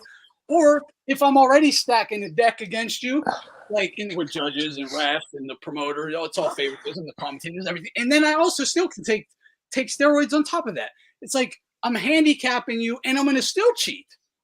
Like, dude, come on, man. Stop. Hey, how's it going, bro? Hey, what's up? I used to love basketball, bro. I don't watch basketball anymore, really. Hey, if it weren't for double standards, they wouldn't know the meaning of the concept. Yeah, it's like, I mean, how can I sit here and explain everything, like my whole thought process, and it all makes sense for a decade? Like a decade. Like every thought I have, it all goes together perfect because that's I'm just showing you how my brain works. These motherfuckers, I know their brain don't work the way they tell you it does. Like I'm saying, they will literally watch someone on TV, whoever they say they don't like or whatever, and be like, this guy's amazing in their head. But then come on here and tell you he sucks. Like, get out of here. Or they'll know someone's trash, and in their head, they're like, damn, this guy ain't as good as Floyd or whatever. But they'll come on here and tell you he's pound for pound number one. That's fucking weird, man. Bro, Floyd retired like 8 years ago. Yeah. So why do people talking about him? Why people talk about De La Hoya? No one talks about De La Hoya. Really? Except for when Coke is involved. Well, wait, hold on. I got my subscriptions to YouTube opened right now. Let's just see how many boxing channels have Oscar De La Hoya in their thumbnail or title. Bro, no one talks about De La Hoya. Oh, you know how stupid you sound, right? It's like, what do you mean? No one talks. You know damn well they do. You know fucking Tank is talking about Floyd right now. Like one of the superstars of boxing is talking about him, but I can't talk about him. Like, what the fuck is wrong with people? Yeah, that's his. And I'm using him to use him as like a historical example of like for an analogy, an analogy. Yeah, I just think that drug testing is just totally unreliable, bro. Like you got people paying Victor Conte, you got people paying Snack to be part of their camp. I mean, and you got guys like Anthony Joshua who are like so obviously on steroids, and he's a clean fighter, so it's just like the entire thing is just totally like, I don't think drug testing is legit at all when you got things like this. It's weaponized. That's the whole thing. Yeah, it's always weaponized against the B always side. been every weaponized. You time. see it with AJ, right? Every time he didn't want to fight a guy, he popped dirty. Yeah, Dylan White pops. Yeah, exactly. It's like, but then you got guys who the promotion love, like Connor Ben, and when he tests positive, it doesn't somehow it doesn't matter. They clear his name, right? But then if it's Ryan Garcia, right, they use it to make Devin Haney look better, pretty much. Like, discredit his win over him. Exactly. He fights a juiced up guy, and then they discredit his win. And I mean, really, what did the drug he took was supposedly, like I said, it was to build muscle or keep his muscle while losing weight. So the only drugs I disagree with are the focus drugs and the ones that give you more endurance. Ones that help you make weight, if they're not dangerous to your health, then I mean, I don't understand why you can't. But use like, it. and even if Ryan did take steroids or PEDs, I mean, that would just make it a fair fight, because we know Devin Haney's on all this shit with snack. You know, he's on all the juice, but he gets the ones that aren't detectable, right? So I mean, even if Ryan was on it, I mean, yeah, it just makes it a fair fight, I feel like. you know when I noticed that they weaponized drug testing, what they did to Povetkin. Hold on. Yeah, I'm sorry, Alan. That's actually a fair question. I need to know, because when he Mikey said, "How do you know?" Hold on. You're a dumbass. Hold on. I want to address this. He said, "How do you know Devin Haney's even on shit though?" And it's like, again, we kind of talked about this earlier. I don't have like, I can't bust them red-handed with proof, but like, let's be fact. No one here can prove that Ryan took anything intentionally either. Honestly, if you really want to go there, but we know that. Hold on. Let me finish. So what I'm saying though, but like, when you have someone, you know, that size, making 135, entering the ring at least 160, according to the Haneys themselves, how the fuck you cutting 25 pounds and rehydrating and performing healthy within 24 hours without help? It's impossible. Like, number one, you can't do it with 10 pounds. I don't even know how big you are, and I bet you can't cut 10 pounds today and then perform anything remotely to a normal level of yourself tomorrow. It's like, if you would just try, you would see. He's not. Plus the fact he is literally with the grand wizard of drug cheating. I know. Like it's just common sense, bro. It's just his team. I don't need proof. It's like this, right? It's common sense. Hold on, real quick. If I'm walking around with 4 gangster disciples every day, these are the dudes I hang with every day. They're well known, all online, dropping rakes, doing all kind of bonker shit, right? But then you'd be like, how do you know Anthony is like cool with gangster disciples? Gang affiliated? Yeah, exactly. Okay. Exactly. What do you Every mean? single day I'm going around, with all these gangsters. Like, how do you know he's gang affiliated? Guys, don't shoot me. I might hang with them. Do you have any hang with them, guys, but I'm not about that. I'm not about that. Like, no. So you are who you. It's just common sense, man. Like, the guy literally was convicted for running steroid programs in the Olympics, and now fighters pay him. Hold on, Victor Conte it's is literally nothing else in his entire life. Other than supplements. That's what they say. Well, supplements I heard a guy the other day. He was saying that Victor Conte, he turned it all around. He became a dietitian. Okay. Hold on. That is literally what every ex-con says, and no one ever stops committing crime. Exactly. But he's saying that everyone with Victor Conte, they own a fucking pizzeria, yes. and they don't sell drugs out of it. Everybody, even Mike. It's common sense. I mean, you have to be completely idiotic to not see that. Pizzeria owner in the world now. Angelo's Pizzeria don't mean I'm not pushing heroin still. Selling drugs out the back, man. It's a joke, man. I asked this guy Rick Glazer the other day. I asked him what he thinks. He's like, "Oh yeah, they're just paying him for supplements. They're just paying him for workouts and strength and conditioning." Why? Like, the fuck are you talking? What does he know that Google can't tell you about? Exactly, I know. Like, that's what same goes with that. Thousands of dollars for creatine. Yeah, why would stupid. You pay hundreds of thousands of dollars for creatine? Anyone who says that, either you're just stupid or you're lying. Like, they're not stupid. They know we make exactly. I know they're fucking lying, or they're just being dishonest, or exactly. Again, man, it comes from some weird internal place with some of these people. they personalize this shit. Like if they admit Haney's a drug cheat, it somehow makes them feel less about themselves. It makes the whole sport. It calls the whole sport into question. Yeah, it's so fucking weird to me. But I know that's how it happens. I know it. I've seen it. They had an interview with Devin Haney, I think it was a couple of years ago, and they were asking about Snack. And this guy, when he went into Snack, right, kind of detailing what they do, he could barely tell them anything about what happens there. He's like, oh, well, they have a good yeah, I know. Because he knows. This is what they do. Here's your 3 valves. Put this one once a day, this one twice a day. Have fun. I think what they do really is they tell you how to beat the test. I don't know if Conte supplies the stuff. Maybe he does something where it's like far from him that part. Yeah, but he definitely helps you get around it. But he's I'm pretty sure he knows. I'm pretty sure he knows the chemistry where how to make the drugs where they can't be detectable. That's what isn't he? Yes, that is what you pay him for. And it's been documented that he's had too close of a relationship with VADA and the founder of VADA. They basically created VADA, didn't he? Yeah, I want to talk. It's all a joke. I mean, you have to be stupid not to see it. To the Haney fans, check out this Recognize the Matrix, and he gives you the fucking place where you can go read it and everything. He goes, Haney is definitely on PEDs, legal or illegal. According to Victor Conte, there's legal PEDs just as effective as the ones on the banned list. That is what Conte said on Rogan's podcast. You can go watch the episode. It's on YouTube. Yeah, because technically they're not banned. It's a completely different substance, so technically it's not on the banned list. Exactly. So technically, one molecule is no longer on the banned list. Exactly. It does the exact same thing. Like research chemicals for like benzos and shit. You can get like Xanax or whatever.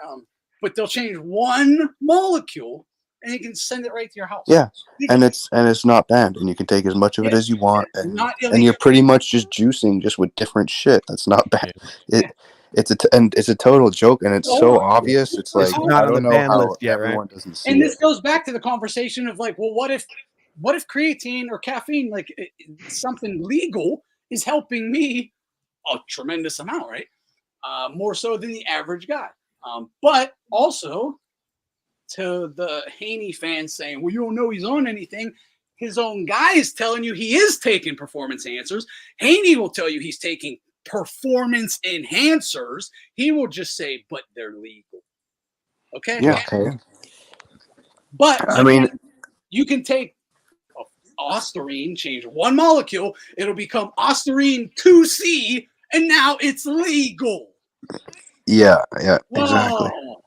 What if Haney was the one that came in 3 pounds overweight and tested positive? Oh my god, this is retarded, man.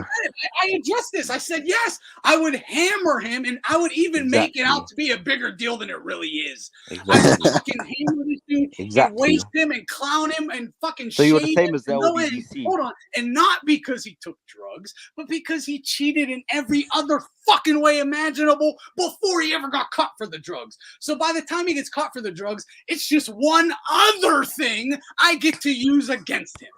Yeah. All this fake outrage, man. I don't lie. I'm not gonna lie like some of you motherfuckers would be like, oh, I can't ever admit the truth. Oh, no, I'll tell you exactly what it is. Fuck a cheater.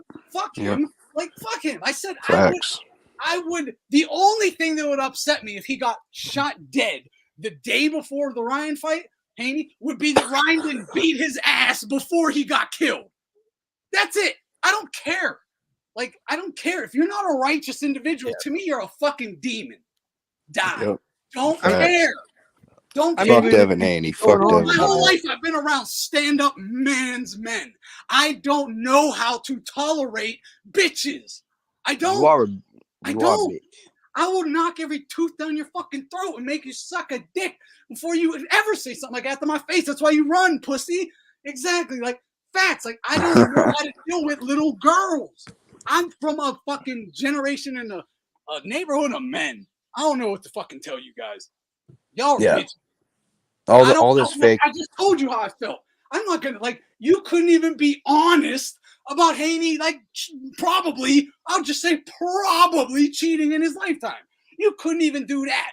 I just said, they're all on it, whatever. I don't care. Like, you thought, like, This month again. This is the second time he asked me that same question.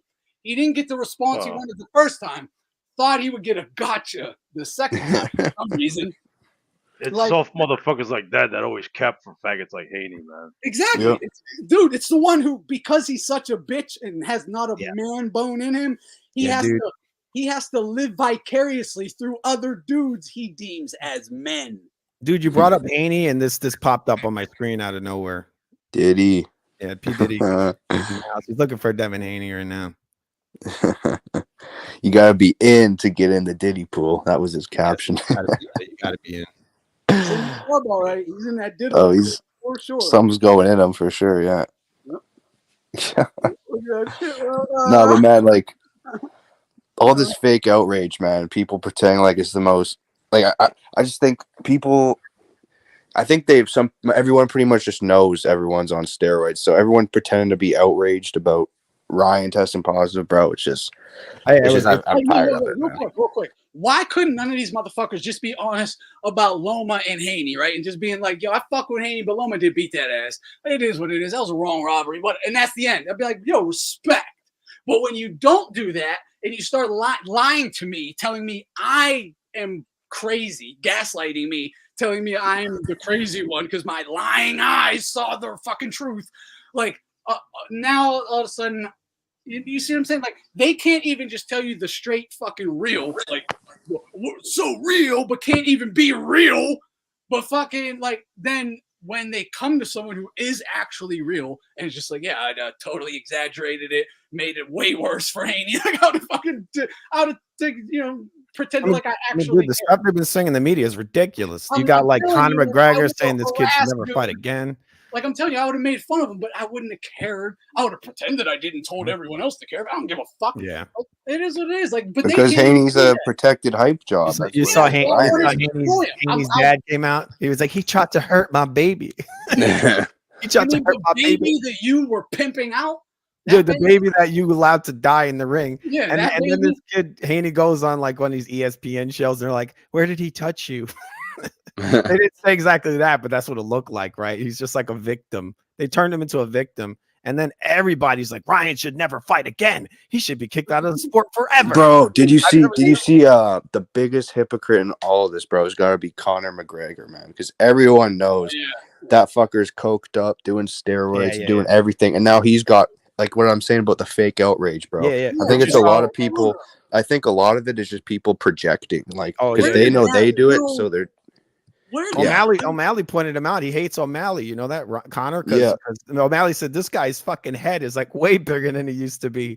Yeah. And so when Connor was on his hate parade with Ryan, he was calling out O'Malley also. He's like, oh, he was on that same stuff. Yeah. Well, I ever rooted for Floyd to fucking verse Connor. I can't stand that fool, man. But where does he get the gall to fucking point fingers for steroid use at anybody? It's projection, man. It's projection. Poster child right now. Him and AJ.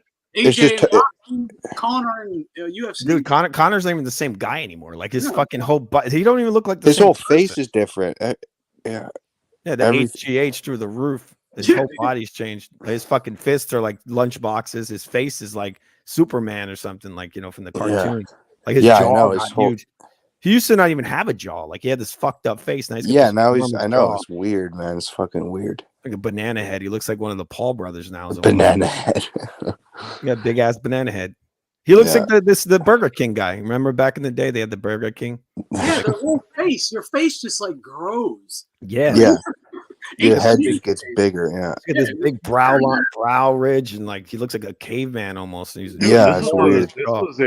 This was a legendary performance for Ryan, man. He beat 3 opponents on one night. Yeah. He beat the ref and the commission. And P. Diddy. He beat P. Diddy right before that. Like he said, he beat the Haneys, the ref, and the Illuminati. Yeah. And like I said, he means the Illuminati. He's talking about the money guys above him that funded the fight, but we're betting, hoping Haney won and giving him all the. Did you see the T-shirts his entourage was wearing when he came into that press conference on the Pale Horse? Yeah, they were wearing T-shirts, all of his whole entourage that had Puff Daddy and Devin Haney on it. No, you know that? And then right before the fight, guess who was on human trafficking charges? Oh, yeah. Daddy.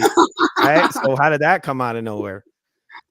I think that kid. There's something happened. Maybe he's an informant or something. He told him, and then he's like, "I'm taking them all out."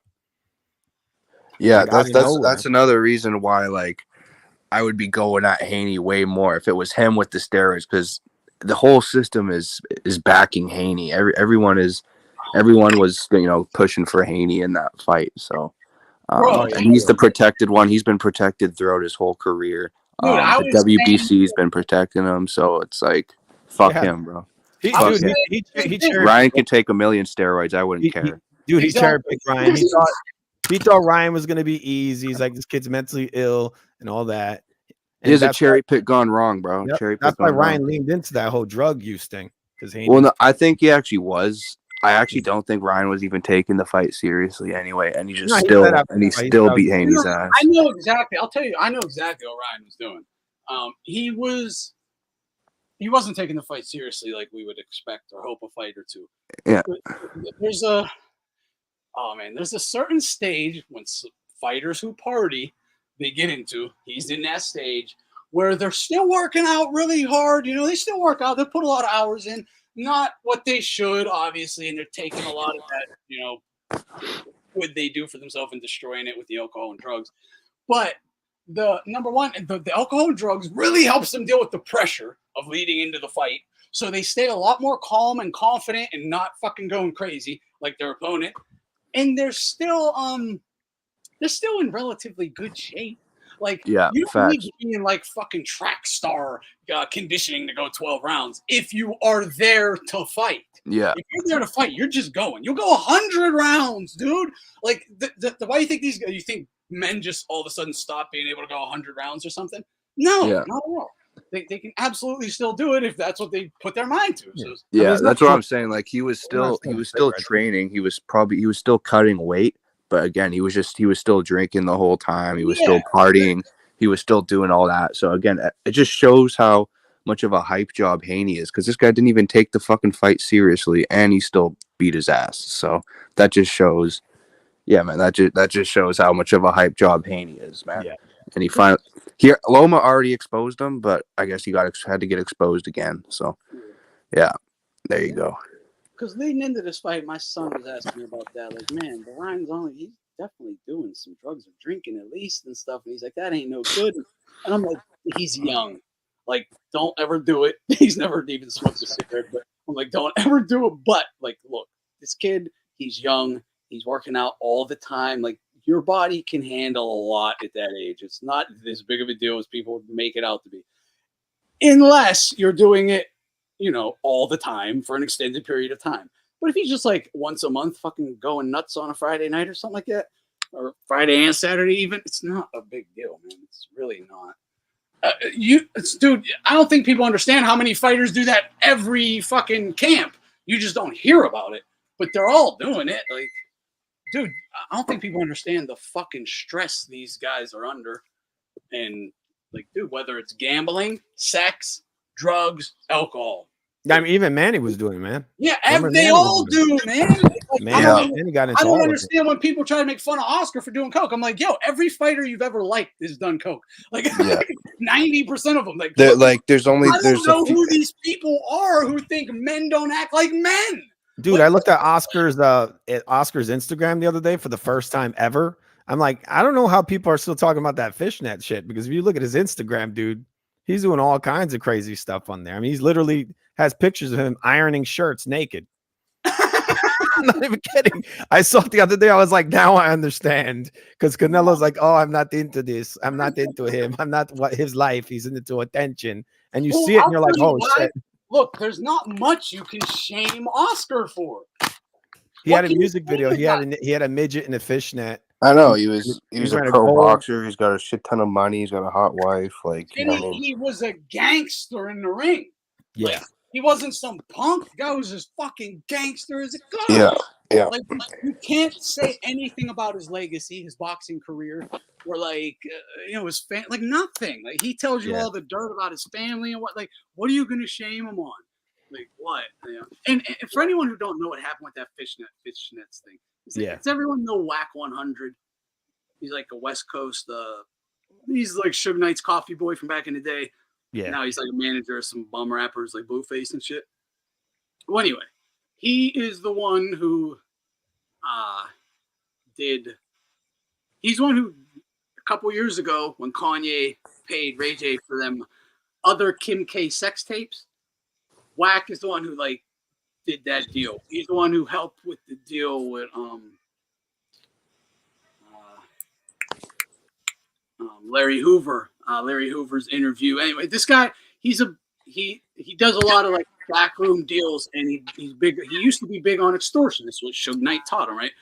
They would drug people up or beat them up or do whatever, violate them and film it, and then say, you got to now sign this or give us money or whatever. We're going to release it. Yeah. Well, when Suge goes to prison, Wack's on the streets.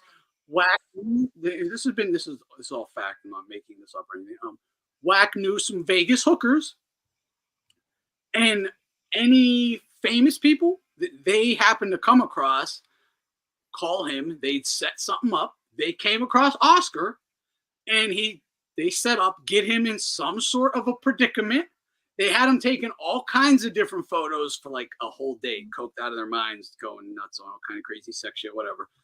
And dude, like you see him, obviously I would never do it, but I'm not gonna like be like the guy is just a nothing dead man to me or something like who cares? Like, do you know how many corny fucking weirdo white dudes I saw do nut shit in like their 20s and stuff?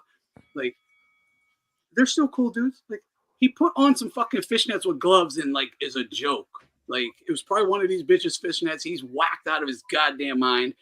And they took the photo to blackmail him, and he said, "Fuck you! I'm not paying. I don't care." It's just a fishnet, man. It's just a fucking.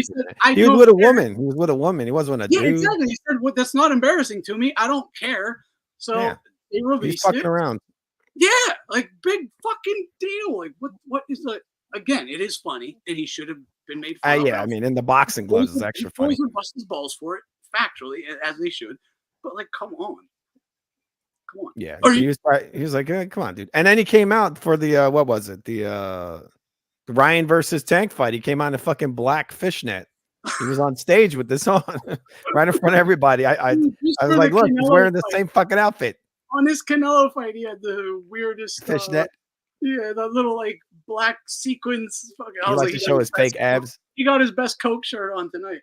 Yeah. I mean, I remember Mexican dudes back in the day would wear shit like that. They wear like the. You remember they had the jerseys, like they were like football attire, and then we had like holes in it, and they wear like nothing underneath it. It was like basically like almost like I was gonna say they still do just like metrosexual, whatever. They like club look, like they go. Well, there's a band back in the early 2000s called Orgy, and that was like the look. People would wear like basically like fishnets with a shirt over it, so it would be like your fishnet arm, like long sleeve fishnet shirt.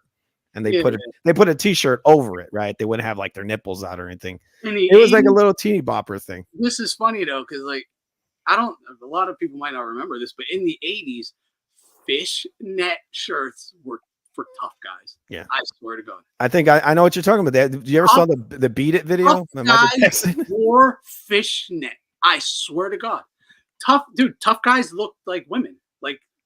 Just like now, like look, all the tough black guys, right? They all look like trannies, like little homosexuals, right? All the tough guys of the 80s, they're like Poison or Motley Crue, but they all look like little fucking tranny bitches too. Yeah, like, they literally did. Like they did. Yeah, you look at Guns N' Roses. They would kill you. They would bash your head in with a Jack Daniels bottle and stab you in the neck with them. They got the switchblade. Yeah, they'll kill you. They were tough. That was big. I used to like have to walk down the street when I was like a little kid. I'd be like 8 and I'd see him and I'd be like, oh shit. The fucked up Prince video. I'd be like, oh shit. These fucking guys, they're smoking their marijuana joint, and their fucking tore up jeans and fishnet shirts are gonna fucking kill me. I swear to God. They were tough as fucking nails. Yeah. It's just funny to think. I mean, the thing is that this is like predates like gangster rap. So they were listening to fucking Prince and robbing people. Yeah, absolutely. They're listening to Purple Rain while they're stabbing somebody. Fucking A, bro. I was like with the Michael Jackson video. Remember? Who's Red that? Corvette? Just You imagine that you get killed by background, Michael Jackson? fucking loading up their Uzis. Don't get it twisted. And they were wearing blouses with fucking AKs strapped over their backs. Like, don't ever get it twisted. Standard, the look thing. I mean, and not Oscar kept it alive, man. London guys were like just like the rappers now, like super fucking skinny, like super skinny, like heroin addict skinny, and wearing fishnet shirts. I had a blue Muscle Man fishnet shirt. It was like a Muscle Man shit. I got it for my birthday. I actually have birthday pictures wearing it. It was a little kid. I was maybe like 10. But yeah, blue fishnet. It was this shit. It was this shit. This predates the the 40 drinking gangster, who got all fat. This was the heroin, the cocaine gangster. Smoking cocaine cigarettes gangster. Before the weed and 40s gangster, when everyone got fat and had to start wearing bigger clothes. it's all cokehead gangsters. Coke and heroin. That's probably what it was. It's funny. Possibly. I don't know. They did look strung out. You usually would see it. Yeah, dude. Same with that little gay earring that dangles from your ear, like back in the day. And now the rappers are dangling shit from their ears, like little. That was the thing. Yeah, they used to wear like a little crucifix. I was trying to explain this to my son. That's why I brought it up. I was like, dude, these guys are just dressing like Motley Crue. Like they're just fucking Motley Crue. Pretty much, yeah. And they were tough guys. That's what was considered tough back then because they were against the grain. They were wearing like. It was almost in a lot of ways. It was kind of, it was kind of demonic, but they were beating ass. Yeah, you know what I mean. When they got against the grain, it was the satanic panic, and so they took it to the next level. They are the ones with the excess. That's why you hear the rappers now. They're like, "I'm a rock star." You're a fucking rock. Why are you a rock star? I thought you were a rapper. Rock star. You're a rapper. You're not a rock star. You want to be a rock star? In that case, pick up a fucking guitar or something. I mean, come on. A rock star. You never hear a fucking rock band say I'm a rap star. It's never gonna happen. Yeah, bro. I had a mullet too. I had a mullet. I had a fucking jean jacket with a Metallica patch on the back. I was in like 4th grade. Tough as shit. I was on demon time from grade school, bro. No, I'm just saying. And it wasn't me. That was like just boys. Every little boy. That was little boys. Like boys were boys. Yeah. I don't know. Boys ain't boys anymore. Boys are fucking girls. I mean, the long hair was also considered like badass as well. Yeah, like, what I'm saying. All the men had short hair, so the rocker dudes have the long hair. They're like, fuck that. I got long hair now. I'm just gonna do everything the opposite. Right. So this kind of thing, except they did the lady thing, but they They slept around a lot with a lot of ladies. Yeah, I mean, dude, look at like Young Thug or King Von. I'm sorry, they look sweet as shit. They'll kill your whole family. Like they look sweet as shit.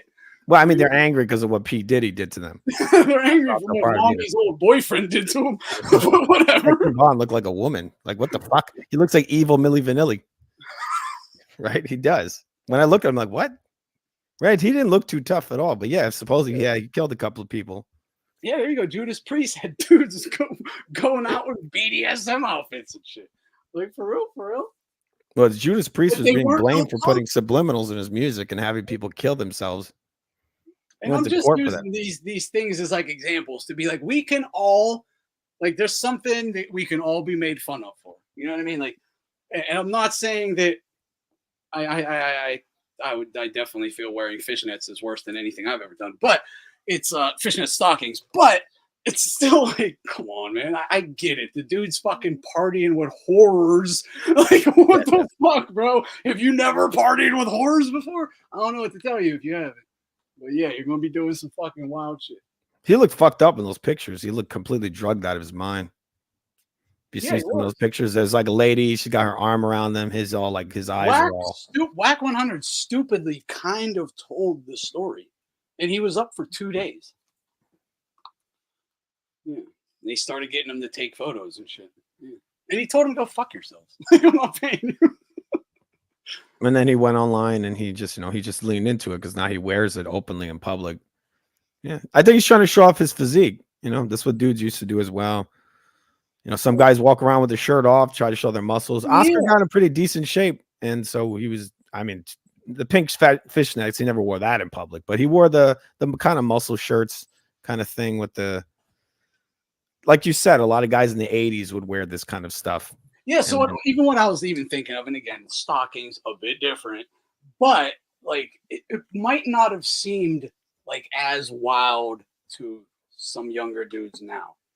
Yeah, like to him, because I guarantee you, he literally grew up wearing fishnet shit. Like I did. I mean, look at the 80s, man. The 80s was filled with stuff like that. Like if you go look at 80s culture, it was just filled with this kind of stuff. If you watch MTV, I mean, come on. Whoa, it's filled with it right now.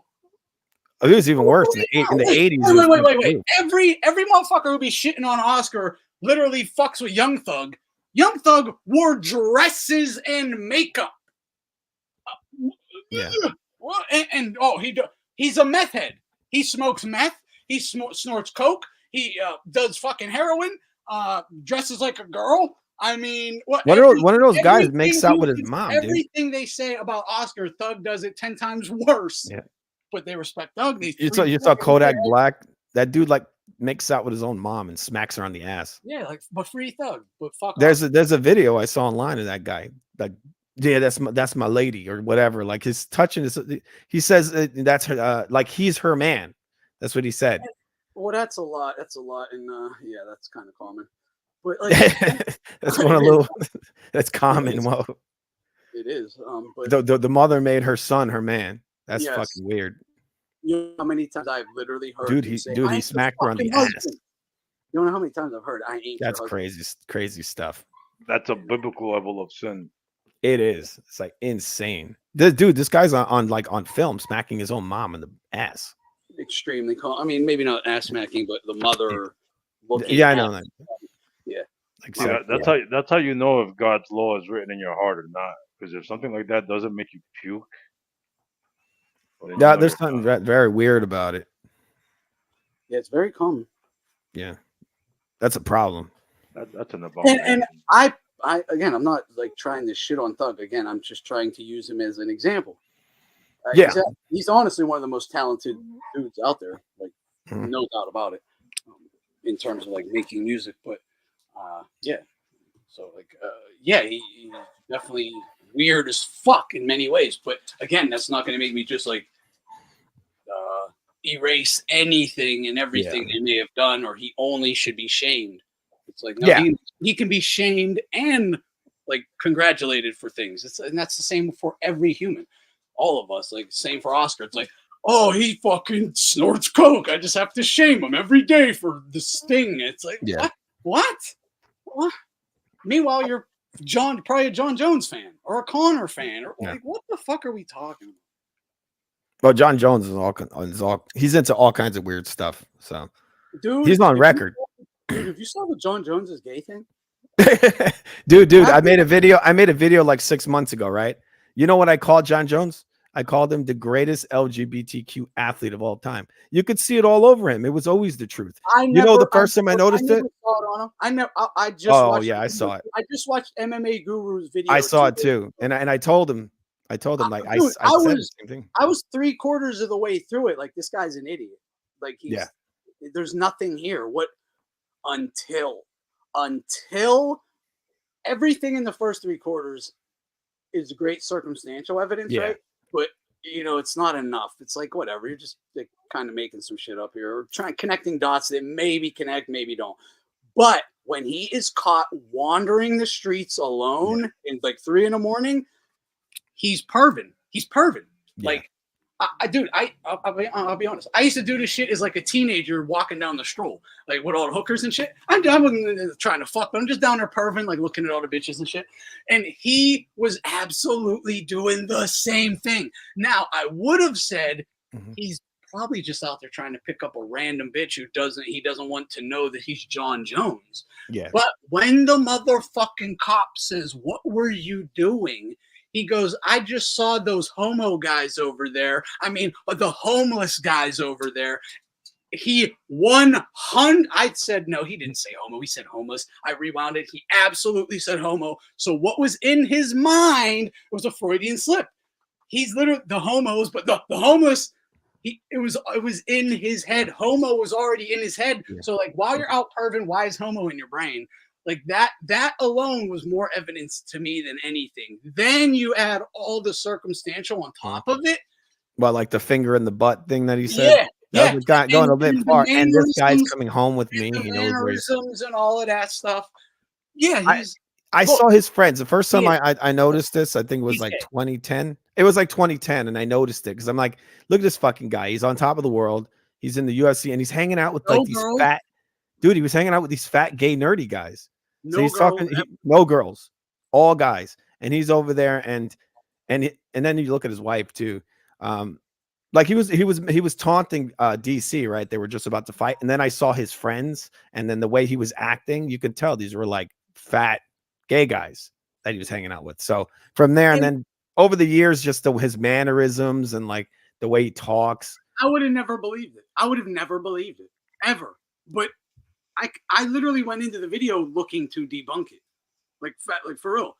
And I was debunking it up until a certain point. I was like, I can't anymore. I mean, he was saying some fucking crazy over the top gay stuff. Like he was like almost hitting on the stand-up comedian. He was hitting on him. He was like hitting on him. And then at one point he said something about the guy that was next to him. He says he knows where he's going home to or something like that. It don't matter. He knows where he's going tonight. And the comedian was kind of leading him, and he wasn't like, like not agreeing with him or getting offended by what he was saying.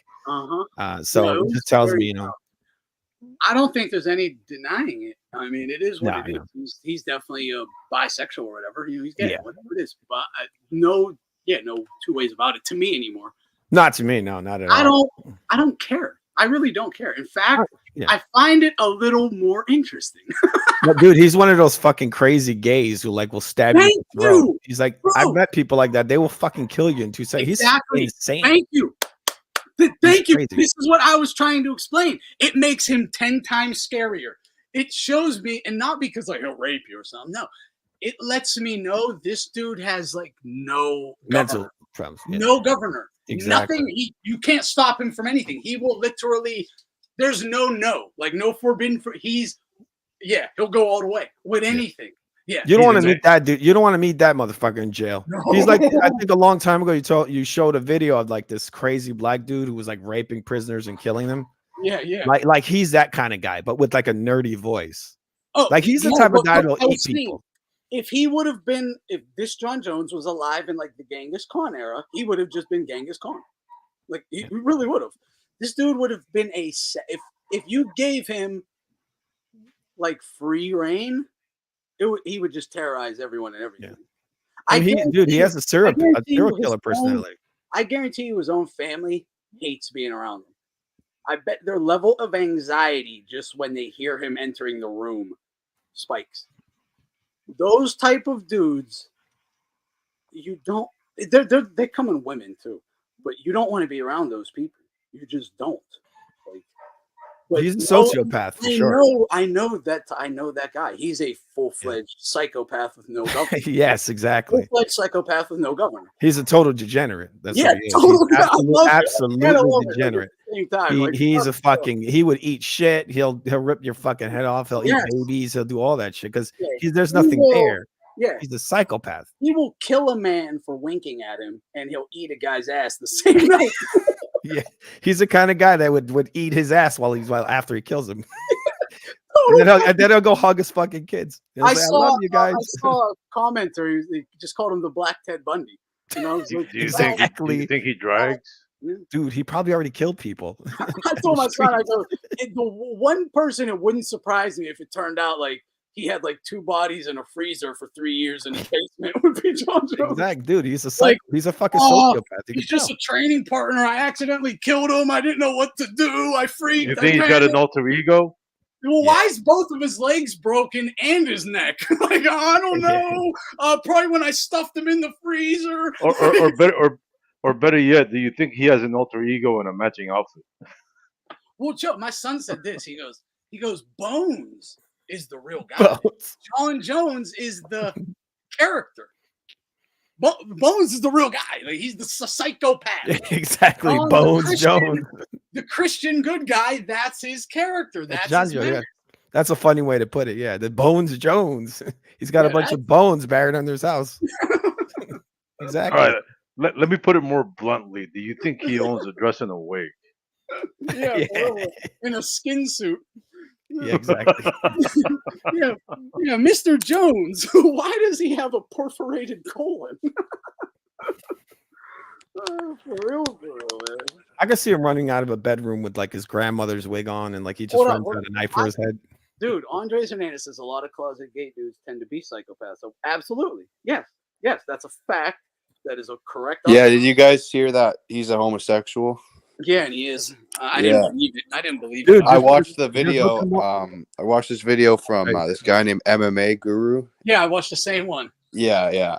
Halfway through, more than halfway, I was still like, all right, this is all connecting dots that might not connect. But then I was like, nope, it's over. Whenever he was perving downtown and the cops caught him perving, and he's like, oh, I just saw them homeless guys. Homeless guy. Yeah. I was like, oh, you were out looking for dick. Like, fat. Yeah. You were out perving for gay dudes. Like, drunk out looking for dick. Yeah. Exactly. And also the thing about he was at some like comedy show. Yeah. And he was talking about like sticking his finger up guys' butts and like saying how he was with some dude who he was going to fight. Bro. I think and all this rage and all the rage and all the demons you hear him talk about, it's probably the gay shit. Gay urges. About this real quick.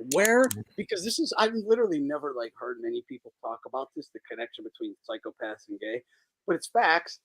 Why do you think it is? Where do psychopaths and sociopaths come from? Childhood trauma, right? Yeah. You can obviously be born with more predispositions to psychopathy, but the vast majority of it is conditioning. It is from trauma. Yeah. So facts. That's facts. Of course, they've done. Sorry, I don't mean to interrupt. But where's gay come from? Trauma. It's trauma. It is what it is. Maybe again, biology was my major. I get it. There are, in the womb when babies are being developed, we are all unisex, and we turn one way or the other. And sometimes it can be like a bit of a retardation where it doesn't form one way all the other, and whatever. Yeah. There are that very little minority that happens, but generally speaking, I call it being vampired. The kids are vampired, like some older dude or whatever, gay abuse. Yeah, they groom them. Turns them. It's vampiring to me. Yeah. And yes, now they become psychopaths as well. Yeah, there might be like some of a genetic factor to it, but a lot of it is from trauma. They've done surveys. I think it's like 90-something% of homosexuals, had like severe childhood trauma. Anyone I'm still hanging out with her last week, but this chick I know, that's who she hung around with, all gay chicks and gay dudes. Like that's what she knows, her circle. But she lived a couple blocks from me. I went to school with her, so it was cool or whatever. But when I'd be over there like hanging out, she lived like a block away. She moved now, but she's like a block away. But I'd be over there, and anytime like I got like to have like a good conversation with one of them, I asked every single one of them. Not one ever said they weren't molested. Every boy, right, said they were abused as kids. Yeah, every single one. That's what it's from. Yeah. And so it got to the point where I was waiting for one to just say no, and I was going to say you're lying. Like you just haven't been. You're just not able to admit it yet, but you're lying. And then a lot of the time they're the ones that then commit like molest other kids. Have you seen this? I was just gonna say. I was literally about to fucking say. Have you seen the Sam Hyde video? It's like flip a coin, and if it's heads, exactly. Bro, that's so funny. I was about to fucking say that. That is funny. We absolutely know who the molesters are. We know. They tell you. They put a flag on their car.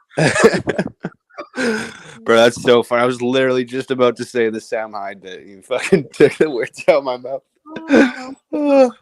Yeah, I found that on accident one day, and I was like, this might be the greatest thing I've ever seen. Same. I found Sam Hyde. I was just going through his bits. I'm like, this guy is fucking funny. And I watched the gay stand-up thing. The whole crowd was just like so pissed. Well, everyone was just booing him. And it was totally serious. Like it wasn't even a comedy bit. He was totally fucking serious. Just reading you the stats to prove it. Yeah. Like you can't argue. It's factually true. Yeah, it's like gay people are like 1% to 3% of the population, and it's something like I forget the percentage, but like 80-90% of the perpetrators are male, and they're like, and like 90% of them are gay. Like, so like, yeah, if you work out the numbers, yeah, it's literally 50% of gay people are, or if you meet a gay person, there's a 50% chance that they are a child molester. It's convicted, and that's convicted. So obviously, you know the ones that didn't get caught are the ones that have the tendencies, and so it's just crazy, man. Yeah, but that is funny. That bit kind of proved to me that the homosexuality is pretty much like it's a moral problem. There's a moral issue. Yeah, exactly. It's spiritual in a way. Spiritual, mental, moral, all of it. It's yeah. all of it. Yeah. It all comes. Look, we all know this, man. The whole. What do you think we have such a problem? Why do you think people have such a problem with the LGBT community? It's not because they're adults fucking each other. No one cares. I don't think anyone cares. It's because we know it doesn't stop there. Yeah, exactly. Why are people gay? Because they were, shown or whatever. Well, it's because of bad things that happened to them. Yeah, exactly. So now their brain is all fucked up. It's not a natural it's not a natural tendency to have. Like we see these ads and in movies, and they kind of pretend like, oh, they just want to be married, monogamous, couples, just like straight couples. They just want to get married and do it. But it's like, no, man. A lot of them, they have find me dozens of sexual partners. Find me any parent of a son, who's 1 year old, just born, even 1 year old, just born, whatever, and they're like, it would not matter to me, and they truly believe this, that it would not matter if he grows up to suck dick or eat pussy. Would not matter to him either way. Like, no one I won't ever believe that someone could actually say that and believe it. Yeah, no. I don't, unless you are a parent saying you don't see a problem with it because in your mind you really don't, because you want it to be yours or whatever. Right. You're a fucking vampire, this little motherfucker. Like, nah, man. It's sickness. It's fucking evil, man. It is. I know. And again, they make it out like they just want to. They have like dozens of sexual partners. Like, again, they have all these tendencies. Like, they pretend in the media, again, like they just want to be some happy married couple and just do. It's like, and the fact that we allow them to have kids, and the fact that we allow them to adopt and have surrogate mothers, it's sick, bro. I think in a lot of ways, with the heterosexual population is a lot like they basically become the gay population. They're very similar. This is why the divorce rate is through the roof. It's because most people don't even want to have families anymore. They just want to fuck everything and exactly. And so really, it's not. People call it gay. That's not a real thing. It's actually just simply called perversion. Yeah, the act it's just sodomy. No, it's just sodomy. That's what it is. Sodomy. But sodomy can be done by both gay. Yeah. But the identity, to me, the identity is fake. It's a false identity. You're supposed to be with a woman. That's just the way you're built. Exactly. You have sperm, and what is that for? That's to create a child. It's the natural order. It's just how things are. So it's perversion. It's you living in your own image, and so. It's just now they're normalizing it. And I don't hate gay people at all. I just think you're twisted. You are. Don't try to put that on kids and say fucking little kids are gay now. Exactly. Like, oh, it's a gay child. It's like, what the fuck? Well, I hate them when they start pushing shit like that. How the government does that. What does they say? Like gay children. That's when you do want to hurt them. Exactly. And I've been through the school system, bro. Like, and they do push that shit on you from a young age. Oh yeah. They expose you to all these things. It's the transgenderism, normalization. It's completely against religion as well. Look, you're gonna say that these Christians, you can't teach religion in school, but you can teach this. Well, check and I wonder who's pushing that. I wonder who's behind all that stuff. I didn't want to get too religious on this, but how we were talking about, like, it's like a perversion, which is basically just flip norms on their head, right? Yeah. What is the symbolism of the goat? Satan, the goat. It's all about, like, he's a hermaphrodite. It's all the norms. Exactly. The Baphomet, the symbol of evil, is telling you it is evil to flip norms on their head. And Exactly. people flipping norms on their head and you call them out on it, you are told you're evil. Yeah, you are it's inversion. It's inversion, and that's what they call the sign. That's like the mark of the beast, basically. Yeah, it's inversion. And look, I'll say this. I probably shouldn't say this online, but I will. These people, I don't care. I don't care. Take my channel. I don't care. I'm never not speaking my fucking mind anymore. I feel all these problems in the world could literally end if men would just be men and stop being shamed into silence or whatever. Just start calling shit out. Yep. Shame motherfuckers into being righteous rather than shaming people into being weirdos, right? Mm-hmm. Well, the idea now is to remove all shame. They don't want shame. That's why if you call a woman a whore or someone only a whore, one kind of shame, only the shame they like, right? Yes, it's inverted. It's inversion. Christian or straight or white or whatever normal thing. Well, it's like you said, it's the inversion, right? So right is wrong and wrong is right.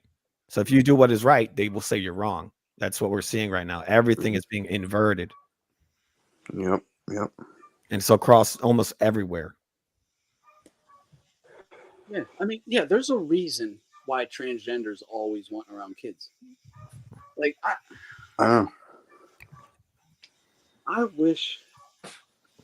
And it's allowed, and it's like completely accepted in the media and Hollywood and in academia, everywhere. It's widely accepted in these institutions. Like, there's no parents or school boards or school children or like teachers, no majority or even close to 30% saying we need these weirdo tranny freak men to come in and be all sexualized around our little kids. Yeah. There's none of that happening.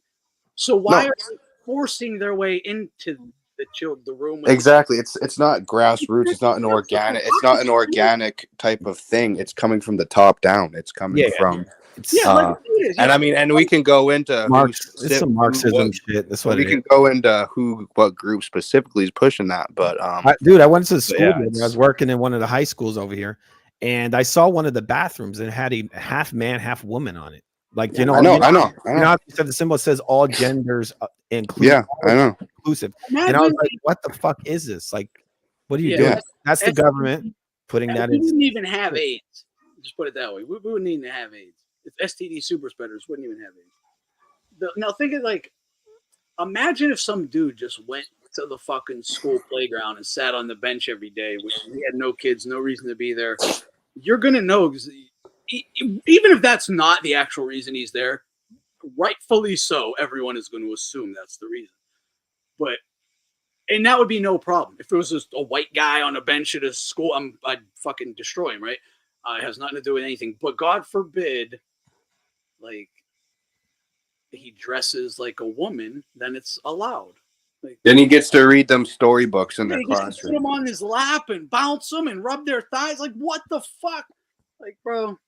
Again, it's not organic. It's not coming from the parents or the kids. It's not like people actually want this. It's getting forced upon us by the top. And at the end of the day, it's as you can call them, cultural Marxists or something. But it's the damage to the family. We can call them that. But yeah, there's a specific group pushing all this shit. So I mean, it's Marxism. That's what it's leaning towards, a communistic, Marxist, fascist government. Everyone knows I harp on dudes like Joe Rogan and shit, right? And this is the reason why.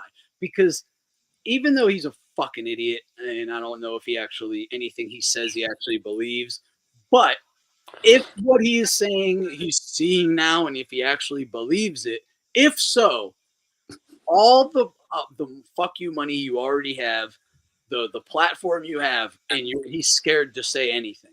Like, really anything. Like, let's be real. He's as vanilla as Fox News. Like, he's actually more vanilla than Fox News because Fox doesn't even pretend to be down the middle. You know, he still pretends to be down the middle, but I just see the right doing some good things. Just suck a dick, you little fucking fruit bowl. But are you talking about Joe Rogan? All these dudes, like, look, I saw Sam Hyde talk about this. We were talking about Sam Hyde. I saw Sam Hyde fucking clown like Jocko and Tim Kennedy. Like, you're supposed to be these super soldiers, but you come back here and sell supplements rather than fight for righteousness. Like, you're fucking scum. You ain't nothing to be worshipped or looked up to or praised, or you're not a hero. You're a bully. You went to a fucking desert scum poor village and bullied locals. Yeah, and shot a bunch of fucking Muslims with your Yeah. Poor farmers, and then come back here talking about you're a fucking gangster war hero. And shit. and then selling all this self-help balls to criticize the LGBT community. You don't have the balls to stand up for children or the border or anything. Suck dicks, bro. Yeah. Fuck all these people, man. It's like that's what I'm saying. Like all of it would stop. It would all stop within 2023 if all these men would be men. It'd be done. But they want to keep their sponsorships and they want to be able to be pushed in the mainstream. Dumbasses, $8 a fucking powder for $500. Keep sending them your paychecks. Yeah.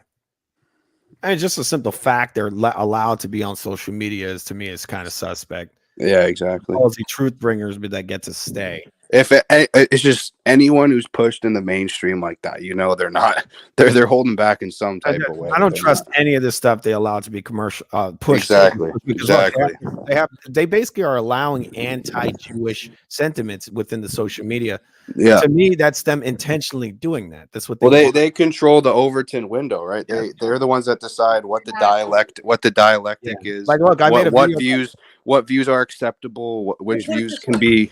I made videos about these influencers on YouTube. They kill them instantly. They don't say a single word about Israel. They won't say a single word about none of that, bro. Like, yeah, but when the anger and like fury with certain people starts to bubble, and this goes for any group of people, they will allow some of it to get more towards the mainstream because you have to, or else other people are then going to say, "Oh, look, they are blocking everything. If we can't just speak anymore."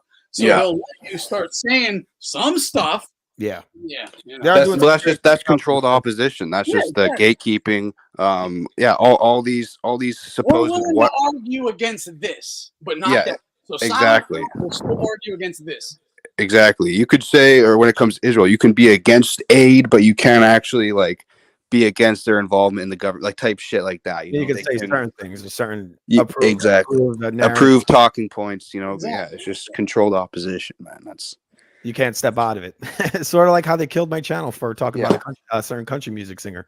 I didn't say he was racist, and I didn't say he was a good guy. I said something else, that he was maybe part of a 3-letter agency, and they were like, "Man, you're done. Who, bro? You don't get to say that." Who's that? A certain guy. I'm not gonna say it. You shouldn't say it. Yeah, that guy. Try that in the small town. Oh yeah. They killed every single one of the channels I created. Oh really? All of them at the same time. Fuck! You'll have to tell me about that because I haven't heard about that. I know. They did it within seconds. They killed everything. They're like, nope, you can't say that, man. There's 2 narratives. That's it. So look, if you say that Trump seems to be a bit, to me, a little suspect. If I said no, he's not on either side. He's actually for this side. The narrative that they're not saying. Boom, they got right there. Well, that's what I'm saying. They control what ideas are acceptable and what you can argue. And then if you go outside like the Overton window, they don't accept. And that's why you got like these right-wing influencers. I mean, they're just totally controlled. Exactly. Like Steven Crowder, Steven Crowder, Ben Shapiro. Jinxed it, exactly. Even what's his name? The big one, the one who supposedly got fired from Fox. What's his name? Tucker Carlson. Tucker Carlson. Yes, there's a big one. He's been okay, but he's not as bad as Crowder. But he's definitely. Tucker Carlson's dad was in the CIA. His dad literally controlled like CIA media type shit, like Voice of America. His dad. They're leading people.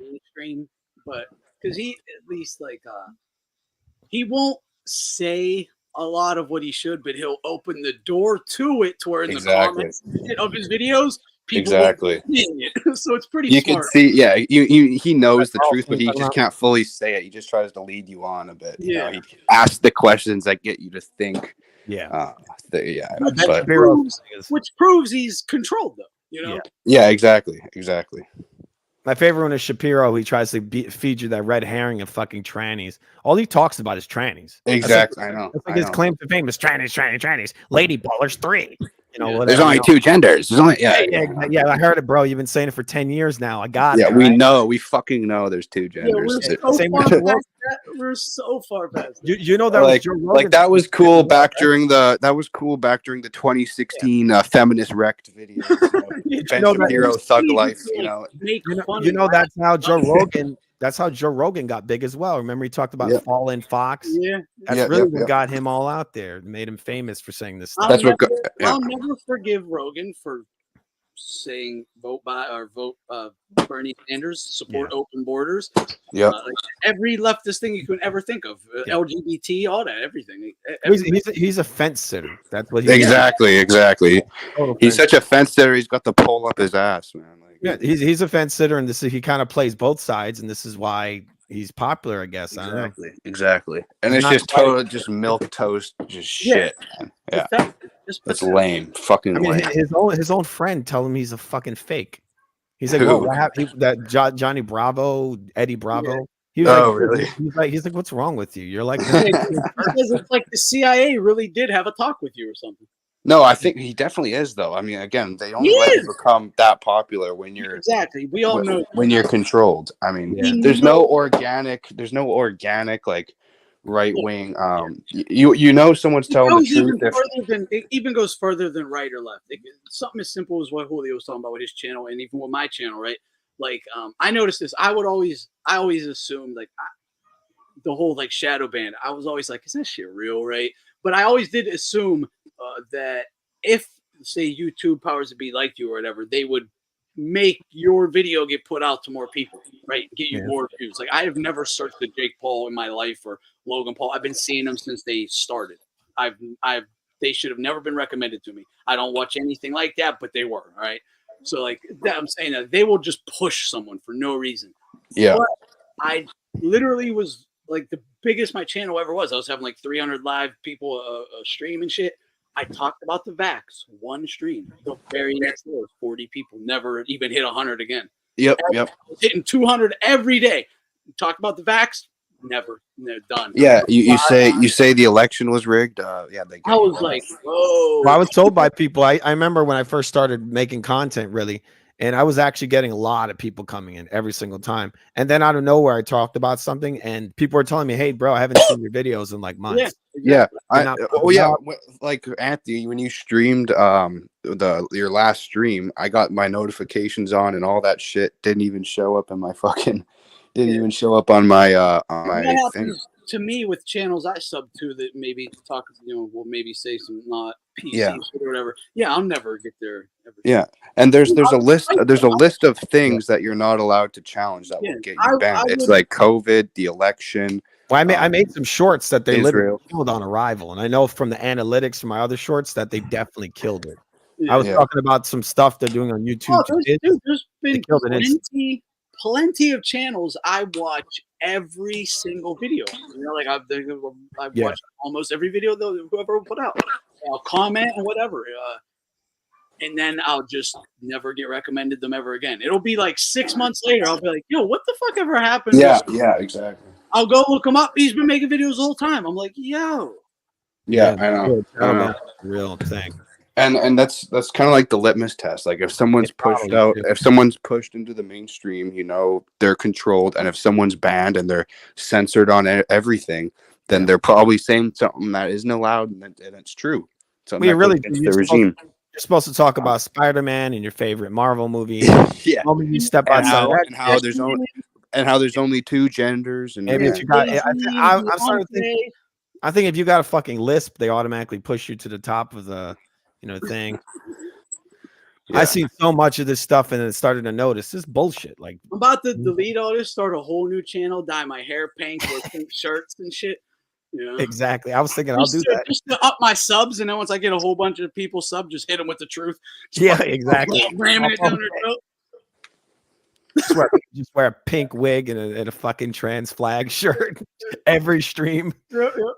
But you talk about, I don't know, you talk about fucking making cupcakes or something, and then I bet you like millions of fucking hits, and then you say like out of nowhere, you say it's all bullshit, and it's like boom, you got like one view. Yeah. So yeah, you know you're doing something right when they're banning, or you're touching on something they don't want you to. And well, I've seen it.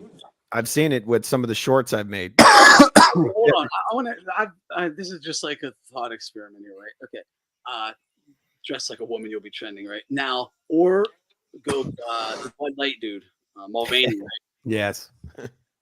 If you could go get, say, $4 million before taxes, you got to pay your taxes on it. Still have good $2 million. You can get $4 million. You got to go do a commercial dressed as a woman and promote a brand that you are now LGBT. Would you do it? No, you could. The point is, as soon as that you got to do it for 3 month tour of promotion. As soon as the 3 months is over, there's nothing saying you can't expose it. Say who put it up, paid, why, what they said behind the scenes, whatever. But would you do it? I would want to, but I couldn't bring myself to actually do it. No, I couldn't. I would love for someone else to do it.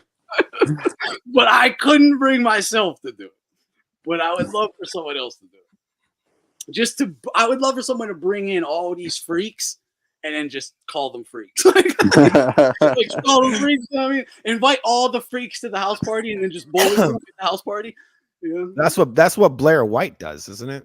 That's kind of his shtick, where he's sort of like, oh, I'm a conservative, but I'm fucking conservative tranny, that kind of thing.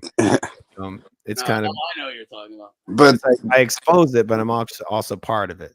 Yeah, and that's how like pathetic, like on the Bud Light thing. That's kind of how pathetic the fucking right wing is. Like the number one issue that they hammer on is a tranny on a fucking beer ad. Like that, they can't even go, and they can't even go as far as to say like it's wrong or we're again, like it's actually like wrong that people are doing it in the first place. Like, oh well, it's on our beer now. You crossed the line. It's on. Like that's just how fucking pathetic the fucking right wing is. One further that shows how this is why I hate conservatives. I hate conservatives more than anyone else because they're so fucking weak. Yeah. They praised Kid Rock for shooting a beer can. Then he went with the guy who hired the freaks who put Mulvaney on the can and said, he's a great guy. He's drinking Bud Light again. Yeah, I know. But Kid Rock and all the fucking hillbilly white trash scumbag fucks who sucked plenty of black dick in their lives are fucking righteous conservatives. Like, get the fuck out. That's the thing about how they control. Right over in Detroit 30 years ago. What the fuck are you talking about? But that's the thing, how they control like the entire dialect when it comes to these issues, right? Like you could be against them being on the beer ad. You can say, oh, we can't give hormones and we can't give testosterone to children. But when you're over 18, it's completely fine. Like, you know what I mean? Exactly. It's like they're controlled. It's not. If you want to do it, like, I'm not going to stop. I actually would try to stop you. I'm not going to. It's being out of your hand, but I'm definitely going to like talk to you, try and stop it.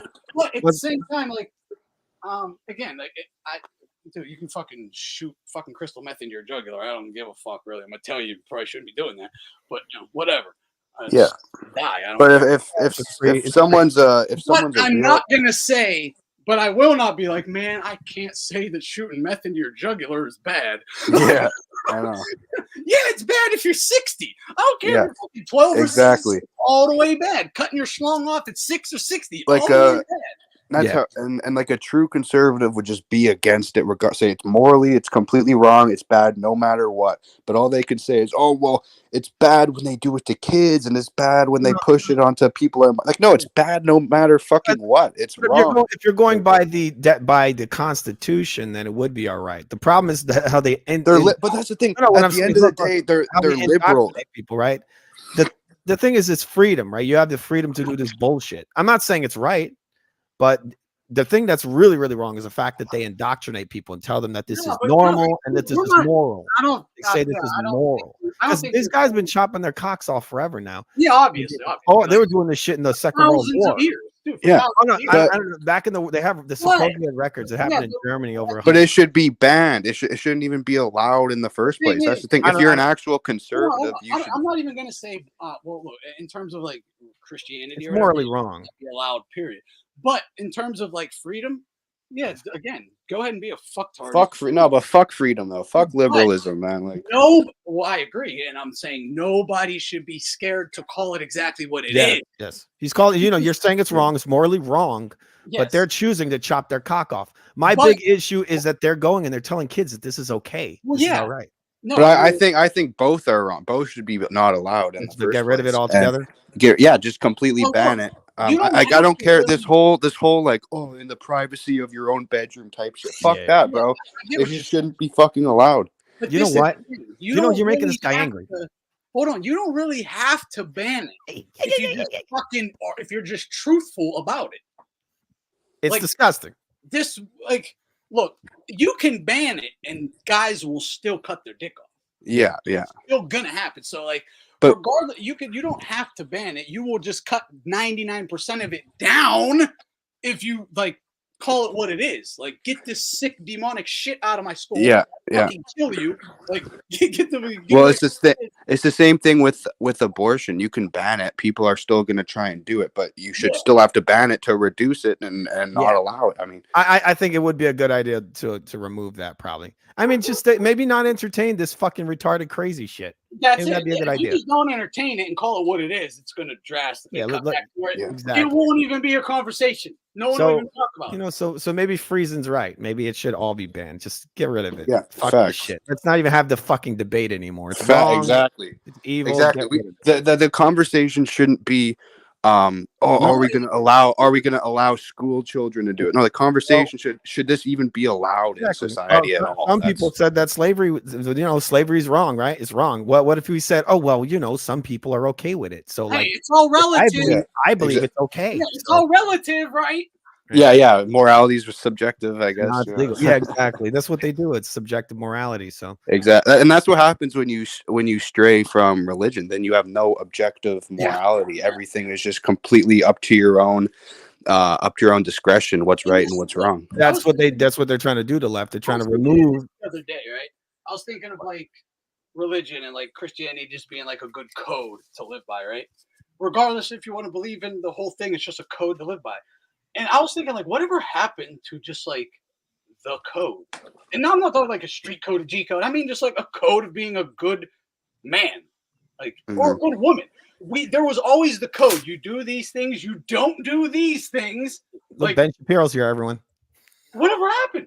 Dude, I remember being 12 years old. I already had this man code in my head. I already knew every law, every rule, law. And, don't have it no more. But again, that's what happens when you move away from religion. The whole society becomes atheist. I mean, that's the consequence of that. I mean, it used to be a Christian country, and we had these morals, and everyone understood them. But again, when no one believes in, when everyone strays, that's what happens. There's no morality. There's no objective morality. Everything is just live and let live. You do this, we'll do whatever makes you feel good. Just total hedonism.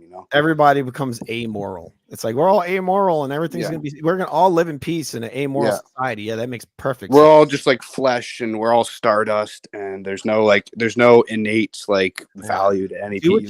Just do what you enjoy. Just do what you like. Yeah, it's just total hedonism. Just do what maximize pleasure, minimize pain, and that's kind of is that really all life is? Is it just man?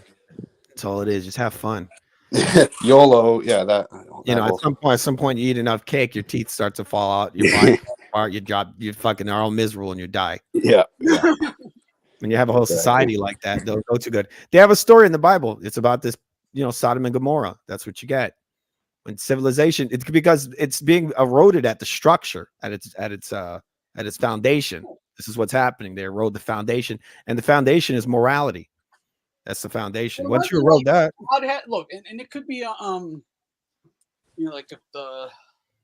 story, theory, whatever that, bombs drop, fucking flame the whole Sodom and Gomorrah, right? It could just be an analogy to they destroyed themselves. Exactly. They did. They killed themselves. They did. Well, what they did is they built the world in their own image, the image of a man. And they basically pushed God away. They made their own false God, and then it all came down because of that. And this is a warning. This is a warning. This is not, this is circular. This is what civilization is. We're in Sodom and Gomorrah, man. Yeah, you could say it's mathematical. It's mathematics, and it's gonna come down at some point. If they keep pushing it, it's just gonna come down. We are definitely in Sodom and Gomorrah. No, we are. We're there, bro. We're already there. We're not completely there yet. I think Getting closer. We are there, bro. We literally have people are selling lactation pills for men so they can breastfeed the children.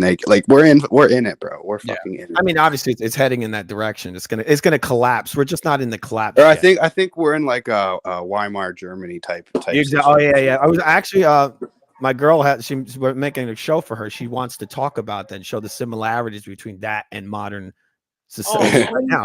We're actually going to do a show on history. We've been putting it together. We're going to be putting it out soon. We're in it, man. That's crazy. That's crazy that you brought that up. That'll be awesome. This really is that. And it's the same. And it's the same people pushing the degeneracy as Weimar Germany and now. I'm sure you guys are probably already on it, Julio. But one thing I want to tell you: just Google like 1941 LGBT, Weimar Germany or something. Yep. It was actually right before the war. Trannies having LGBT on their signs, rallies. Yeah. You know that the first surgery. Do you know who the first person to perform the transgender surgery? His name is Magnus Hirschfeld, and those were the books they were burning. You know, you hear so much about the books they burned in Nazi Germany. It was literally transgender research and books like that. And Magnus Hirschfeld, he's of a certain tribe. So yeah, I mean, a lot of similarities. You got to get rid of the evidence, right? Yeah. Well, not we were burning that kind of shit. I mean, they were done. The it already had taken its toll, right? So it's done. What's done is done. So now we get rid of all of it. It's sort of like how they have it. They call it the what is it? They make the population unstable, and then it's the stabilization process comes after that. So what you were probably seeing when they were burning the books is the stabilization process. This is purging. They purge it all. No, they were getting rid of all the degeneracy. But a lot of times they're the ones putting it out there. They put it out there, and then in the end they get rid of it. And that also includes people as well. You remember? Yeah. They also burn the people as well. They may not burn them, but they eliminate. We're talking about conservatives burning books. It's like, well, look what fucking books they were burning. Of course. Exactly. No, and it's funny. They make the comparison. They make the comparison. Like Nazis, they make the comparison like how they're burning science and books and math books. Exactly. Yeah. But they make the comparison. Of banning books today in schools is like how the Nazis burned books in Germany. But it's funny, they don't realize that they're actually very similar, but it's actually like I don't think they know the analogy they're trying to make, because it is like they were burning, but that's what they did. Transsexual stuff there, and then now we're banning pornography books in schools. Like they actually are very similar. Well, they wiped out these was considered very degenerate populations. That's where the cabaret and all that was there. All the trannies. My son was telling me how I didn't even know this. He was telling me a month ago. Many girls, when he graduated last year, but many girls from his school did OnlyFans on their 18th birthday, the day they turned 18. Like, this is like common in his school, his grade. So it ain't just his school. This is just common across the country, I'm sure, right now. Yeah. No, I know. It's disturbing. And it's just totally widespread. Like, there's no fixing it. There's no going back. There's no rewind button. They're live. We're already there. We're already there.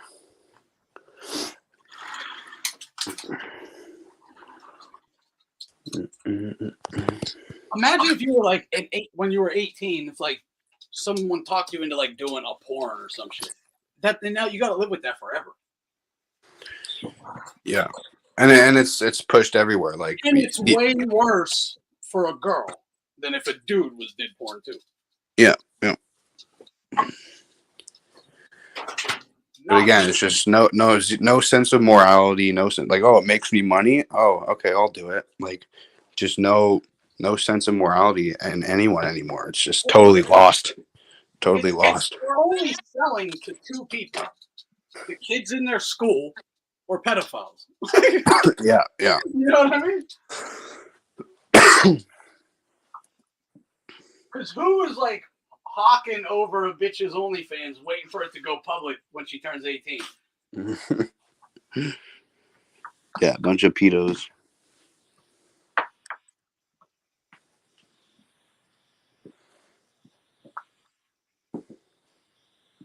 Yeah, definitely looking forward to that Weimar show. If YouTube even lets you put it up. All right, that'll get taken down real quick. Yeah, that stuff is on the no-no list for YouTube for sure. Especially if you go into the other stuff. Yeah. Man. Oh, all right, guys, I got to get off here. Gotta eat. Gotta shut her down? Yeah, shut her down. I'm starving. All right. Not feeling too good. Running Well, low. good stream, good stuff. It's good to see you live again, man. So yeah, no doubt. Yeah, salute. No problem. I'll catch you on the next one, man. Jarson, yeah, to definitely look forward to it. Yep. Everybody. Bless.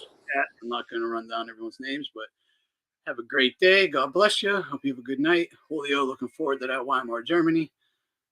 Please get on that. All right, fellas. Other than that, I don't know when I'll jump on. Depends if something crazy happens in the news, but other than that, I think I gave my thoughts on the issues right now. So have a good one, fellas, and peace.